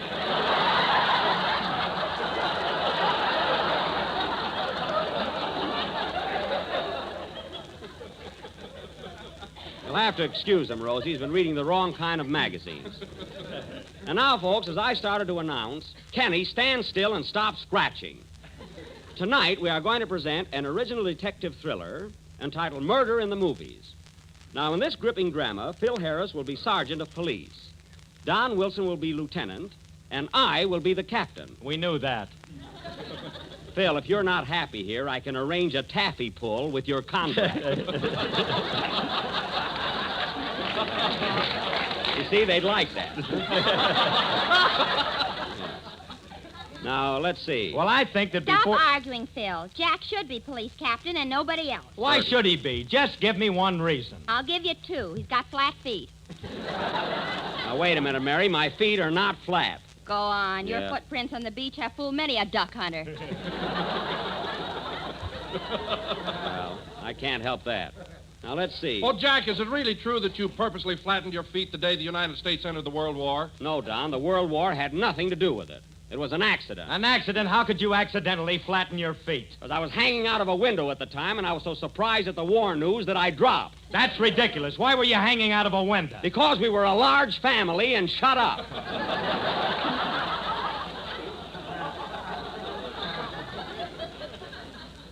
Let me ask you something, Phil. Where were you during the World War? I was in kindergarten.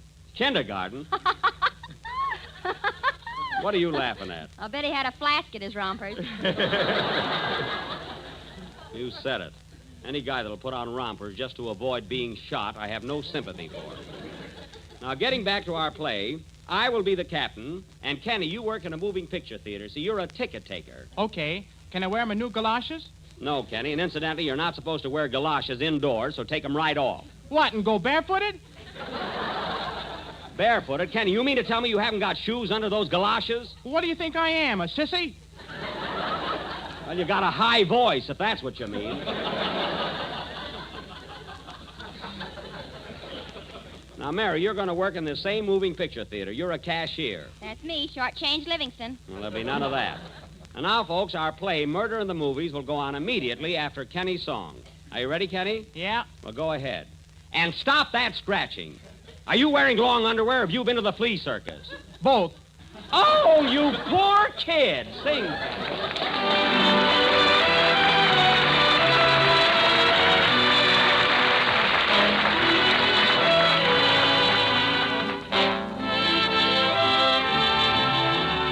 Let me hear you say it with a kiss. If you mean that look I've seen, say it with a kiss. You don't have to know the words to love's familiar tune. Say it with a kiss and say it soon.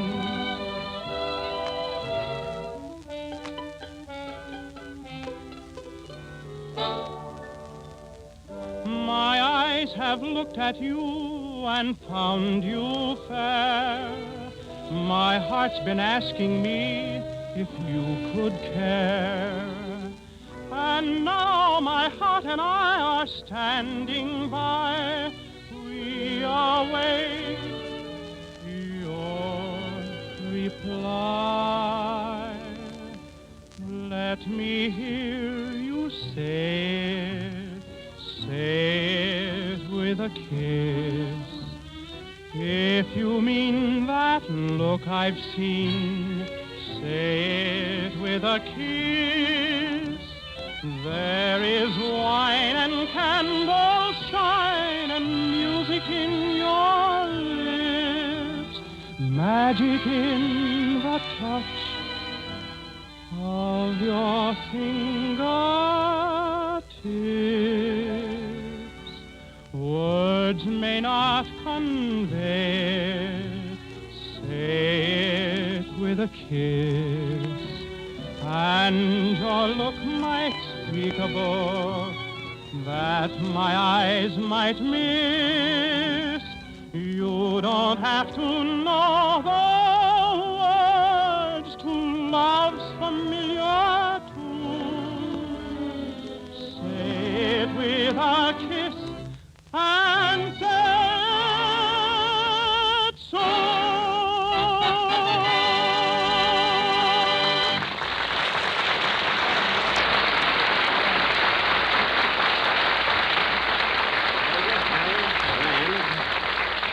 That was Say It With a Kiss, sung by Kenny Baker. And Kenny, that was simply marvelous. Thanks, Jack. Your kindness is exceeded only by your good looks. Well. Hey, where did that come from? And now, folks, before somebody says something, he couldn't let that line go by without making a face at me. And now, folks, we will proceed with our original dramatic thriller entitled Murder at the Movies, or Please Don't Talk About Me When I'm Gone. The scene opens at police headquarters where we find Captain O'Benny and his assistants, Lieutenant Wilson and Sergeant Harris. Curtain. Music.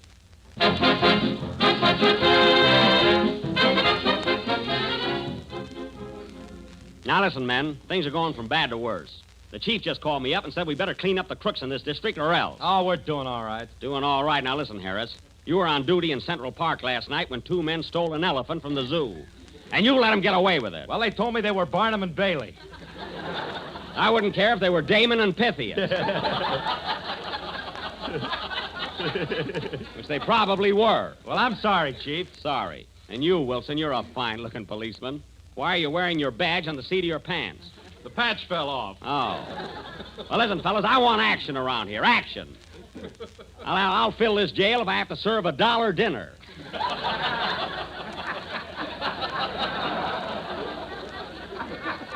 That's what.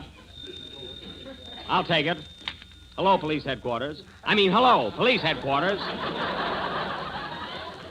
Hello, Cap. This is Mamie Livingston, cashier at the Bijou Theater. Oh, hello, Mamie. How's Trix? Fine. She just had pups.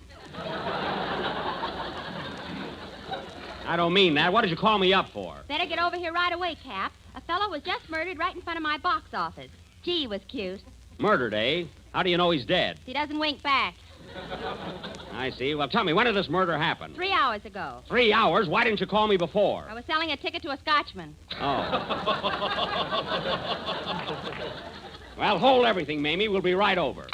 What's up, Cap? Plenty. There's been a murder in front of the Bijou Theater. We better get over there at once. Right with you, Cap. Now, this may be dangerous, so take everything you need. Oh, Harris, where's your bulletproof vest? At the cleaners. I'm going to a party tonight. Oh, well, it's lucky you got an excuse. Come on, man. Let's go. Gee, it's cold out tonight. Sure, it's cold. You ought to buy an overcoat. Oh, I can stand it. There's the police car. Let's go. Calling all cars. Calling all cars. Murder at the Bijou Theater. Also free dishes. That is all. Step on it, Wilson. I've almost got a set.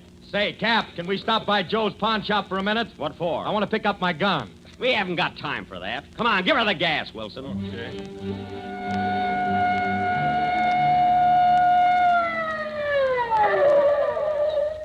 Here's the place, fellas. All right, break it up, men. Now stand back, everybody. There's the body, Cap. Yeah. Help me lift him up, fellas. I'll take his overcoat for evidence.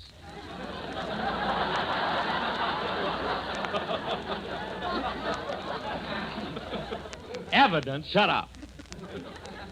Now, let's see. Well, he was shot right through the little finger. Little finger? How could that kill him? He was scratching his head at the time. There's Mamie in the box office. I'll get the lowdown from her. Hello, Mamie. Hello, Cap. I'm glad you got here. Now, listen, Mamie. Now, tell me all you know about this murder. Well, Cap, I was sitting here selling tickets when all of a sudden... How many, please? 2 on the balcony. Thank you. All right, Mamie, all right. What happened? Well, anyway, I heard a shot, and all of a sudden... How many, please? 6. I want to lie down.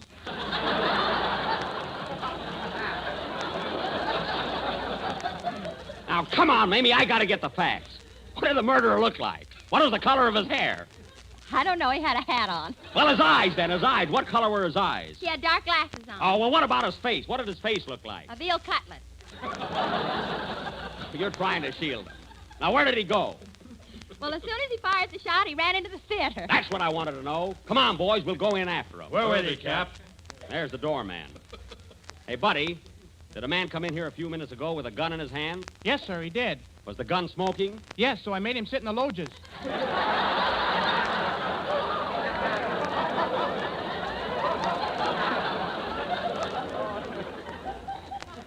You hear that? Now, let's go in, men. This is a cinch. Oh, I'm sorry, mister, but you fellows will have to have tickets. Tickets? We're the police, and we're after a criminal. Here, look at our badges. They're very pretty, but you gotta have tickets. Oh, all right. Hey, Wilson, buy 3 tickets. Okay. Now, see here, buddy. Did you get a good look at the murderer? Yes. He had purple hair, yellow eyes, and light green complexion. Now, that's ridiculous. How could he look like that? It could have been something I ate, you know. Oh, you're no help. Here are the tickets, Cap. Here you are, buddy. Hold your stops, please. Now, come on, men. The kid told us he went upstairs. Follow me. Okay, men. Here are the loges. Now, let's take it easy. We got them cornered now. Stubs, please. Oh, here you are. I'm sorry, sir, but these tickets are for the main floor. Now, look here, buddy. We're the law. We're after a desperate criminal. He's sitting in the loges. Well, if he can afford it, can't you? Oh, all right. What do we owe you? 45 cents extra for 3 tickets. Here you are. Make a note of that, Harris. 65 cents for expenses. Now, let's see. Here are the loges. Hey, fellas, I bet that's him there on that end seat. He looks like a killer. Yeah. Quiet, men. Let's sneak up on him.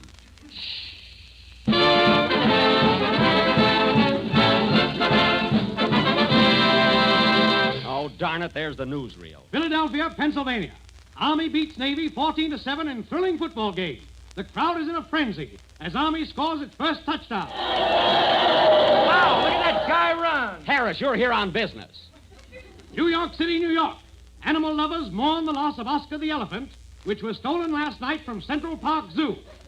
Police are baffled. We are not. Then where's the elephant? Never mind, we'll find him. Hollywood, California. Bevy of beautiful girls arrive in Hollywood to take part in beauty contest. Look at those gorgeous creatures as they step off the plane.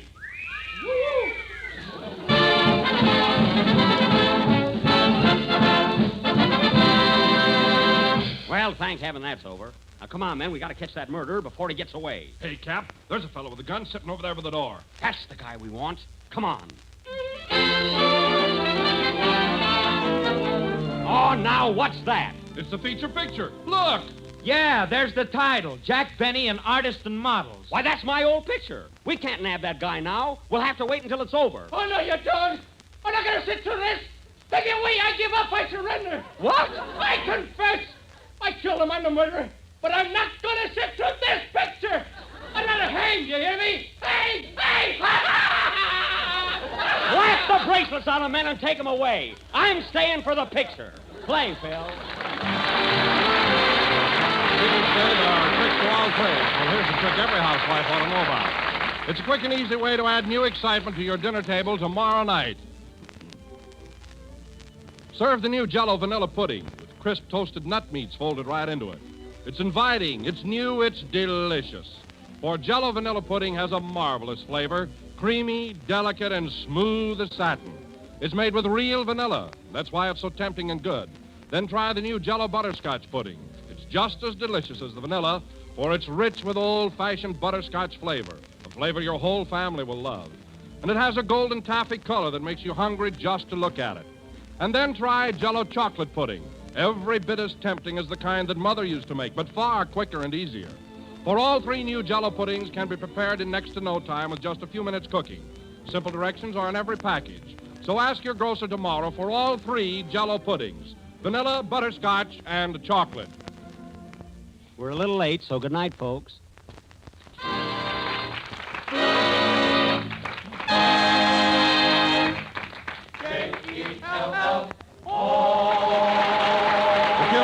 Kisses is from Going Places.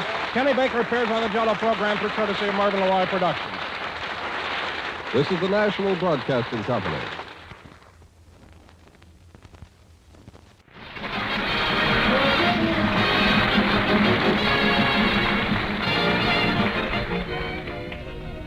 Well, ladies and gentlemen, our show is still in Palm Springs, so let's go out to Jack Benny's house, where we find Jack relaxing and reading the local newspaper. Look at all these want ads. Here's one from Bullock's store. Wanted floor walker. Must have own carnation. Wanted fry cook. Apply Chi-Chi restaurant. Wanted stable boy. Had better have own carnation.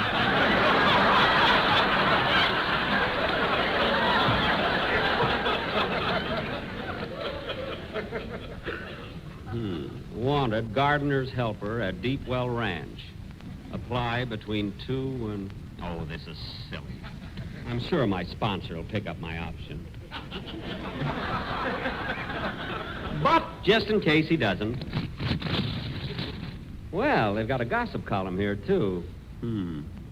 Tyrone Power, who was visiting here last week... Imagine that. Last night, Pauline Betts, famous tennis player...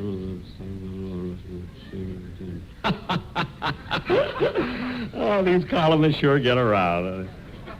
Well, here's something about me. Jack Benny... I did not.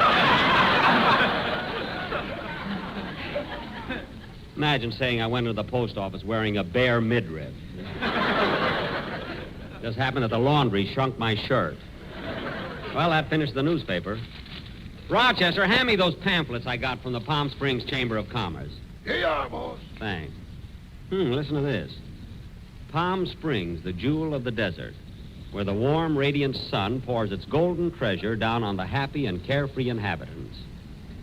Palm Springs, where the majestic peaks of the San Jacinto Mountains cast their spell of beauty for all to enjoy. Do you hear that, Rochester? And just think, Mother Nature gives us all these things free. Yeah, it's a shame Mother ain't running the hotels, too.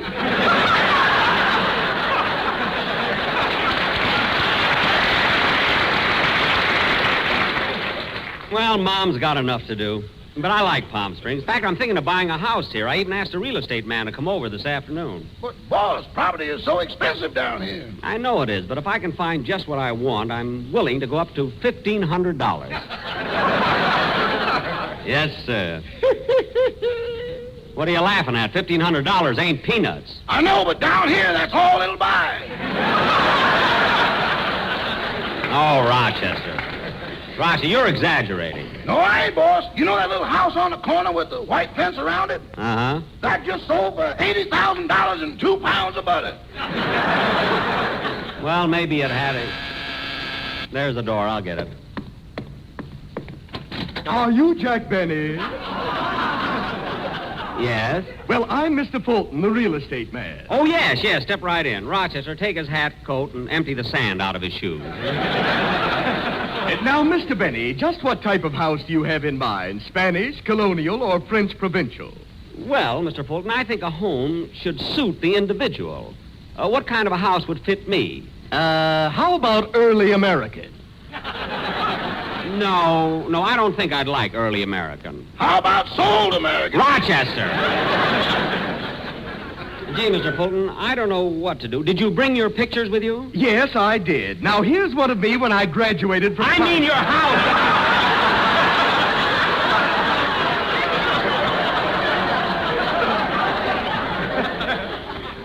Pictures of your houses. Oh, yes, I always make that mistake. I guess it's because I have a head with 7 gables.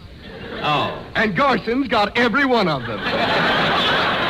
Now, look, Mr. Fulton, let's get down to business. Show me some pictures of what you have to offer. Gladly. Now, here we are. Here's a house that ought to interest you, and the price is $40,000. $40,000 for a house? That's a lot of money. What about the ceiling? And with the ceiling, it'll be $60,000. Look at that. That's not what I mean. Anyway, it's much too expensive. Oh, not for this house. It has a very novel innovation. A 300-foot spiral banister. You mean a spiral staircase, don't you? No, a spiral banister. That's for people who don't drink but want to know how it feels. I don't think I'd like that. That banister could save me a fortune. Rochester, please. Show me something else, Mr. Fulton. Have you got a house with a swimming pool? No, but that's no problem. I can build you a tile pool for only $10,000. No, I don't want to go that high. Well, I can build you a cement pool for only $2,500. No, that's still too high for a swimming pool. Why don't you just dig a hole and hire a tribe of Indians to do a rain dance? What's so cheap about that? They're organized, you know. Anyway, Mr. Fulton, I don't think you have the kind of a house I want. Well, let me show you one more. Here's a beautiful house, and it's only $70,000. Well, it's a lovely place, but $70,000 is too much. Anyway, Mr. Fulton, thanks very much for dropping in. Maybe we can talk about it some other time. All right. Goodbye, Mr. Benny. Goodbye. Oh, Mr. Fulton. Yes? What? What's that yellow stuff running out of your pocket? Oh, my goodness, it's butter. I just sold the house on the corner. Oh, yes, I heard about it. Goodbye, Mr. Fulton. Goodbye. Well, Rochester, I better get down to the Plaza Theater. The broadcast will be on in a few minutes. Say, that reminds me, boss, the manager of the theater called up yesterday. What about? Well, he said according to the rental contract, when you finish your program, you're supposed to leave and not hang around and watch the picture.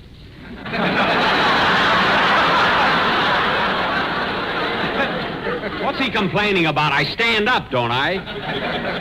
Well, I got to get to the theater. Shall I drive you, boss? No, the wind will take me over today. So long, Rochester. Goodbye.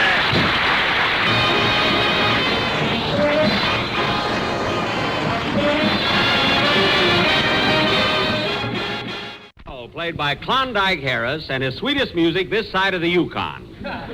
And you can have it. I sat up all night writing that joke. I'll bet you hated yourself in the morning. Not any more than usual.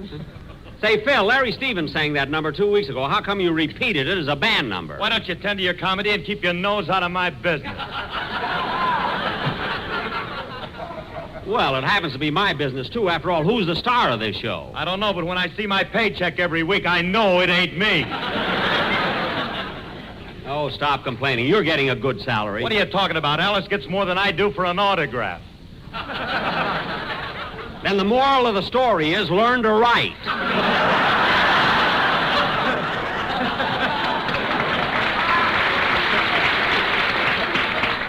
And now, ladies and gentlemen... Hey, Jack, we had to start the show without you. Where have you been? Oh, I'm sorry I was late, Dom. You see, I'm thinking of buying a house here, and I was detained by a real estate man. Oh, Jack, are you thinking of moving to Palm Springs? Well, I was toying with the idea, Don. You know, I like it here. I've been having so much fun, horseback riding, playing golf every day. I played golf this morning, didn't I, Mary? Uh-huh.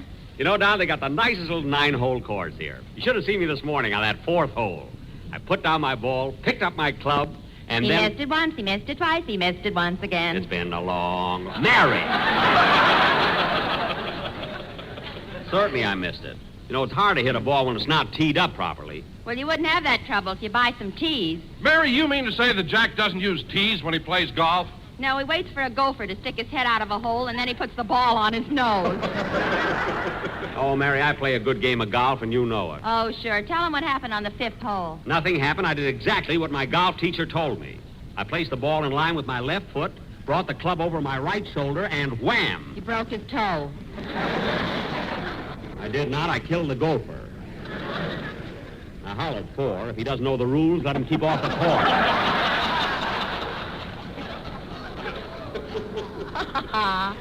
Anyway, I play a better game of golf than anybody in this gang. I beat Phil the other day. Sure you beat me. Every time you took a 9 on a hole, you turned the scorecard upside down before you wrote it in.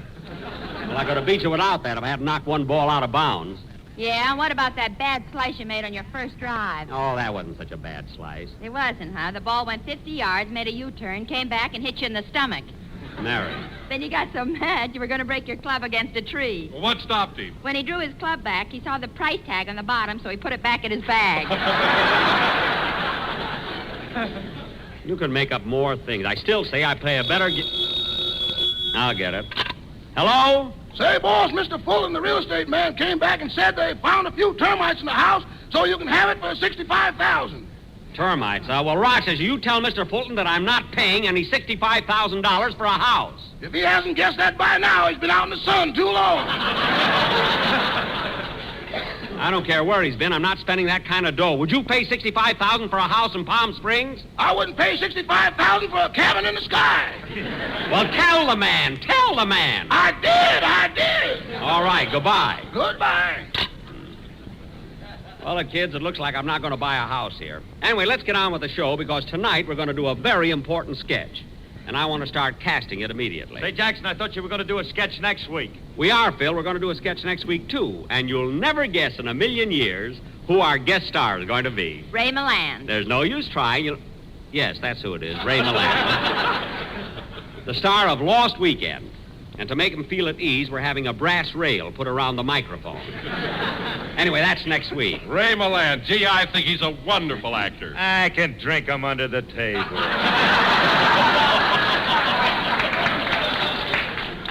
Phil, with him, it's bread and butter. With you, it's tomato juice and black coffee. Now, let's get on with the sketch we're going to do tonight. It's a murder mystery, and I'm going to be the chief of police of Palm Springs. Phil, you're going to be my sergeant, and Don, you're also going to be a member of the force. Well, what am I going to be, Jack? Mary, you're going to play the part of a glamorous movie star who came to Palm Springs to be with her husband. And at the start of the play, he murders you. Oh, Jack, if he murders me, I won't get any laughs. All right, then you murder him. Thanks, kid. Now, Larry Stevens. Yes, Mr. Benny? You're going to be on the police force, too. Come on, keep moving, Not moving. yet. Wait till it starts. And take off that Hoover button. I'll give you a badge. Now, Don, Larry, and Phil, as long as you're going to be on my police force, I'll have to swear you in. And since all you people in the audience will be witnesses, I'll have to swear you in, too. Now, come on, everybody. Raise your right hand and repeat after me. LSMFT. LSMFT. Lucky strike means fine tobacco. Lucky strike means fine tobacco. So round, so firm, so fully packed. So round, so firm, so fully packed. So free and easy on the draw. Wait for me! With men who know tobacco best, it's Lucky's 2-to-1. With men who know tobacco best, it's Lucky's 2-to-1. You thought you were getting in for nothing. Now, all right, kids, this play will go on immediately after a song by... Hold it a minute. Come in. Mr. Benny, I just talked to the owner, and you can have that house for $50,000. Look, Mr. Fulton, a few minutes ago you wanted $70,000. Now it's $50,000. Why is the price coming down so fast? Those termites are hungrier than we thought they were. Well, in that case, I don't want the house. Oh, don't worry about that, Mr. Benny. The termites will be out by tomorrow. How do you know? They're getting so fat. They're not going to get fat off of me, so goodbye. Goodbye. Sorry I started looking for a place. Come on, Larry, let's have your song.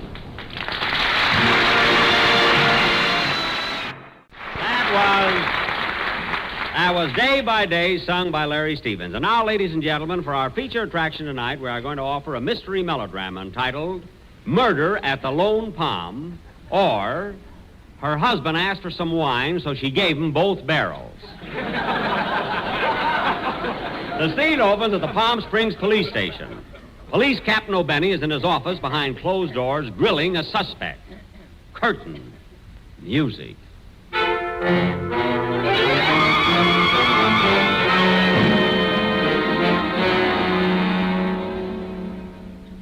Now listen, you. You're dealing with Captain O'Benny this time, and I want to warn you, anything you say will be held against you. Now, you're accused of robbing the post office, sticking up a train, stealing the Hammerstein diamonds, and then you boldly held up the First National Bank and killed the cashier. Now, confess. You did it, didn't you? No. Okay, you can go.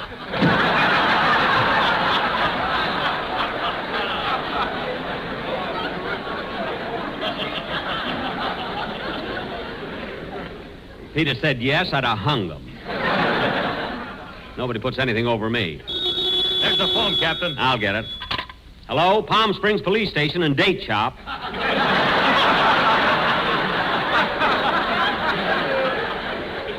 Captain O'Benny speaking. What? Yes, we have some with the stuffing in the middle and the walnut on top. Oh, you want the walnuts in the middle and the stuffing on top. We're out of those. Try the City Hall. Goodbye.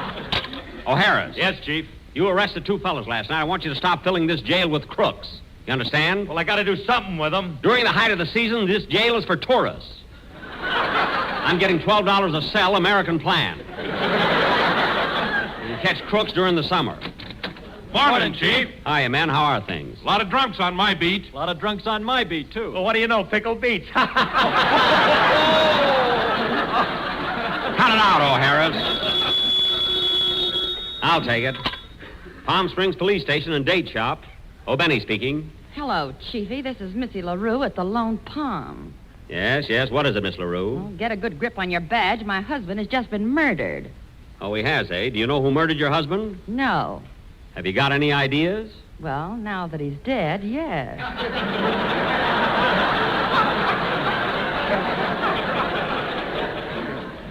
All right, Miss LaRue, I'm coming right over. Okay, Chiefy, and bring a half a pound of dates. We always do. Goodbye. Come on, man. Mitzi LaRue's husband has been murdered, and I'm going to find out who did it, or my name ain't... I'll take it. Palm Springs Police Station and Date Shop. Captain O'Benny talking. Oh, Mr. Benny, I'm here with the owner, and you can have the house for $40,000. 40,000, eh? Well, I might be interested. However, I'd have to... Talk fast. The termites are spreading mayonnaise on the telephone. Well, that settles it. I don't want it. Goodbye.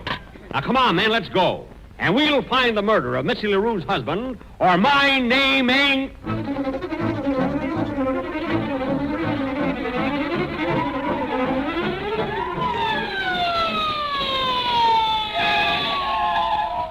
All right, men. Here we are at the Lone Palm. Say, this is a pretty classy place, isn't it? It certainly is. Look at that swimming pool. How about it, Chief? Why not?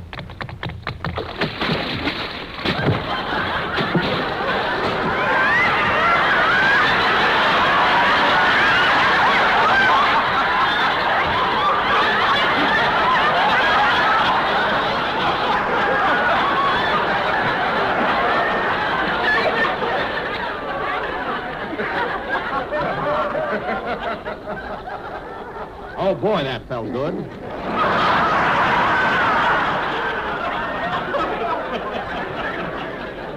All right, come on, man. We got a mystery to solve. This is Miss LaRue's bungalow right here. Come in. Hello, Miss LaRue. I'm Captain O'Benny. I'm here to solve the murder of your... Wait a minute. Where's your husband's body? In the backyard. Wasn't he killed in this hotel room? Yes, but checkout time is 3 o'clock. Well, tell me everything you know about this crime. I don't know anything. I was just sitting here popping my bubble gum. You didn't hear a shot? No, I really pop it, Pop. Well, come on, O'Harris. Let's look around this room for clues. Come on, keep moving. Keep moving. Stevens, that's the body. Now, come on, O'Harris. Let's go. Hey, Chief, look, there's a gun on the table and it's still smoking. A smoking gun, eh? What do you got to say to that, Miss LaRue? My gun's been smoking Lucky Strikes for 9 hours. That's not what I mean. Now, listen, men. She's a pretty smart dame. So let's give her the... Hey, Chief! The doorknob's moving. There's someone in that closet. Where? Right there. You're right, Wilson. Stand back, everybody. We'll get him out of there. Now, come on. Come on out of that closet or I'll shoot. Don't shoot. Don't shoot. It's me, Fulton. Oh, the real estate man. Are you the murderer? Well, what do you think I am with this knife in my hand? The man who came to dinner? Oh, then you're the one that killed Mitzi LaRue's husband. Yes, I did it. I did it, and I'm glad. All right, then come clean. Tell me, why did you do it? I'll tell you why. He was the toughest customer I ever had, that's why. I offered him a house for $70,000 and he didn't buy it. Then I came down to $60,000. He still said no. Then 50, then 40, then 30. And he kept saying no, no, no. Suddenly, something within me snapped. It was driving me mad. Mr. Fulton. I went crazy. So I took out my gun and let him have it. Bang, bang, bang, bang, bang. Mr. Fulton. I'm glad I did it. Glad I did it. And I'll do it again. I'll do it to anybody who refuses to buy a house. Mr. Fulton.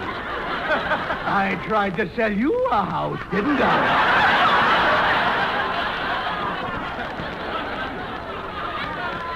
But you kept tormenting me. No, you kept saying, no, no. I came down from 70,000 to 60,000, to 50,000, to 40,000, but still you said no. Mr. Fulton. Now you're going to buy that house or I'll... Chief, don't worry, I'm armed. Have you got a gun? No, a pen. Where do I sign? Right here on the dotted line. There is no dotted line. There is now. Oh, yes, it's on my chest. There you are. The house is mine. Thank you, Mr. Benny, and goodbye. Oh, Miss LaRue. Yes? You can tell your husband to get up now. We've made the deal. Well, how do you like that? He tricked me into buying that house. All right, men, I've got a house now. And I'll get those termites out of there, or my name ain't...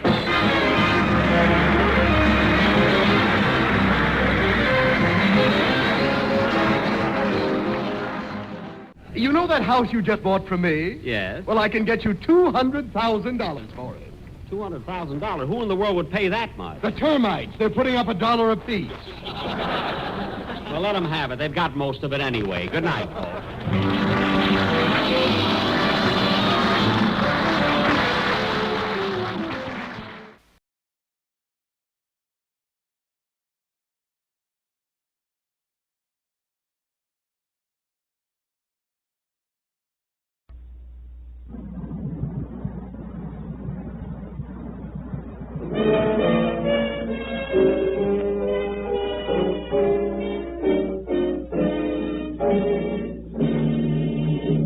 Every week at this time, the makers of G. Washington's Coffee bring you a story from the Sherlock Holmes series of mystery dramas.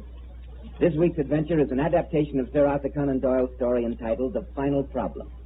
Remember as you listen to it that G. Washington solves your daily coffee problem just as surely as Holmes solves his famous mystery. At the end of the program, we have a brief announcement about Dr. Watson and his friend Sherlock Holmes. Please listen for it. And that opening paragraph, as always, leads us to Dr. Watson's comfortable, hospitable study. Well, there's a blazing fire and a steaming cup of G. Washington coffee to welcome you. Here it is, Mr. Bell made it as you came up the steps. Thank you, Dr. Watson. You know, a good cup of coffee always seems to me to be the very essence of hospitality. You name me a better coffee than G. Washington's, Mr. Bell. Go ahead, name me one. But seriously, G. Washington's isn't just another brand of coffee. It's really entirely different. It not only has a perfect flavor, but it's the easiest coffee to fix. Just a teaspoonful in the cup, add hot water. Incidentally, you never make more than you're going to use, so that makes it economical, too. Right, Mr. Bell. I suppose I'll begin my story. Fine. What's it to be this time? How about another tussle between Holmes and Professor Moriarty? Excellent. Always gives me plenty of first-class shudders to meet that individual. Well, tonight's story deals with Holmes' efforts to break up one of his most unpleasant schemes. A racket, we call it today. And did he succeed? Oh, no, Mr. Bell, that's putting the cart before the horse. The affair began with a series of curious disappearances from St. Anthony's Hospital. Well, what disappeared, Dr. Watson? People or things? They were corpses, or perhaps I should say cadavers. No, before I go any farther, perhaps I should explain that St. Anthony's is a medical school and hospital combined. I myself took my course in anatomy and dissection inside its venerable walls. Sir Lionel Drake-Lake, the head of the staff, was an old friend of mine. We cursed our internship in the same hospital. To make a long story short, I received a frantic communication from Sir Lionel begging me to persuade Holmes to come straight to the hospital. I remember that night perfectly. A particularly nasty pea super had settled down over London. Literally feeling our way, we crept along the embankment till we sensed, rather than saw, the grey walls of St. Anthony's looming up ahead.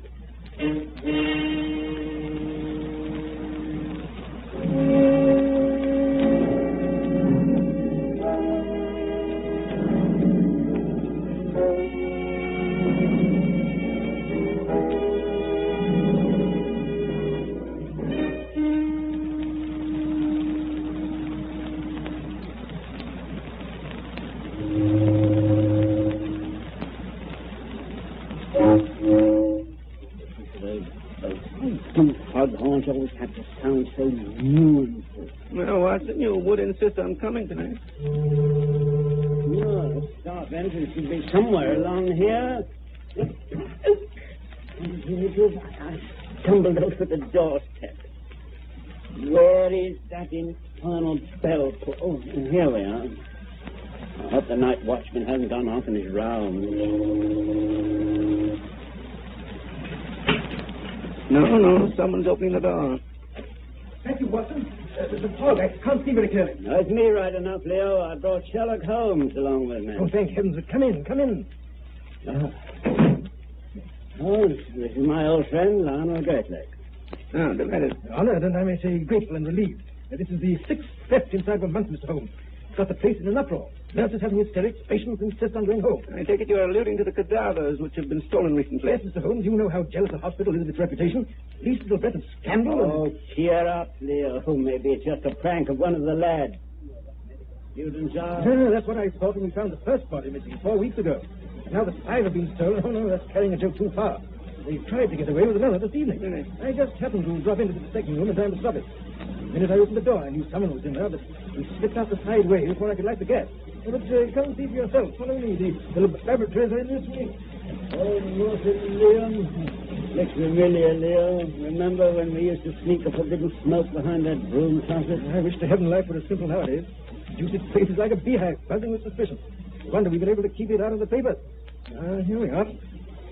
1 second till I unlock the door. What? Now, just let me turn up the gas. Well, there we are. Quite impressive. I see you have all the latest improvements. Well, that gentleman in the corner. I take it he was the object of tonight's attempted abduction. Yes, Mr. Holmes, that's the corpse. Splendid specimen, too. Face a bit the worse for wear. Otherwise, a splendid body. Yes, we're most anxious not to lose it. He must be fairly recent. I see there have been no injections of the preserving fluid. Right, Mr. Holmes. He died only this afternoon. And the other stolen bodies? They have been duly preserved, I suppose. Well, no, now to mention it, they were all stolen before being treated. Curious, eh, Watson? Well, I don't know. I suppose if you're going to be a body snatcher, you might as well take fresh ones. You'll pardon me if I rummage around a bit, Sir Lionel? Of course.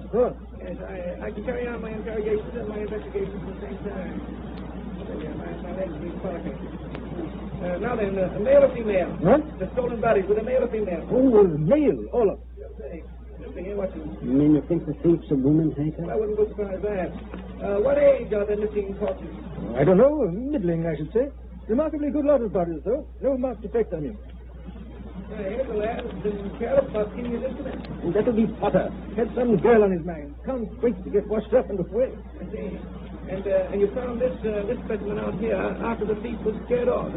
I take it the cadavers aren't usually left lying about. Certainly not. They're kept in that long steel cabinet over there. Can't be too careful, you know. Has to be rats in a building as old as this. And how many people have keys to that cabinet, Sir Lionel? Only Dr. Lacey. You may know him by reputation, Mr. Holmes. Hugo Lacey. He's our head surgeon and has charge of the classes in the city. Of course. Brilliant fellow. I say, Leo, how's he coming along with his experiments in transplanting tissue? Can't say. Carries on most of his experiments in a little laboratory he's fixed up in his own lodging. He never lets anything out from it's perfect. One of the cleverest surgeons in this country, Mr. Holmes. Magnificent touch. Good wish, however, that he was a better professor. No good at teaching, eh? Well, it isn't that. It's his temper. He can be devilish nasty. And let him catch one of the lads with an instrument bent out of place. It's a phobia with him, Mr. Holmes. A place for everything and everything in its place.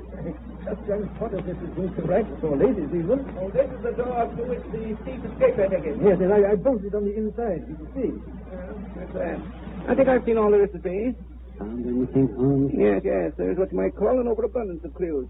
Too many to permit of any intelligent deduction. What do you mean? 14 sets of fingerprints, for instance. And in the dust, under that operating table alone, I found shreds of 5 different types of tobacco. I'm afraid Mrs. Tutt is getting careless again. Oh, she's the cleaning woman, Mr. Holmes. Dr. Lacey is always complaining that she's inefficient. Well, Mr. Holmes, if you've finished your investigation, perhaps you can advise us how we should act in this matter. Now, before I do that, suppose we come to an understanding. Would you be satisfied merely to stop the theft, or do you want to know who is responsible for the missing corpses? We must find out everything, Mr. Holmes. Who and what and how and why. Mystery of any kind is most demoralizing for a hospital. Well, in that case, we should do nothing further. We should do nothing further tonight. But aren't you going to set a watch on this? Here, the criminal wouldn't show up. You may take my word, Mr. Lionel. The man who has been stealing your cadavers is thoroughly acquainted with the workings of this hospital. Look here, Mr. Holmes. If we don't set a guard on this room, he may steal this body, too. I sincerely hope so. Well, no use making things too easy for him. If we can put the body back in the cabinet... Unfortunately, that won't be possible. We can't open it. The cabinet has a spring lock. The thief slammed it after him. Oh, dear. What will Lacey say when he finds this corpse out here in the morning? Oh, I don't think there's much danger of that, Sir Lionel. Really, Mr. Holmes, I'm disappointed. I must say I hoped you would be more helpful. Well, there's one thing we can do for you before we leave, Watson? No, what? Well, we can make up for Mrs. Tutt's deficiencies. If you'll get us a couple of old rags, Sir Lionel, I think Watson and I can go over this room in no time. Oh, you've gone out there, man. Not at all, my dear Watson, not at all. It's most important that everything should be neat and tidy.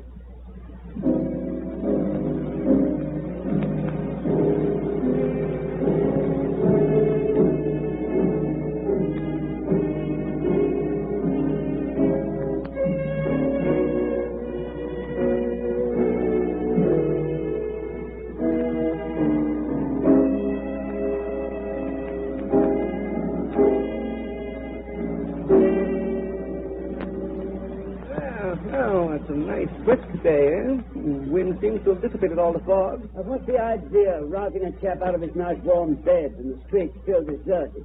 It's depressing, if you ask me. The important thing, my dear Watson, is in setting a trap is to collect your catch before anyone else does.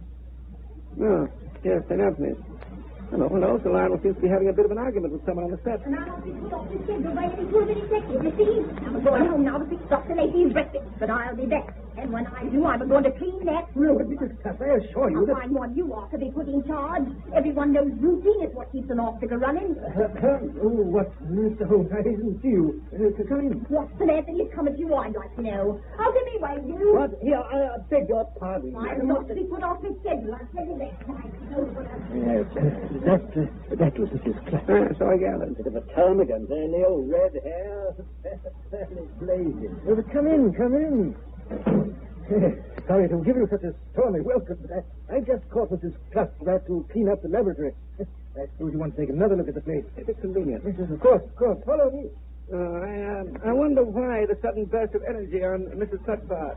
Dr. Lacey may have been putting the screws on. They get along like cat and dog, those two. But didn't I just hear her say that she was going home to fix him his breakfast? Yes. You see, Dr. Lacey is Mrs. Tutt's star lodger. But surely if they get on each other's nerves, as they seem to... Yes, it's a bit difficult to understand, I admit, but I suppose Lacey hesitates to move. He's really very comfortable. He's built in a lot of improvements, cupboards and things of that sort.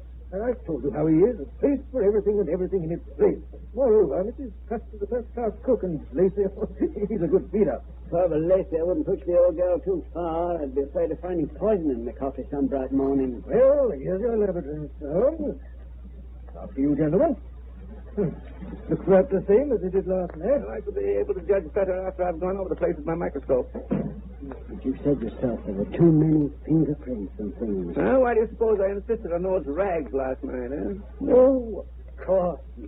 We were rubbing out those prints. Oh, marvelous, my dear Watson, marvelous. The old brain is actually functioning this early in the morning. Now let's see what the bag.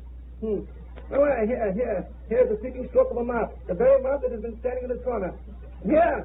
Here are the imprints of a heavy hand on the edge of this table.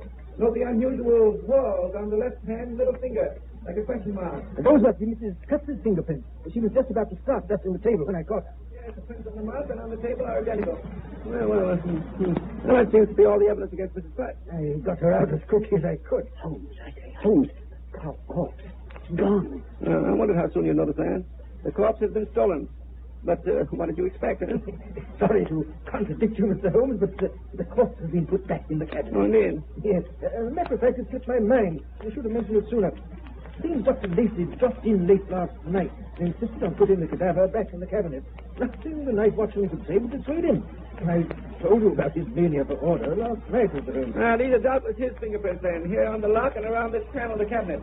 Yes, typical surgeon's hands. Long, sensitive fingers, but strong. Tipped slightly, specialist. Yes, that's Lacey right enough. But Holmes, aren't you going to look inside the cabinet? Well, I suppose we might as well if Sir Lionel can provide us with the key. Certainly. Lacey left his with the night watchman. Here we are. By Jove, the corpse is missing. Yes, I gathered it might be. Now let's see if we can find anything further in the room itself. Here we are. Prints of a third set of fingers. Yes. She came in here earlier than Lacey. And notice the fingerprints of the doorknob. First this individual, then Lacey, and finally Mrs. Clutch. All nicely superimposed one over the other. Hey, Holmes, this is fascinating, almost as exciting as a scientific experiment. Yes. This third individual had not any too steady. Here he stumbled and had to put his hand out to break himself. There's a nice print here on the wall. He moves over to this jar of alcohol. He removes the cover. Then he puts it back again. And here he staggers out. You mean he was intoxicated? Beautifully. Yes, but I don't understand. Why in thunder did he come poking around here in the middle of the night? Watson, have you no recollection of your own green salad days? Didn't you ever sneak a bit of laboratory's alcohol to help out a celebration that has suddenly gone dry? One of the students, Any idea which one, Mr. Holmes? I think I can make a guess, but I don't intend to. The boy isn't mixed up in this body snatching. The corpse was here when he left. His prints are under Lacey's on the doorknob.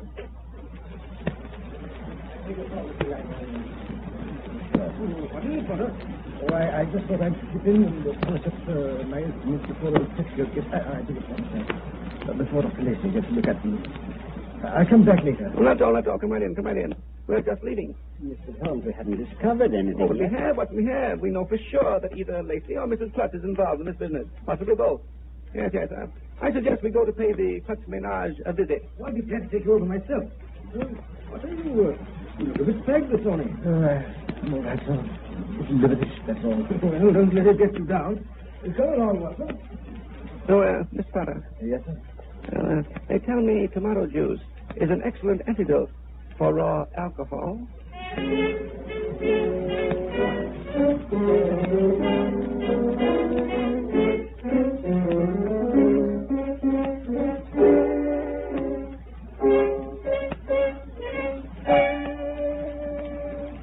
That's Mrs. Clutch's place over there, the house with the white shutters. Look at that crowd of people standing gawking out in front. I say, looks like something's happened. Yes. There's my favorite watchdog of the law, Inspector Lestrade of Scotland Yard, standing in the doorway looking important.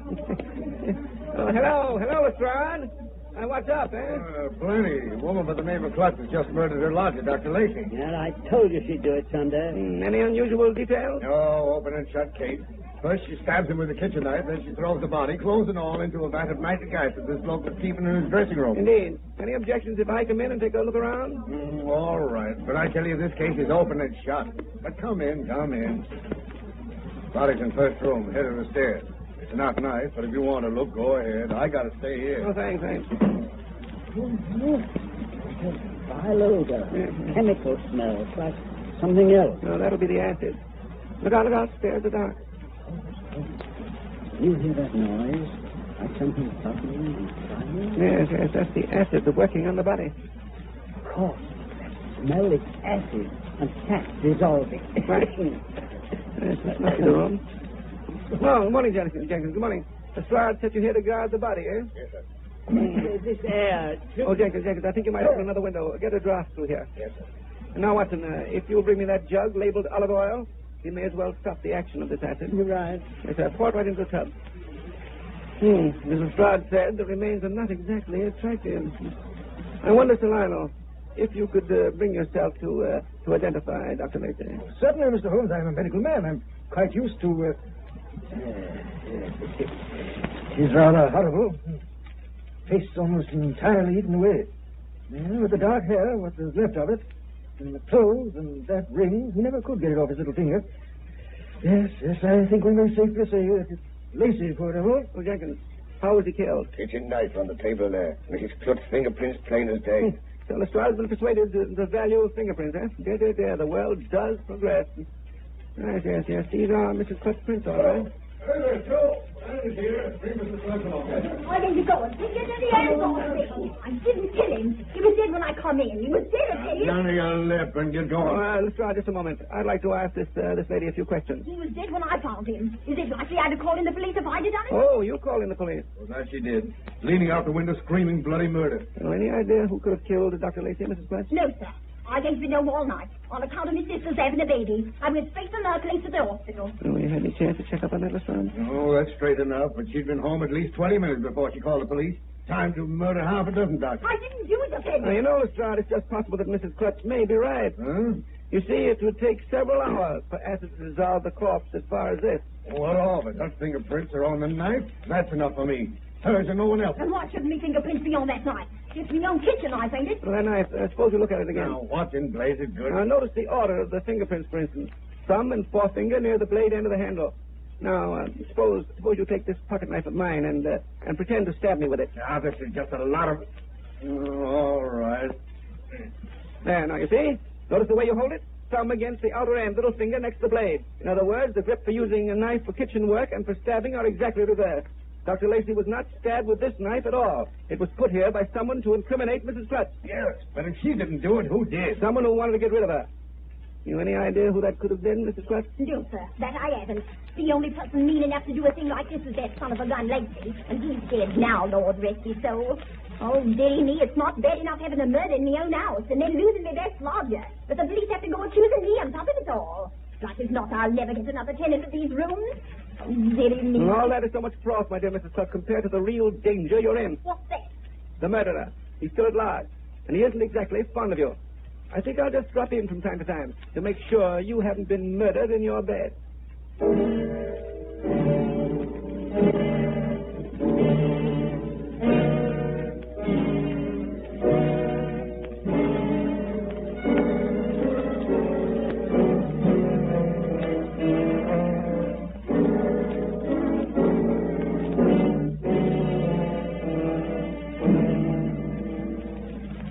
Really think Mrs. Klutz is in danger? Obviously, Watson. Obviously. Confounded, why didn't she answer the bell? Anything's happened and... Oh, here she comes.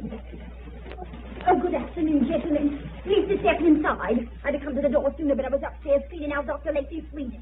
Would you believe it? I've got a tenant. You don't say. Well, does he know its history? Yes, sir, that he does, but he says he's not superstitious. Oh, how fortunate. What's he like? Well, he's a German. Professor or something. Come here to carry on some experimenting with Dr. Lacey. Dr. Lacey told me he was expecting him only last week. And so when he come asking for Lacey this morning, and I told him what had happened, right away he asked if Dr. Lacey's notes and instruments were still here. And when I said yes, he said he'd move right in and carry on where Lacey left off. Would you mind coming upstairs while I finish my work? Well, lead the way, Mrs. Klutz, lead the way. He's a nice-looking man, too. Blonde with a beard. He limps a little. Oh, it'll be a relief, I tell you, after that, Lacey. He was getting queerer and queerer going out at all hours of the night. I declare I was on the verge of telling the police to keep an eye on him more than once. Well, here we are. Just you sit on the sofa. Now what in the name of... Well, from what I can see out of the window, I should say that your new lodger has arrived. Saints preserve us. Excuse me, gentlemen, when I let him in. Holmes, I mean, we'd better be going. In a moment, Watson, in a moment. Plenty of time. This way, please. Come up to the turn of the stairs. Oh, why ain't it hot? Oh, Mr. Holmes. This is Herr Gluck. Professor Gluckstader. Sympathy. How do you do? Delighted. Sorry I had to come all this way and then find a friend dead. He is no friend. He is what you call a colleague. Mrs. Klutz, the portmanteau on the bed, please. Well, I know Mrs. Klutz will make her comfortable, and trust you have better luck than Dr. Come, Watson, come. We must be going. You see, Professor Gluckstader, we were the detectives on this case. Don't you have found? Nothing, I'm afraid, nothing. These are my notes on the case. I'm really rather ashamed of them. Would you mind if I burn them here in your fireplace? Oh, not at all. Thank you. Oh, dear me. I don't seem to have a match. One moment, I'll get you some here. See, here in the drawer of this table. Now, here you are, a nice little box. Thank you, Dr. Lacey. Huh? I thought you would know where to find them. A place for everything and everything in its place. Yes, I was sure you would be drawn back to these rooms. You think I am Dr. Lacey? He is dead, murdered. No, that wasn't Dr. Lacey in that tub of acid. It was one of the bodies he had stolen from St. Anthony's. Now, a rather curious conformation of the bones of the right foot. I've seen it the night before, so of course I recognized it. Your misfortune, Dr. Lacey. But his foot, sir. What is all this rubbish? You see, it came to my attention not long ago that Professor Moriarty was getting in touch with quite a number of heavily insured businessmen. One after another, these men died. But by and by, the insurance companies became suspicious. I was told to investigate. I discovered that on several occasions, Professor Moriarty had called on Dr. Lacey. Dr. Lacey, who was experimenting with facial surgery. Dr. Lacey, who had access to any number of corpses from St. Anthony's. And in time, I began to suspect that Dr. Lacey was working on these dead bodies and transforming them so they would look like the gentlemen who wished to collect their insurance. Professor Moriarty made a handsome profit, I believe. Unfortunately, though, I couldn't prove my theory. It is crazy. No one would believe it. No, so I found. Then what good does it do you? Just this. When you're in prison, the whole scheme will fall to the ground. I am not Dr. Lacey. You have no proof. There you are wrong, sir. This little matchbox which you just handed me contains all the proof that I need. On it is a set of fingerprints, which is identical with some on the cabinet door in the laboratory of St. Anthony's. And those fingerprints are known to be Dr. Lacey. Oh, it's magnificent. Phenomenal. Elemental, my dear Watson, elemental.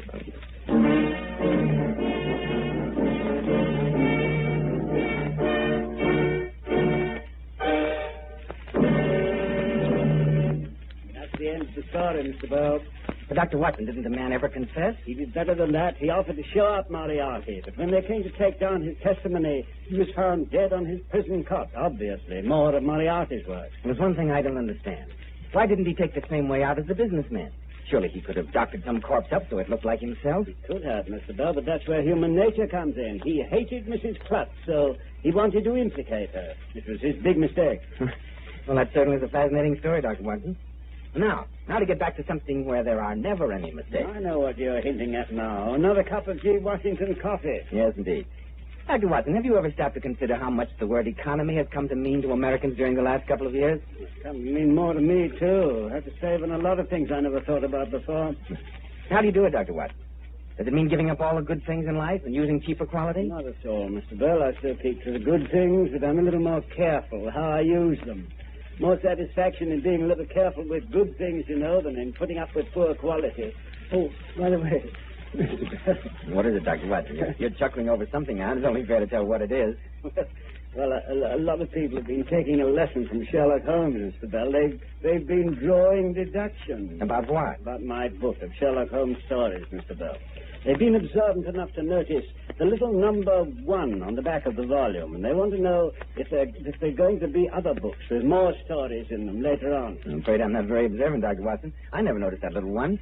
And are there going to be more stories? I can't tell for sure, Mr. Bell. I've been talking it over with Mr. Washington. But just in case there are, I want everybody to get volume 1 right away, so they won't be left when the first edition runs out and be unable to make up their complete set. That's right, too. We'll have to warn them about that. Especially with that economy we were talking about. It's worthwhile getting a really good book for nothing. And what about G. Washington? Is that economy? Of course it is. You know Sherlock Holmes' story about the rich old mustard manufacturer, don't you? I know, Dr. Watson. I can't say that I do. Well, it's a good story. It applies to saving money on coffee, too. It seems a smart young man, who thought he was smart anyway, asked the Mustard King if he really made all his money out of the little bit of mustard people use on their food. And what did he say? He said no. He made most of it out of the mustard people leave on their plates. And that's just the way it is with coffee, or ordinary coffee, anyway. You mean the real expense is not what you drink, but what you waste? Exactly, and that's where G. Washington saves. There's no waste. You only make what you want, and yet you can have all you want. Well, that sounds like economy, all right. Ladies and gentlemen, Dr. Watson and I want you to test G. Washington economy. Get a 4-ounce can right away. Don't be afraid of the size of the can or the price. G. Washington is economical because it ends waste.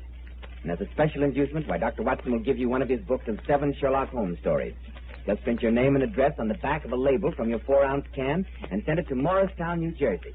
You will receive without cost a handsome deluxe book with a gold profile of Holmes on the cover and a picture of Dr. Watson as a frontispiece. In that way, you'll have the satisfaction of proving to yourself that G. Washington won't wreck your family budget, and of getting a handsome book of Sherlock Holmes stories for nothing. Please note down the address, Morristown, New Jersey. And send in that 4-ounce can label right away so you won't be left without Volume 1 if the good doctor persuades Mr. Washington to wish him Volume 2. Now, Dr. Watson, what about next week's story? Next week, I'm going to tell you the story of a man 20 years older than his bride and how death came to Rose Hill. And now, in answer to numerous requests, we want to announce that the Sherlock Holmes program has been on the air for 3 years. The part of Sherlock Holmes is played by Richard Gordon, that of Dr. Watson by Lee Lovell. Neither Mr. Gordon nor Mr. Lovell play the part of the detective and his doctor friend in any other program.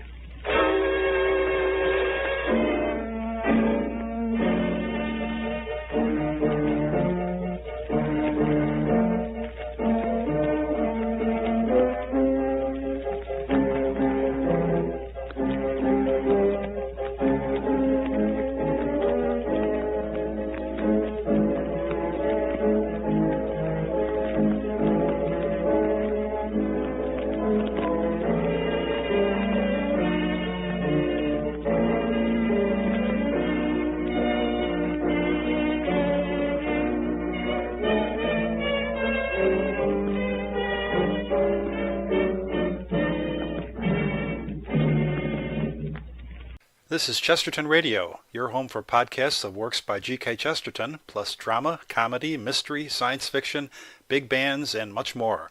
The soundtrack to your Chesterton day at chestertonradio.com.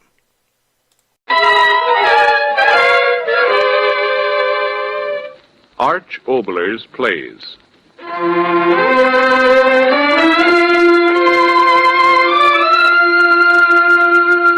A story in the night.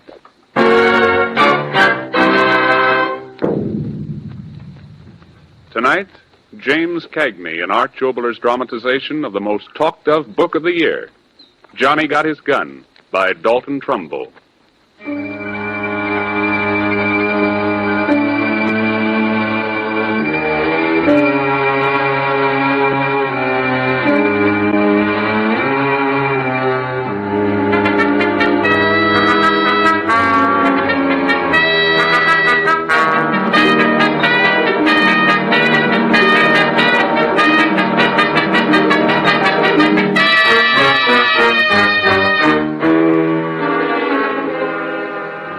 We tell you of Joe Bonham. 22 years ago, he went to war. They carried him back from that war.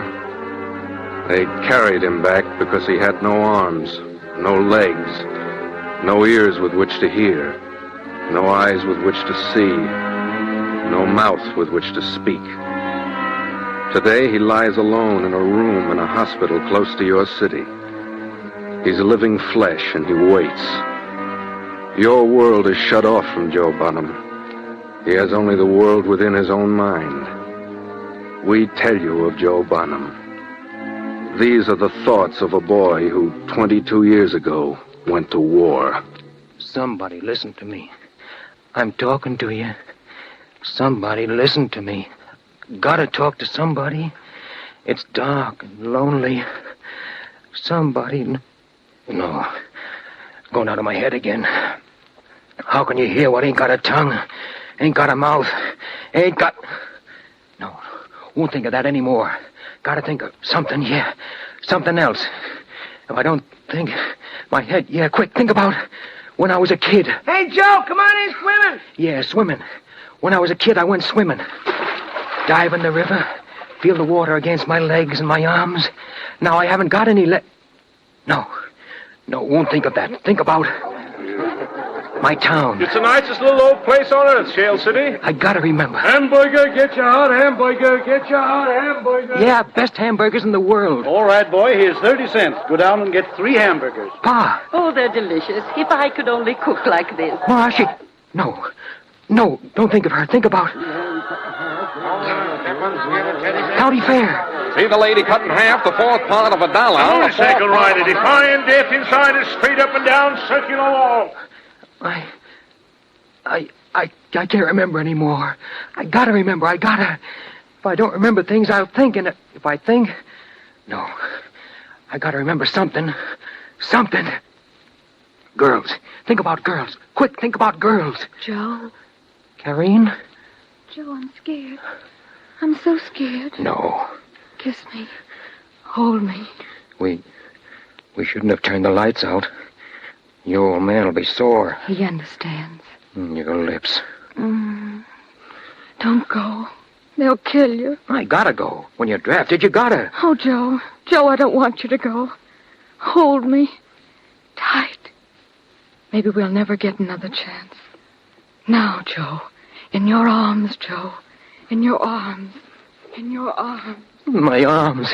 My arms. What? Joe, hold me. Don't go, Joe. Johnny, get your gun. Joe, I'm part of you now. Don't go, Joe. All aboard, soldier. All aboard, soldier. No. Hold me, Joe. Hold me. Both your arms tight around me. Both your arms tight around me. Both your arms tight around me. Both your arms. No, stop! My arms.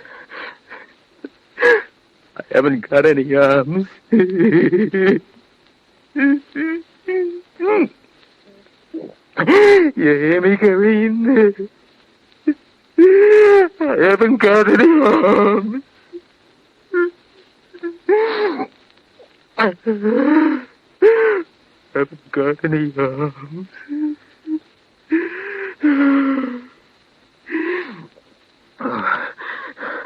What's the matter with me?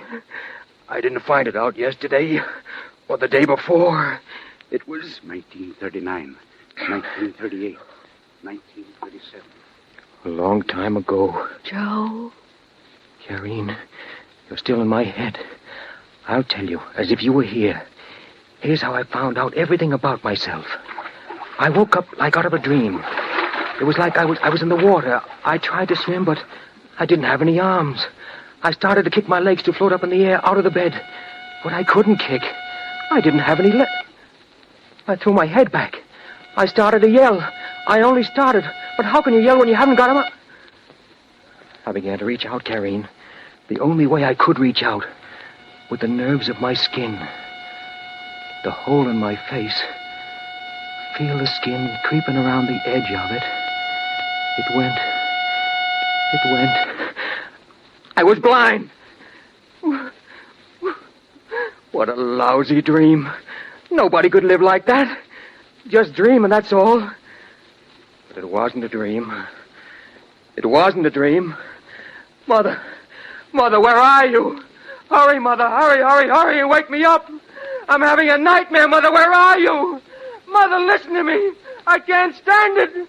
Mother, please, tell me it's not me. Not me, no, not me. Oh, please. That's the way I found out. A long time ago. Who was I telling that to? Joe. Oh, Karine. Still in my head. In my heart. Now I'll tell you about how I found out about time. About the days. Knowing about the days you're living through, that's important, see? But all I remembered was died in the dugout and then... And that was all. A day in September 1918. And that's all. Time stopped then. Start time over again. But how could I catch hold of time when I was caught inside myself? Vibrations. I had it.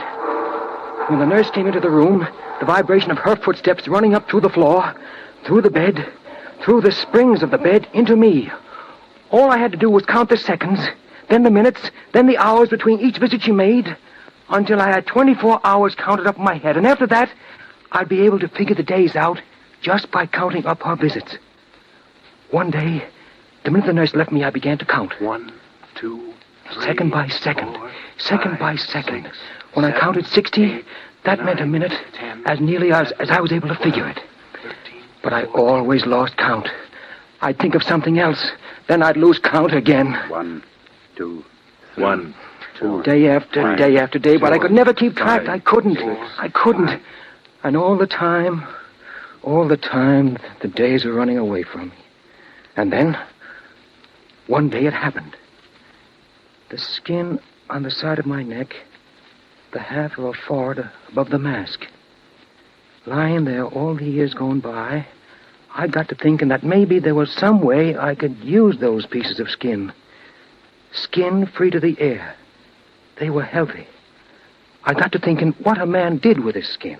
To feel with. But that didn't seem enough. To sweat with. Yeah, sweat with. Hot and cold. Sunrise and sunset. Just like that. The idea came into my head just like that. All I had to do was to feel with my skin. When it changed from cool to warm on that little piece of skin, it'd be sunrise and the beginning of a day.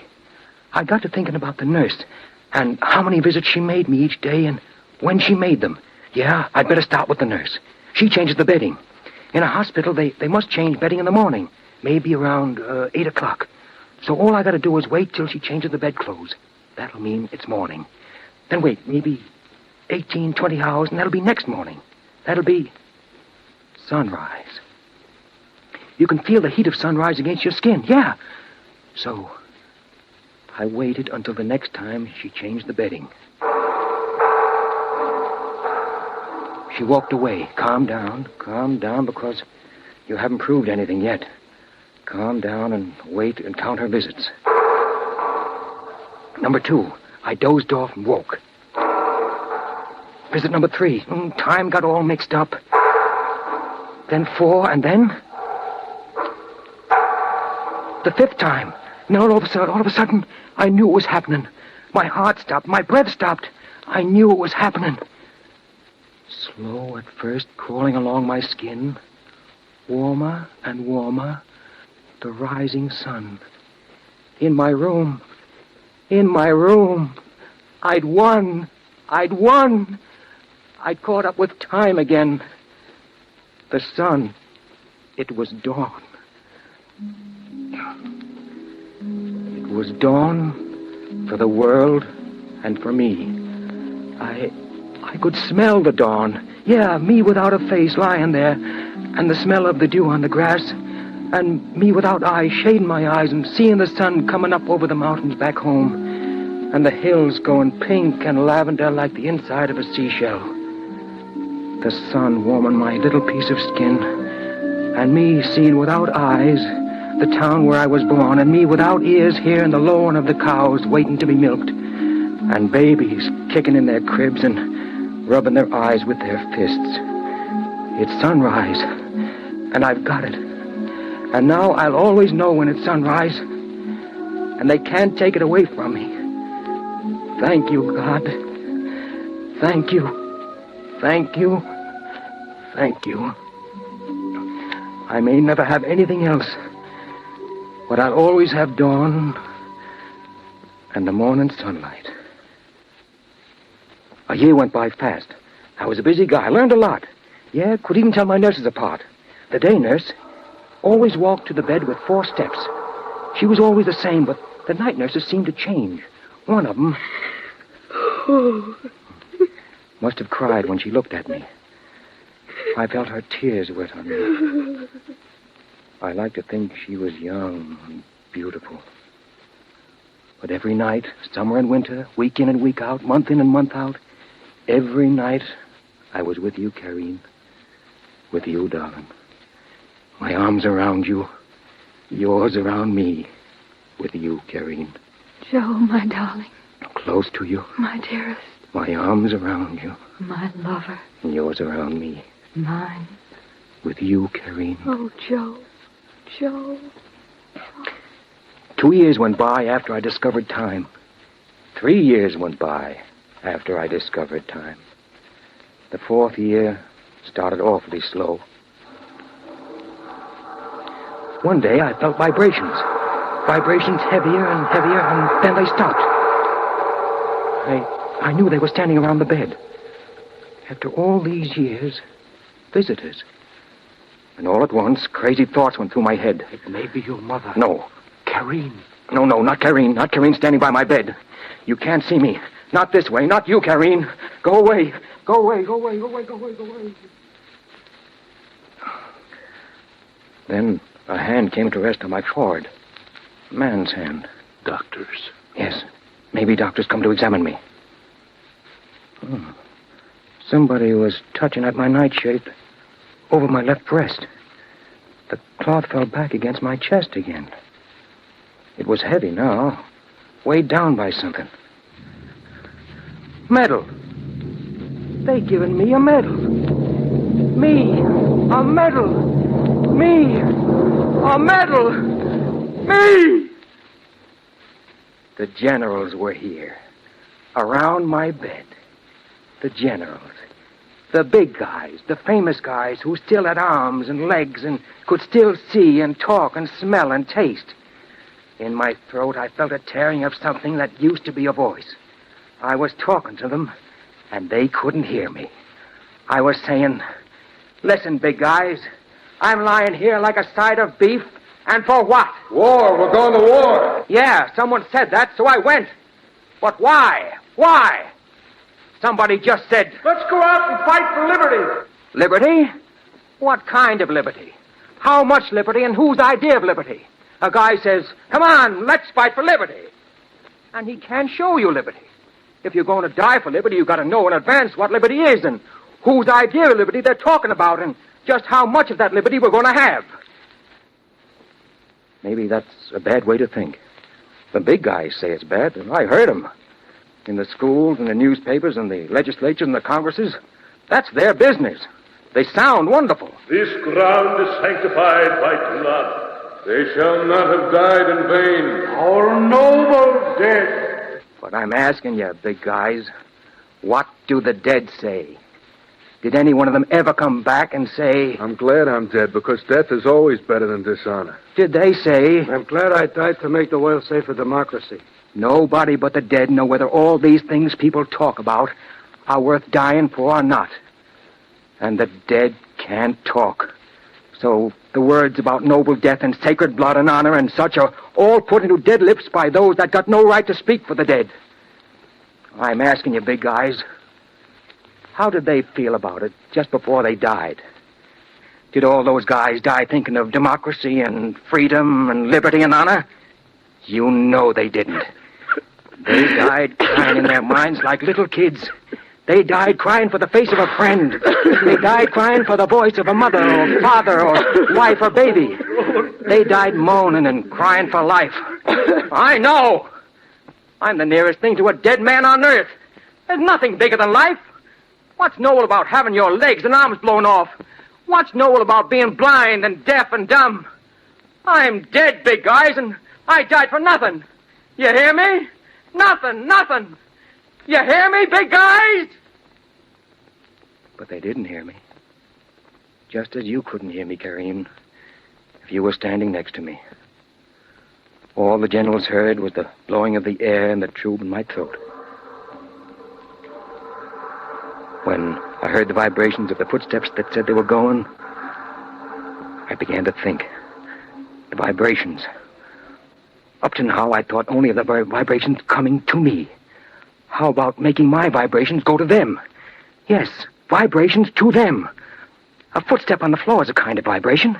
The tap of a telegraph key is another kind. I had it.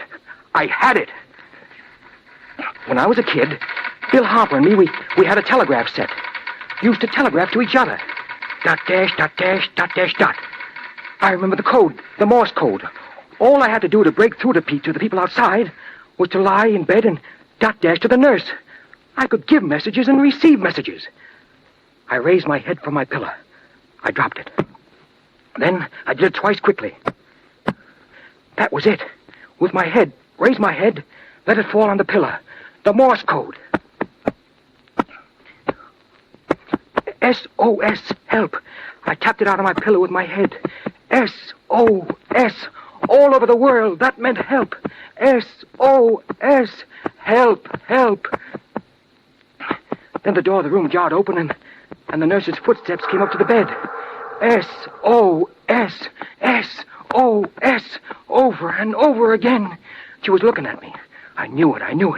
SOS. Help me. SOS. Help me. SOS. Oh, why can't you understand? SOS. Help me. SOS. Help me. SOS. SOS. Help me. SOS. Help me. My head full of it. Tapping it out with my head over and over. Over and over. Couldn't stop. Why won't they hear me? Why won't they understand? Why won't they hear me? Karine, why? No. There isn't any, Karine. There isn't nothing. I've been talking in my head. There's nothing for me. Nothing. SOS. I don't know what day it is. SOS. I don't know what month it is. I don't know what year it is. I've been tapping for years and years and nobody hears me. Nobody.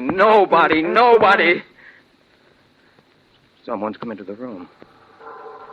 Footstep right. My regular day nurse. Hers are heavy. Who is this one? Start tapping now. What? What is this one doing? Opening the nightshirt. She's moving the tip of her finger against my skin. What? Huh? Drawing something. Huh? I know. The letter M. I know. Shake my head. Yes, I know. I understand. It's M. Wonderful M. Writing something else on my skin. E. Yes, I got that. R. Yes. Another R. Yes. Now what? Why? Nothing more. MERRY. Mary. Writing again. CHRISTMAS.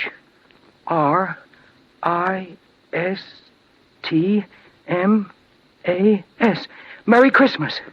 Merry Christmas. Merry Christmas. Merry Christmas. Merry Christmas. Yes, nurse, I understand. Nodding my head to tell you I understand. I can't say it so you can hear me, but in my heart I'm saying it. Merry Christmas, nurse. God bless you.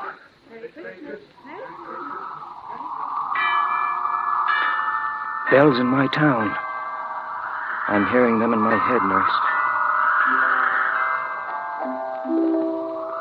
'Twas the night before Christmas, Mother.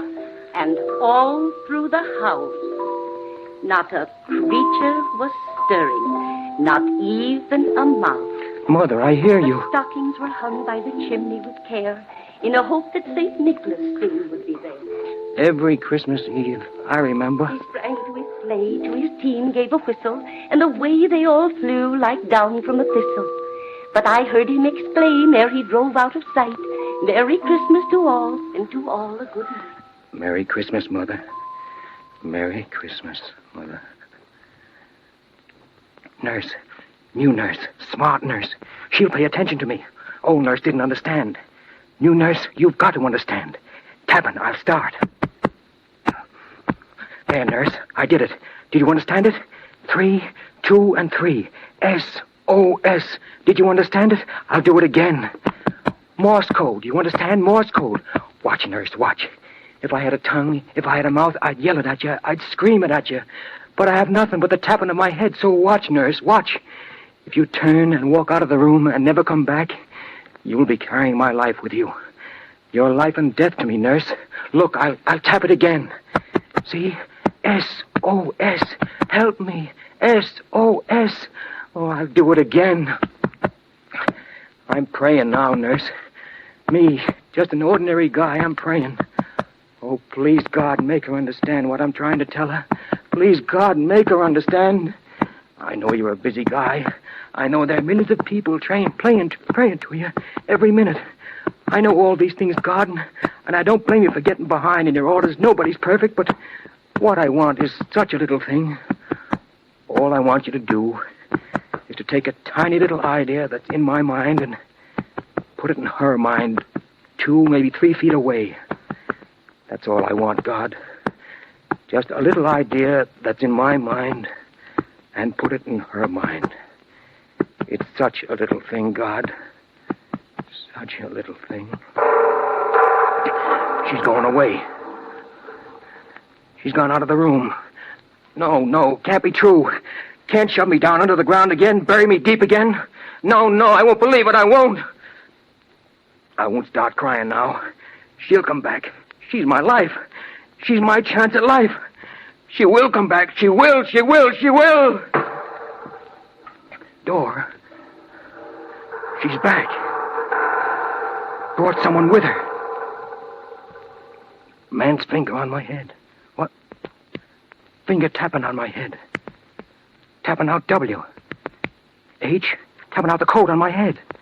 A. T. W. H. A. T. What? D. O. Y. O. U. Y. O. U. U. W. A. N. T. W. A. N. T. What do you want? What do I want? What do I want? What do I want? I want to get out. Let me out, that's all I want. I've been lying here for years and years in a room in a bed with a little covering of skin. Now I want out. I've got to get out. If I had legs, I could run away. I could get away. I could get out into the open where there's air, where there's room, where I'm not in a hole and smothering. Inside me, I scream and howl and push and fight for room and air for escape from the smothering, from the loneliness.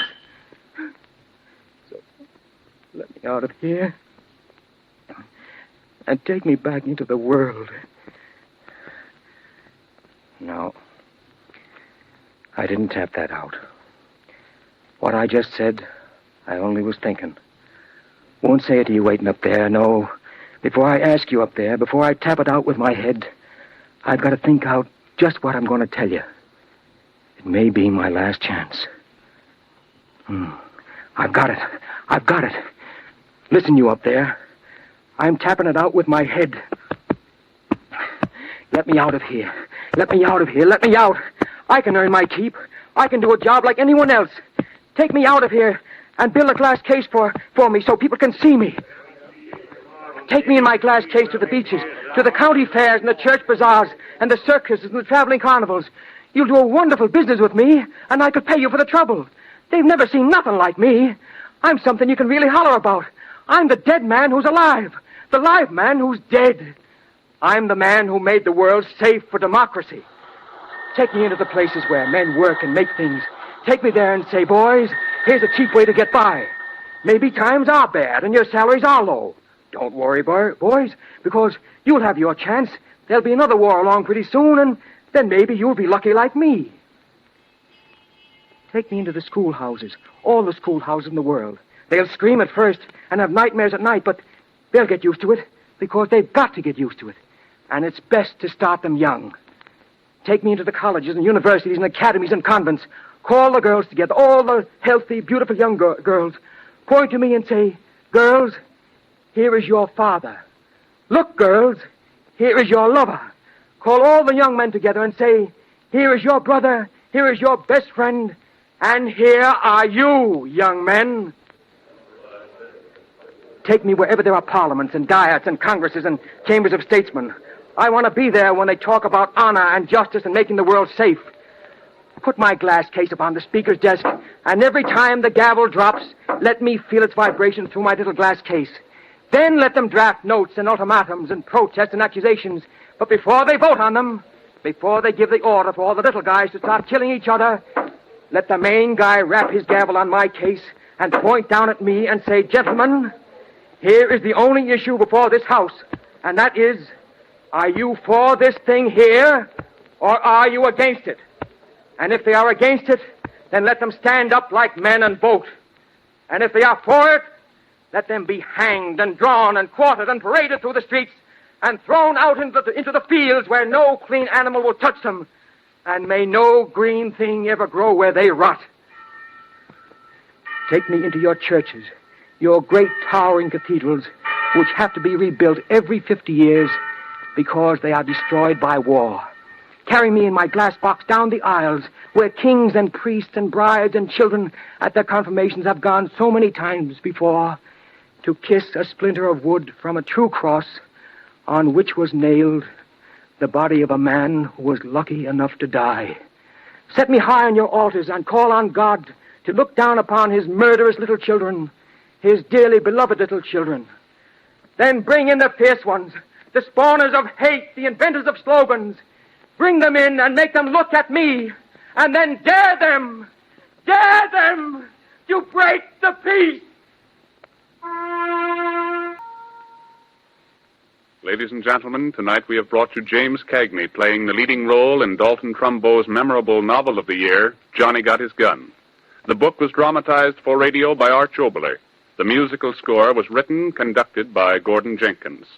Mr. Cagney can now be seen in the Warner Brothers picture, The Fighting 69th, and in the forthcoming production, Torrid Zone. In preparation is City of Conquest.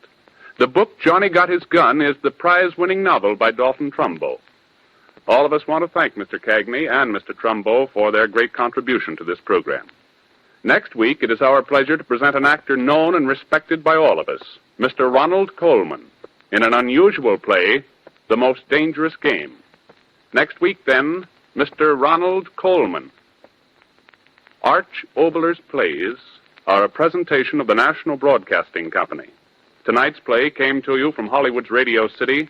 This is the National Broadcasting Company.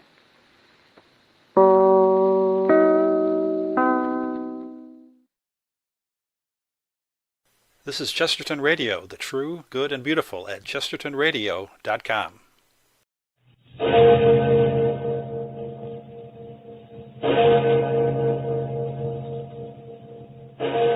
Murder at midnight. Your card, Mr. Thompson. The King of Hearts. Colonel Moore. The 5 of clubs, Mr. President.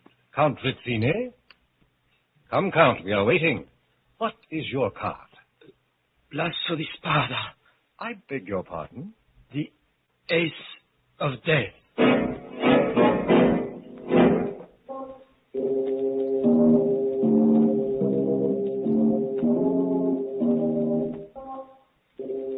Midnight, the witching hour when the night is darkest, our fears the strongest, and our strength at its lowest ebb. Midnight, when the graves gape open and death strikes. How? You'll learn the answer in just a minute in The Ace of Death.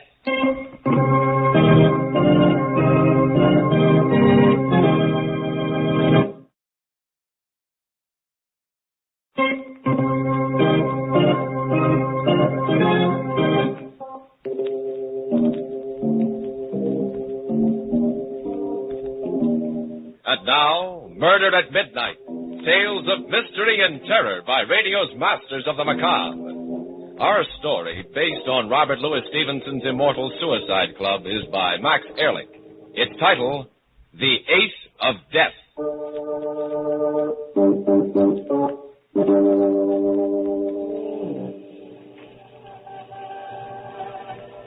I stood there on the bridge and stared down into the swirling fog.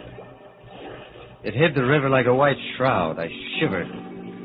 It'd be cold down there, freezing cold. I would go down, down, deep into the black, watery depths, my ears bursting and my lungs fighting for breath.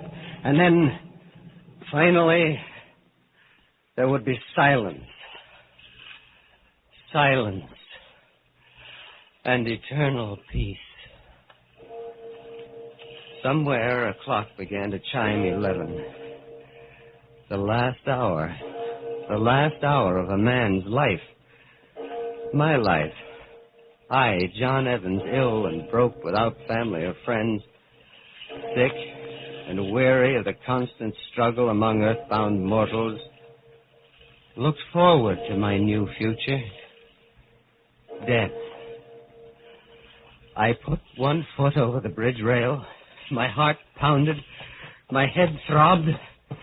And then someone came out of the mist and seized me from behind. No, you fool. Don't do it now this way. No. Let me go. Let me go while I still got the you courage. hear what I've got to say. Why did you stop me? Why? I wanted to die. I wanted to. I sympathize with you, young man. You see, I, too, am tired of life and seek death. You? You want to die? Yes, but not by drowning. No, my boy. I've made other arrangements. The river is not only a dull way to die, it's positively sordid.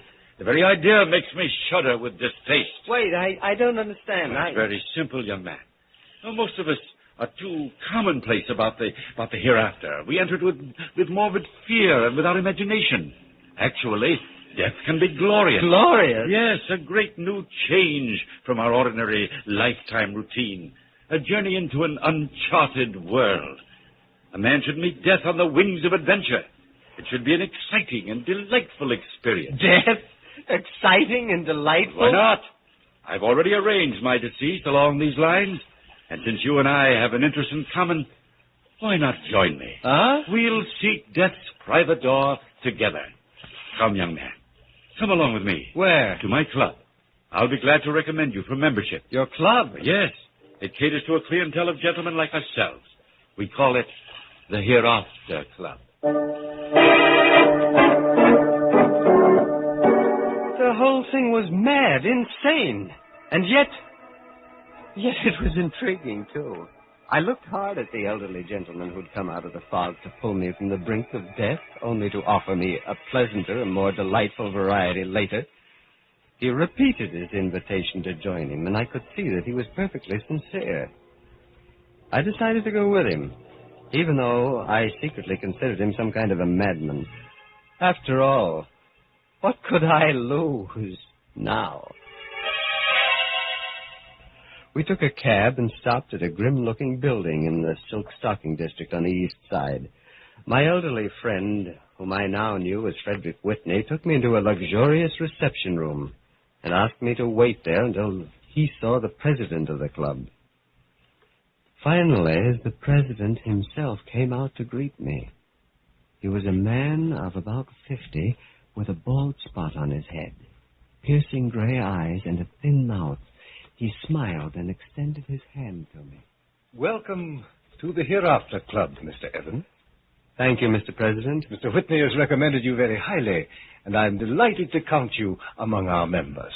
I am pretty vague as to what all this is about, but Mr. Whitney mentioned something about a $400 initiation fee, and, well, I'm afraid My boy, Mr. Whitney knew you were in delicate financial straits and took your initiation fee upon himself. Oh. You were fortunate indeed, Mr. Evans, that he happened along and rescued you from the river.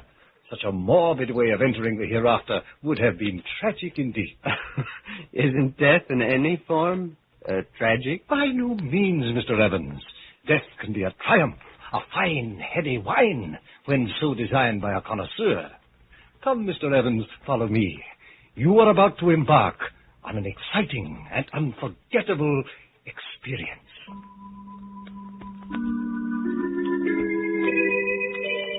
Like a man in a dream, I followed the president into a large room. There was a green baize table in the center of it, and several men in evening dress lounged around the room, drinking champagne. They seemed nervous and distraught. And when they laughed, it was high-pitched and too loud. They seemed to be waiting for something to happen, some event to begin. As the president and I stood at the door, he turned to me and smiled. These men, Mr. Evans, are charter members of the Hereafter Club.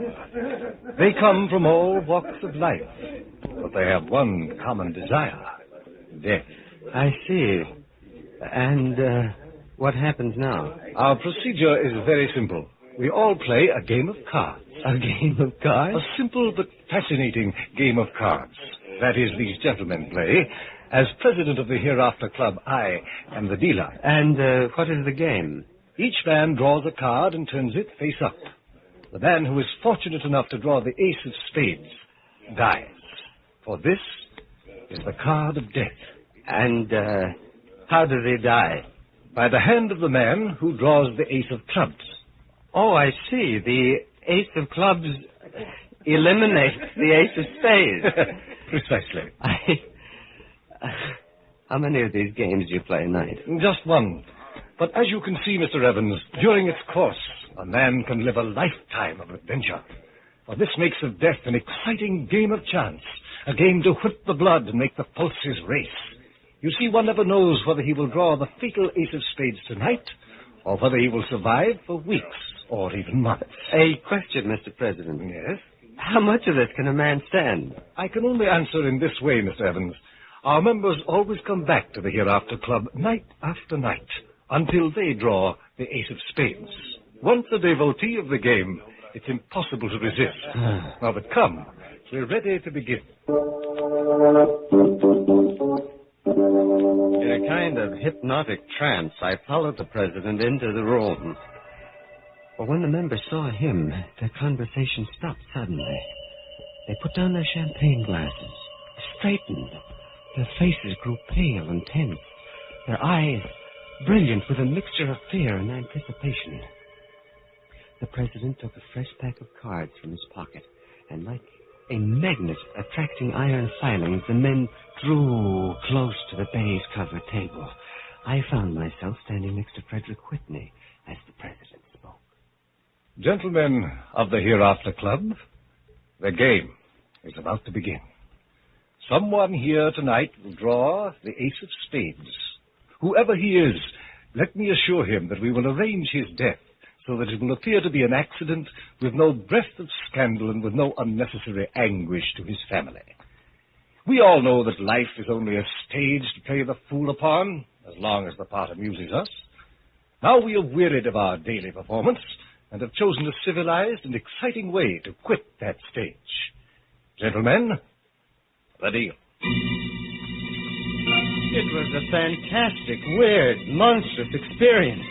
The green baize table, the president puffing on his cigar and dealing a card to each man face down. Each man, his face like a graven image, turning his card up. I could feel the sweat pouring down my forehead. My heart pounded like a hammer, and next to me, Frederick Whitney stood rigid, his eyes shining at the president's voice droned on.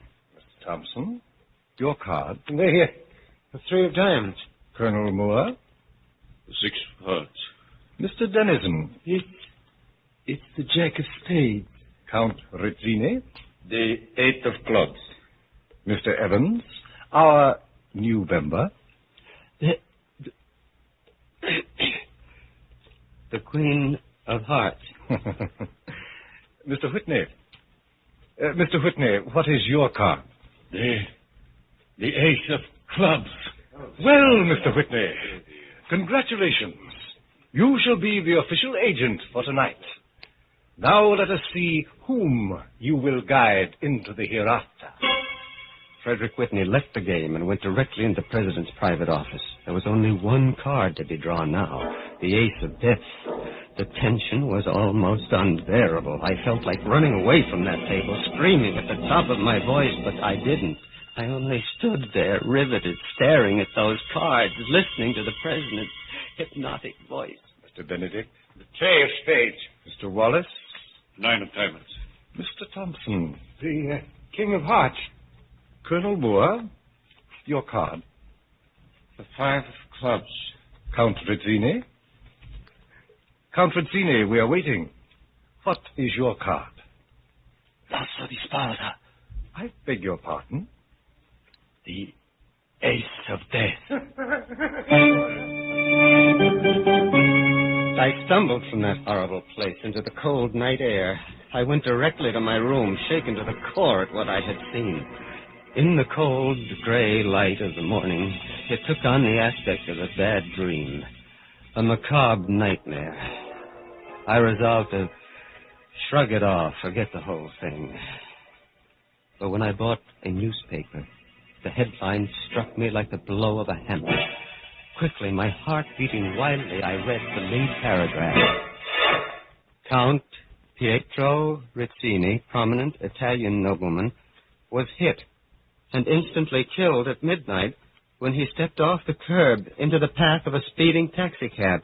The Count, who had recently lost his fortune, was with a friend, Mr. Frederick Whitney, when the unfortunate accident occurred. And so, in the darkness of the night, a man who has played a grim game and lost goes to his death as the clock strikes 12 for murder at midnight.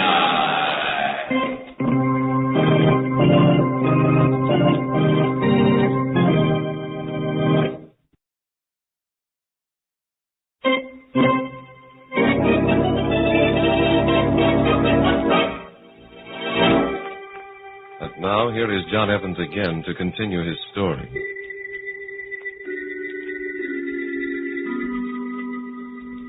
Yes, the Hereafter Club was really a murder club. A racket conceived and created by the polished gentleman who called himself the president. He made a game of death and grew rich on it. For each night, although he lost a member, he made $400, the member's initiation fee. And as the members dropped out, according to Hoyle, there were always plenty of disillusioned neophytes like myself ready to replace them. My first impulse after reading that grisly newspaper announcement was to run to the police. But I had pledged my word to secrecy. And besides, I wanted to go back. I had to go back. The thrill of the game was in my blood. I fought to resist it, but it was like a hypnotic drug. Time after time, I went back to the green baize table, and then, one night... Your card, Mr. Whitney? Come, sir, what is your card? The ace of spades. Now, my friend, Frederick Whitney, the man who'd introduced me into the Hereafter Club, had drawn the ace of death. His string had run out. He was through. I stared at him. He was calm, and there was a half smile on his face. He seemed almost glad that for him the game was over. The president kept on dealing. Mr. Thompson, your card? The Jack of Hearts. Colonel Moore? The 4 of spades. Mr. Dennison? The ace of diamonds. Mr. Benedict? 10 of clubs. Mr. Evans? They were waiting for me. Come, Mr. Evans. Your card? The ace of clubs. Congratulations, Mr. Evans. Only your 6th evening at our club, and you draw a winning card. Now, if you'll join Mr. Whitney and myself in my private office, we'll arrange the details.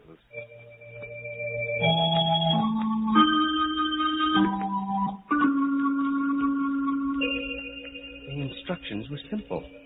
I was to drive Mr. Whitney into the garage of his home, leave him in the car with the motor running. That was all. And so without a word, I got behind the wheel and drove my elderly benefactor to the appointed place. We looked at each other there in the garage, and then he said, John, if anyone had to draw the ace of clubs, I'm glad it was you. No, Mr. Whitney, look here. I don't want to kill you. You know I don't. Let's end this farce. Let's go to the police and end this monstrous thing. No, John. You forget I'm a murderer. I have already killed. I'd rather die by carbon monoxide gas in this comparatively painless way than in the electric chair.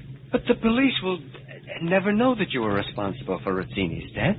If we expose the Hereafter Club, the president would be sure to tell him. There must be a way, somehow. No, my boy. I have chosen death. My time has come. In a way, I'm glad. Everything is resolved.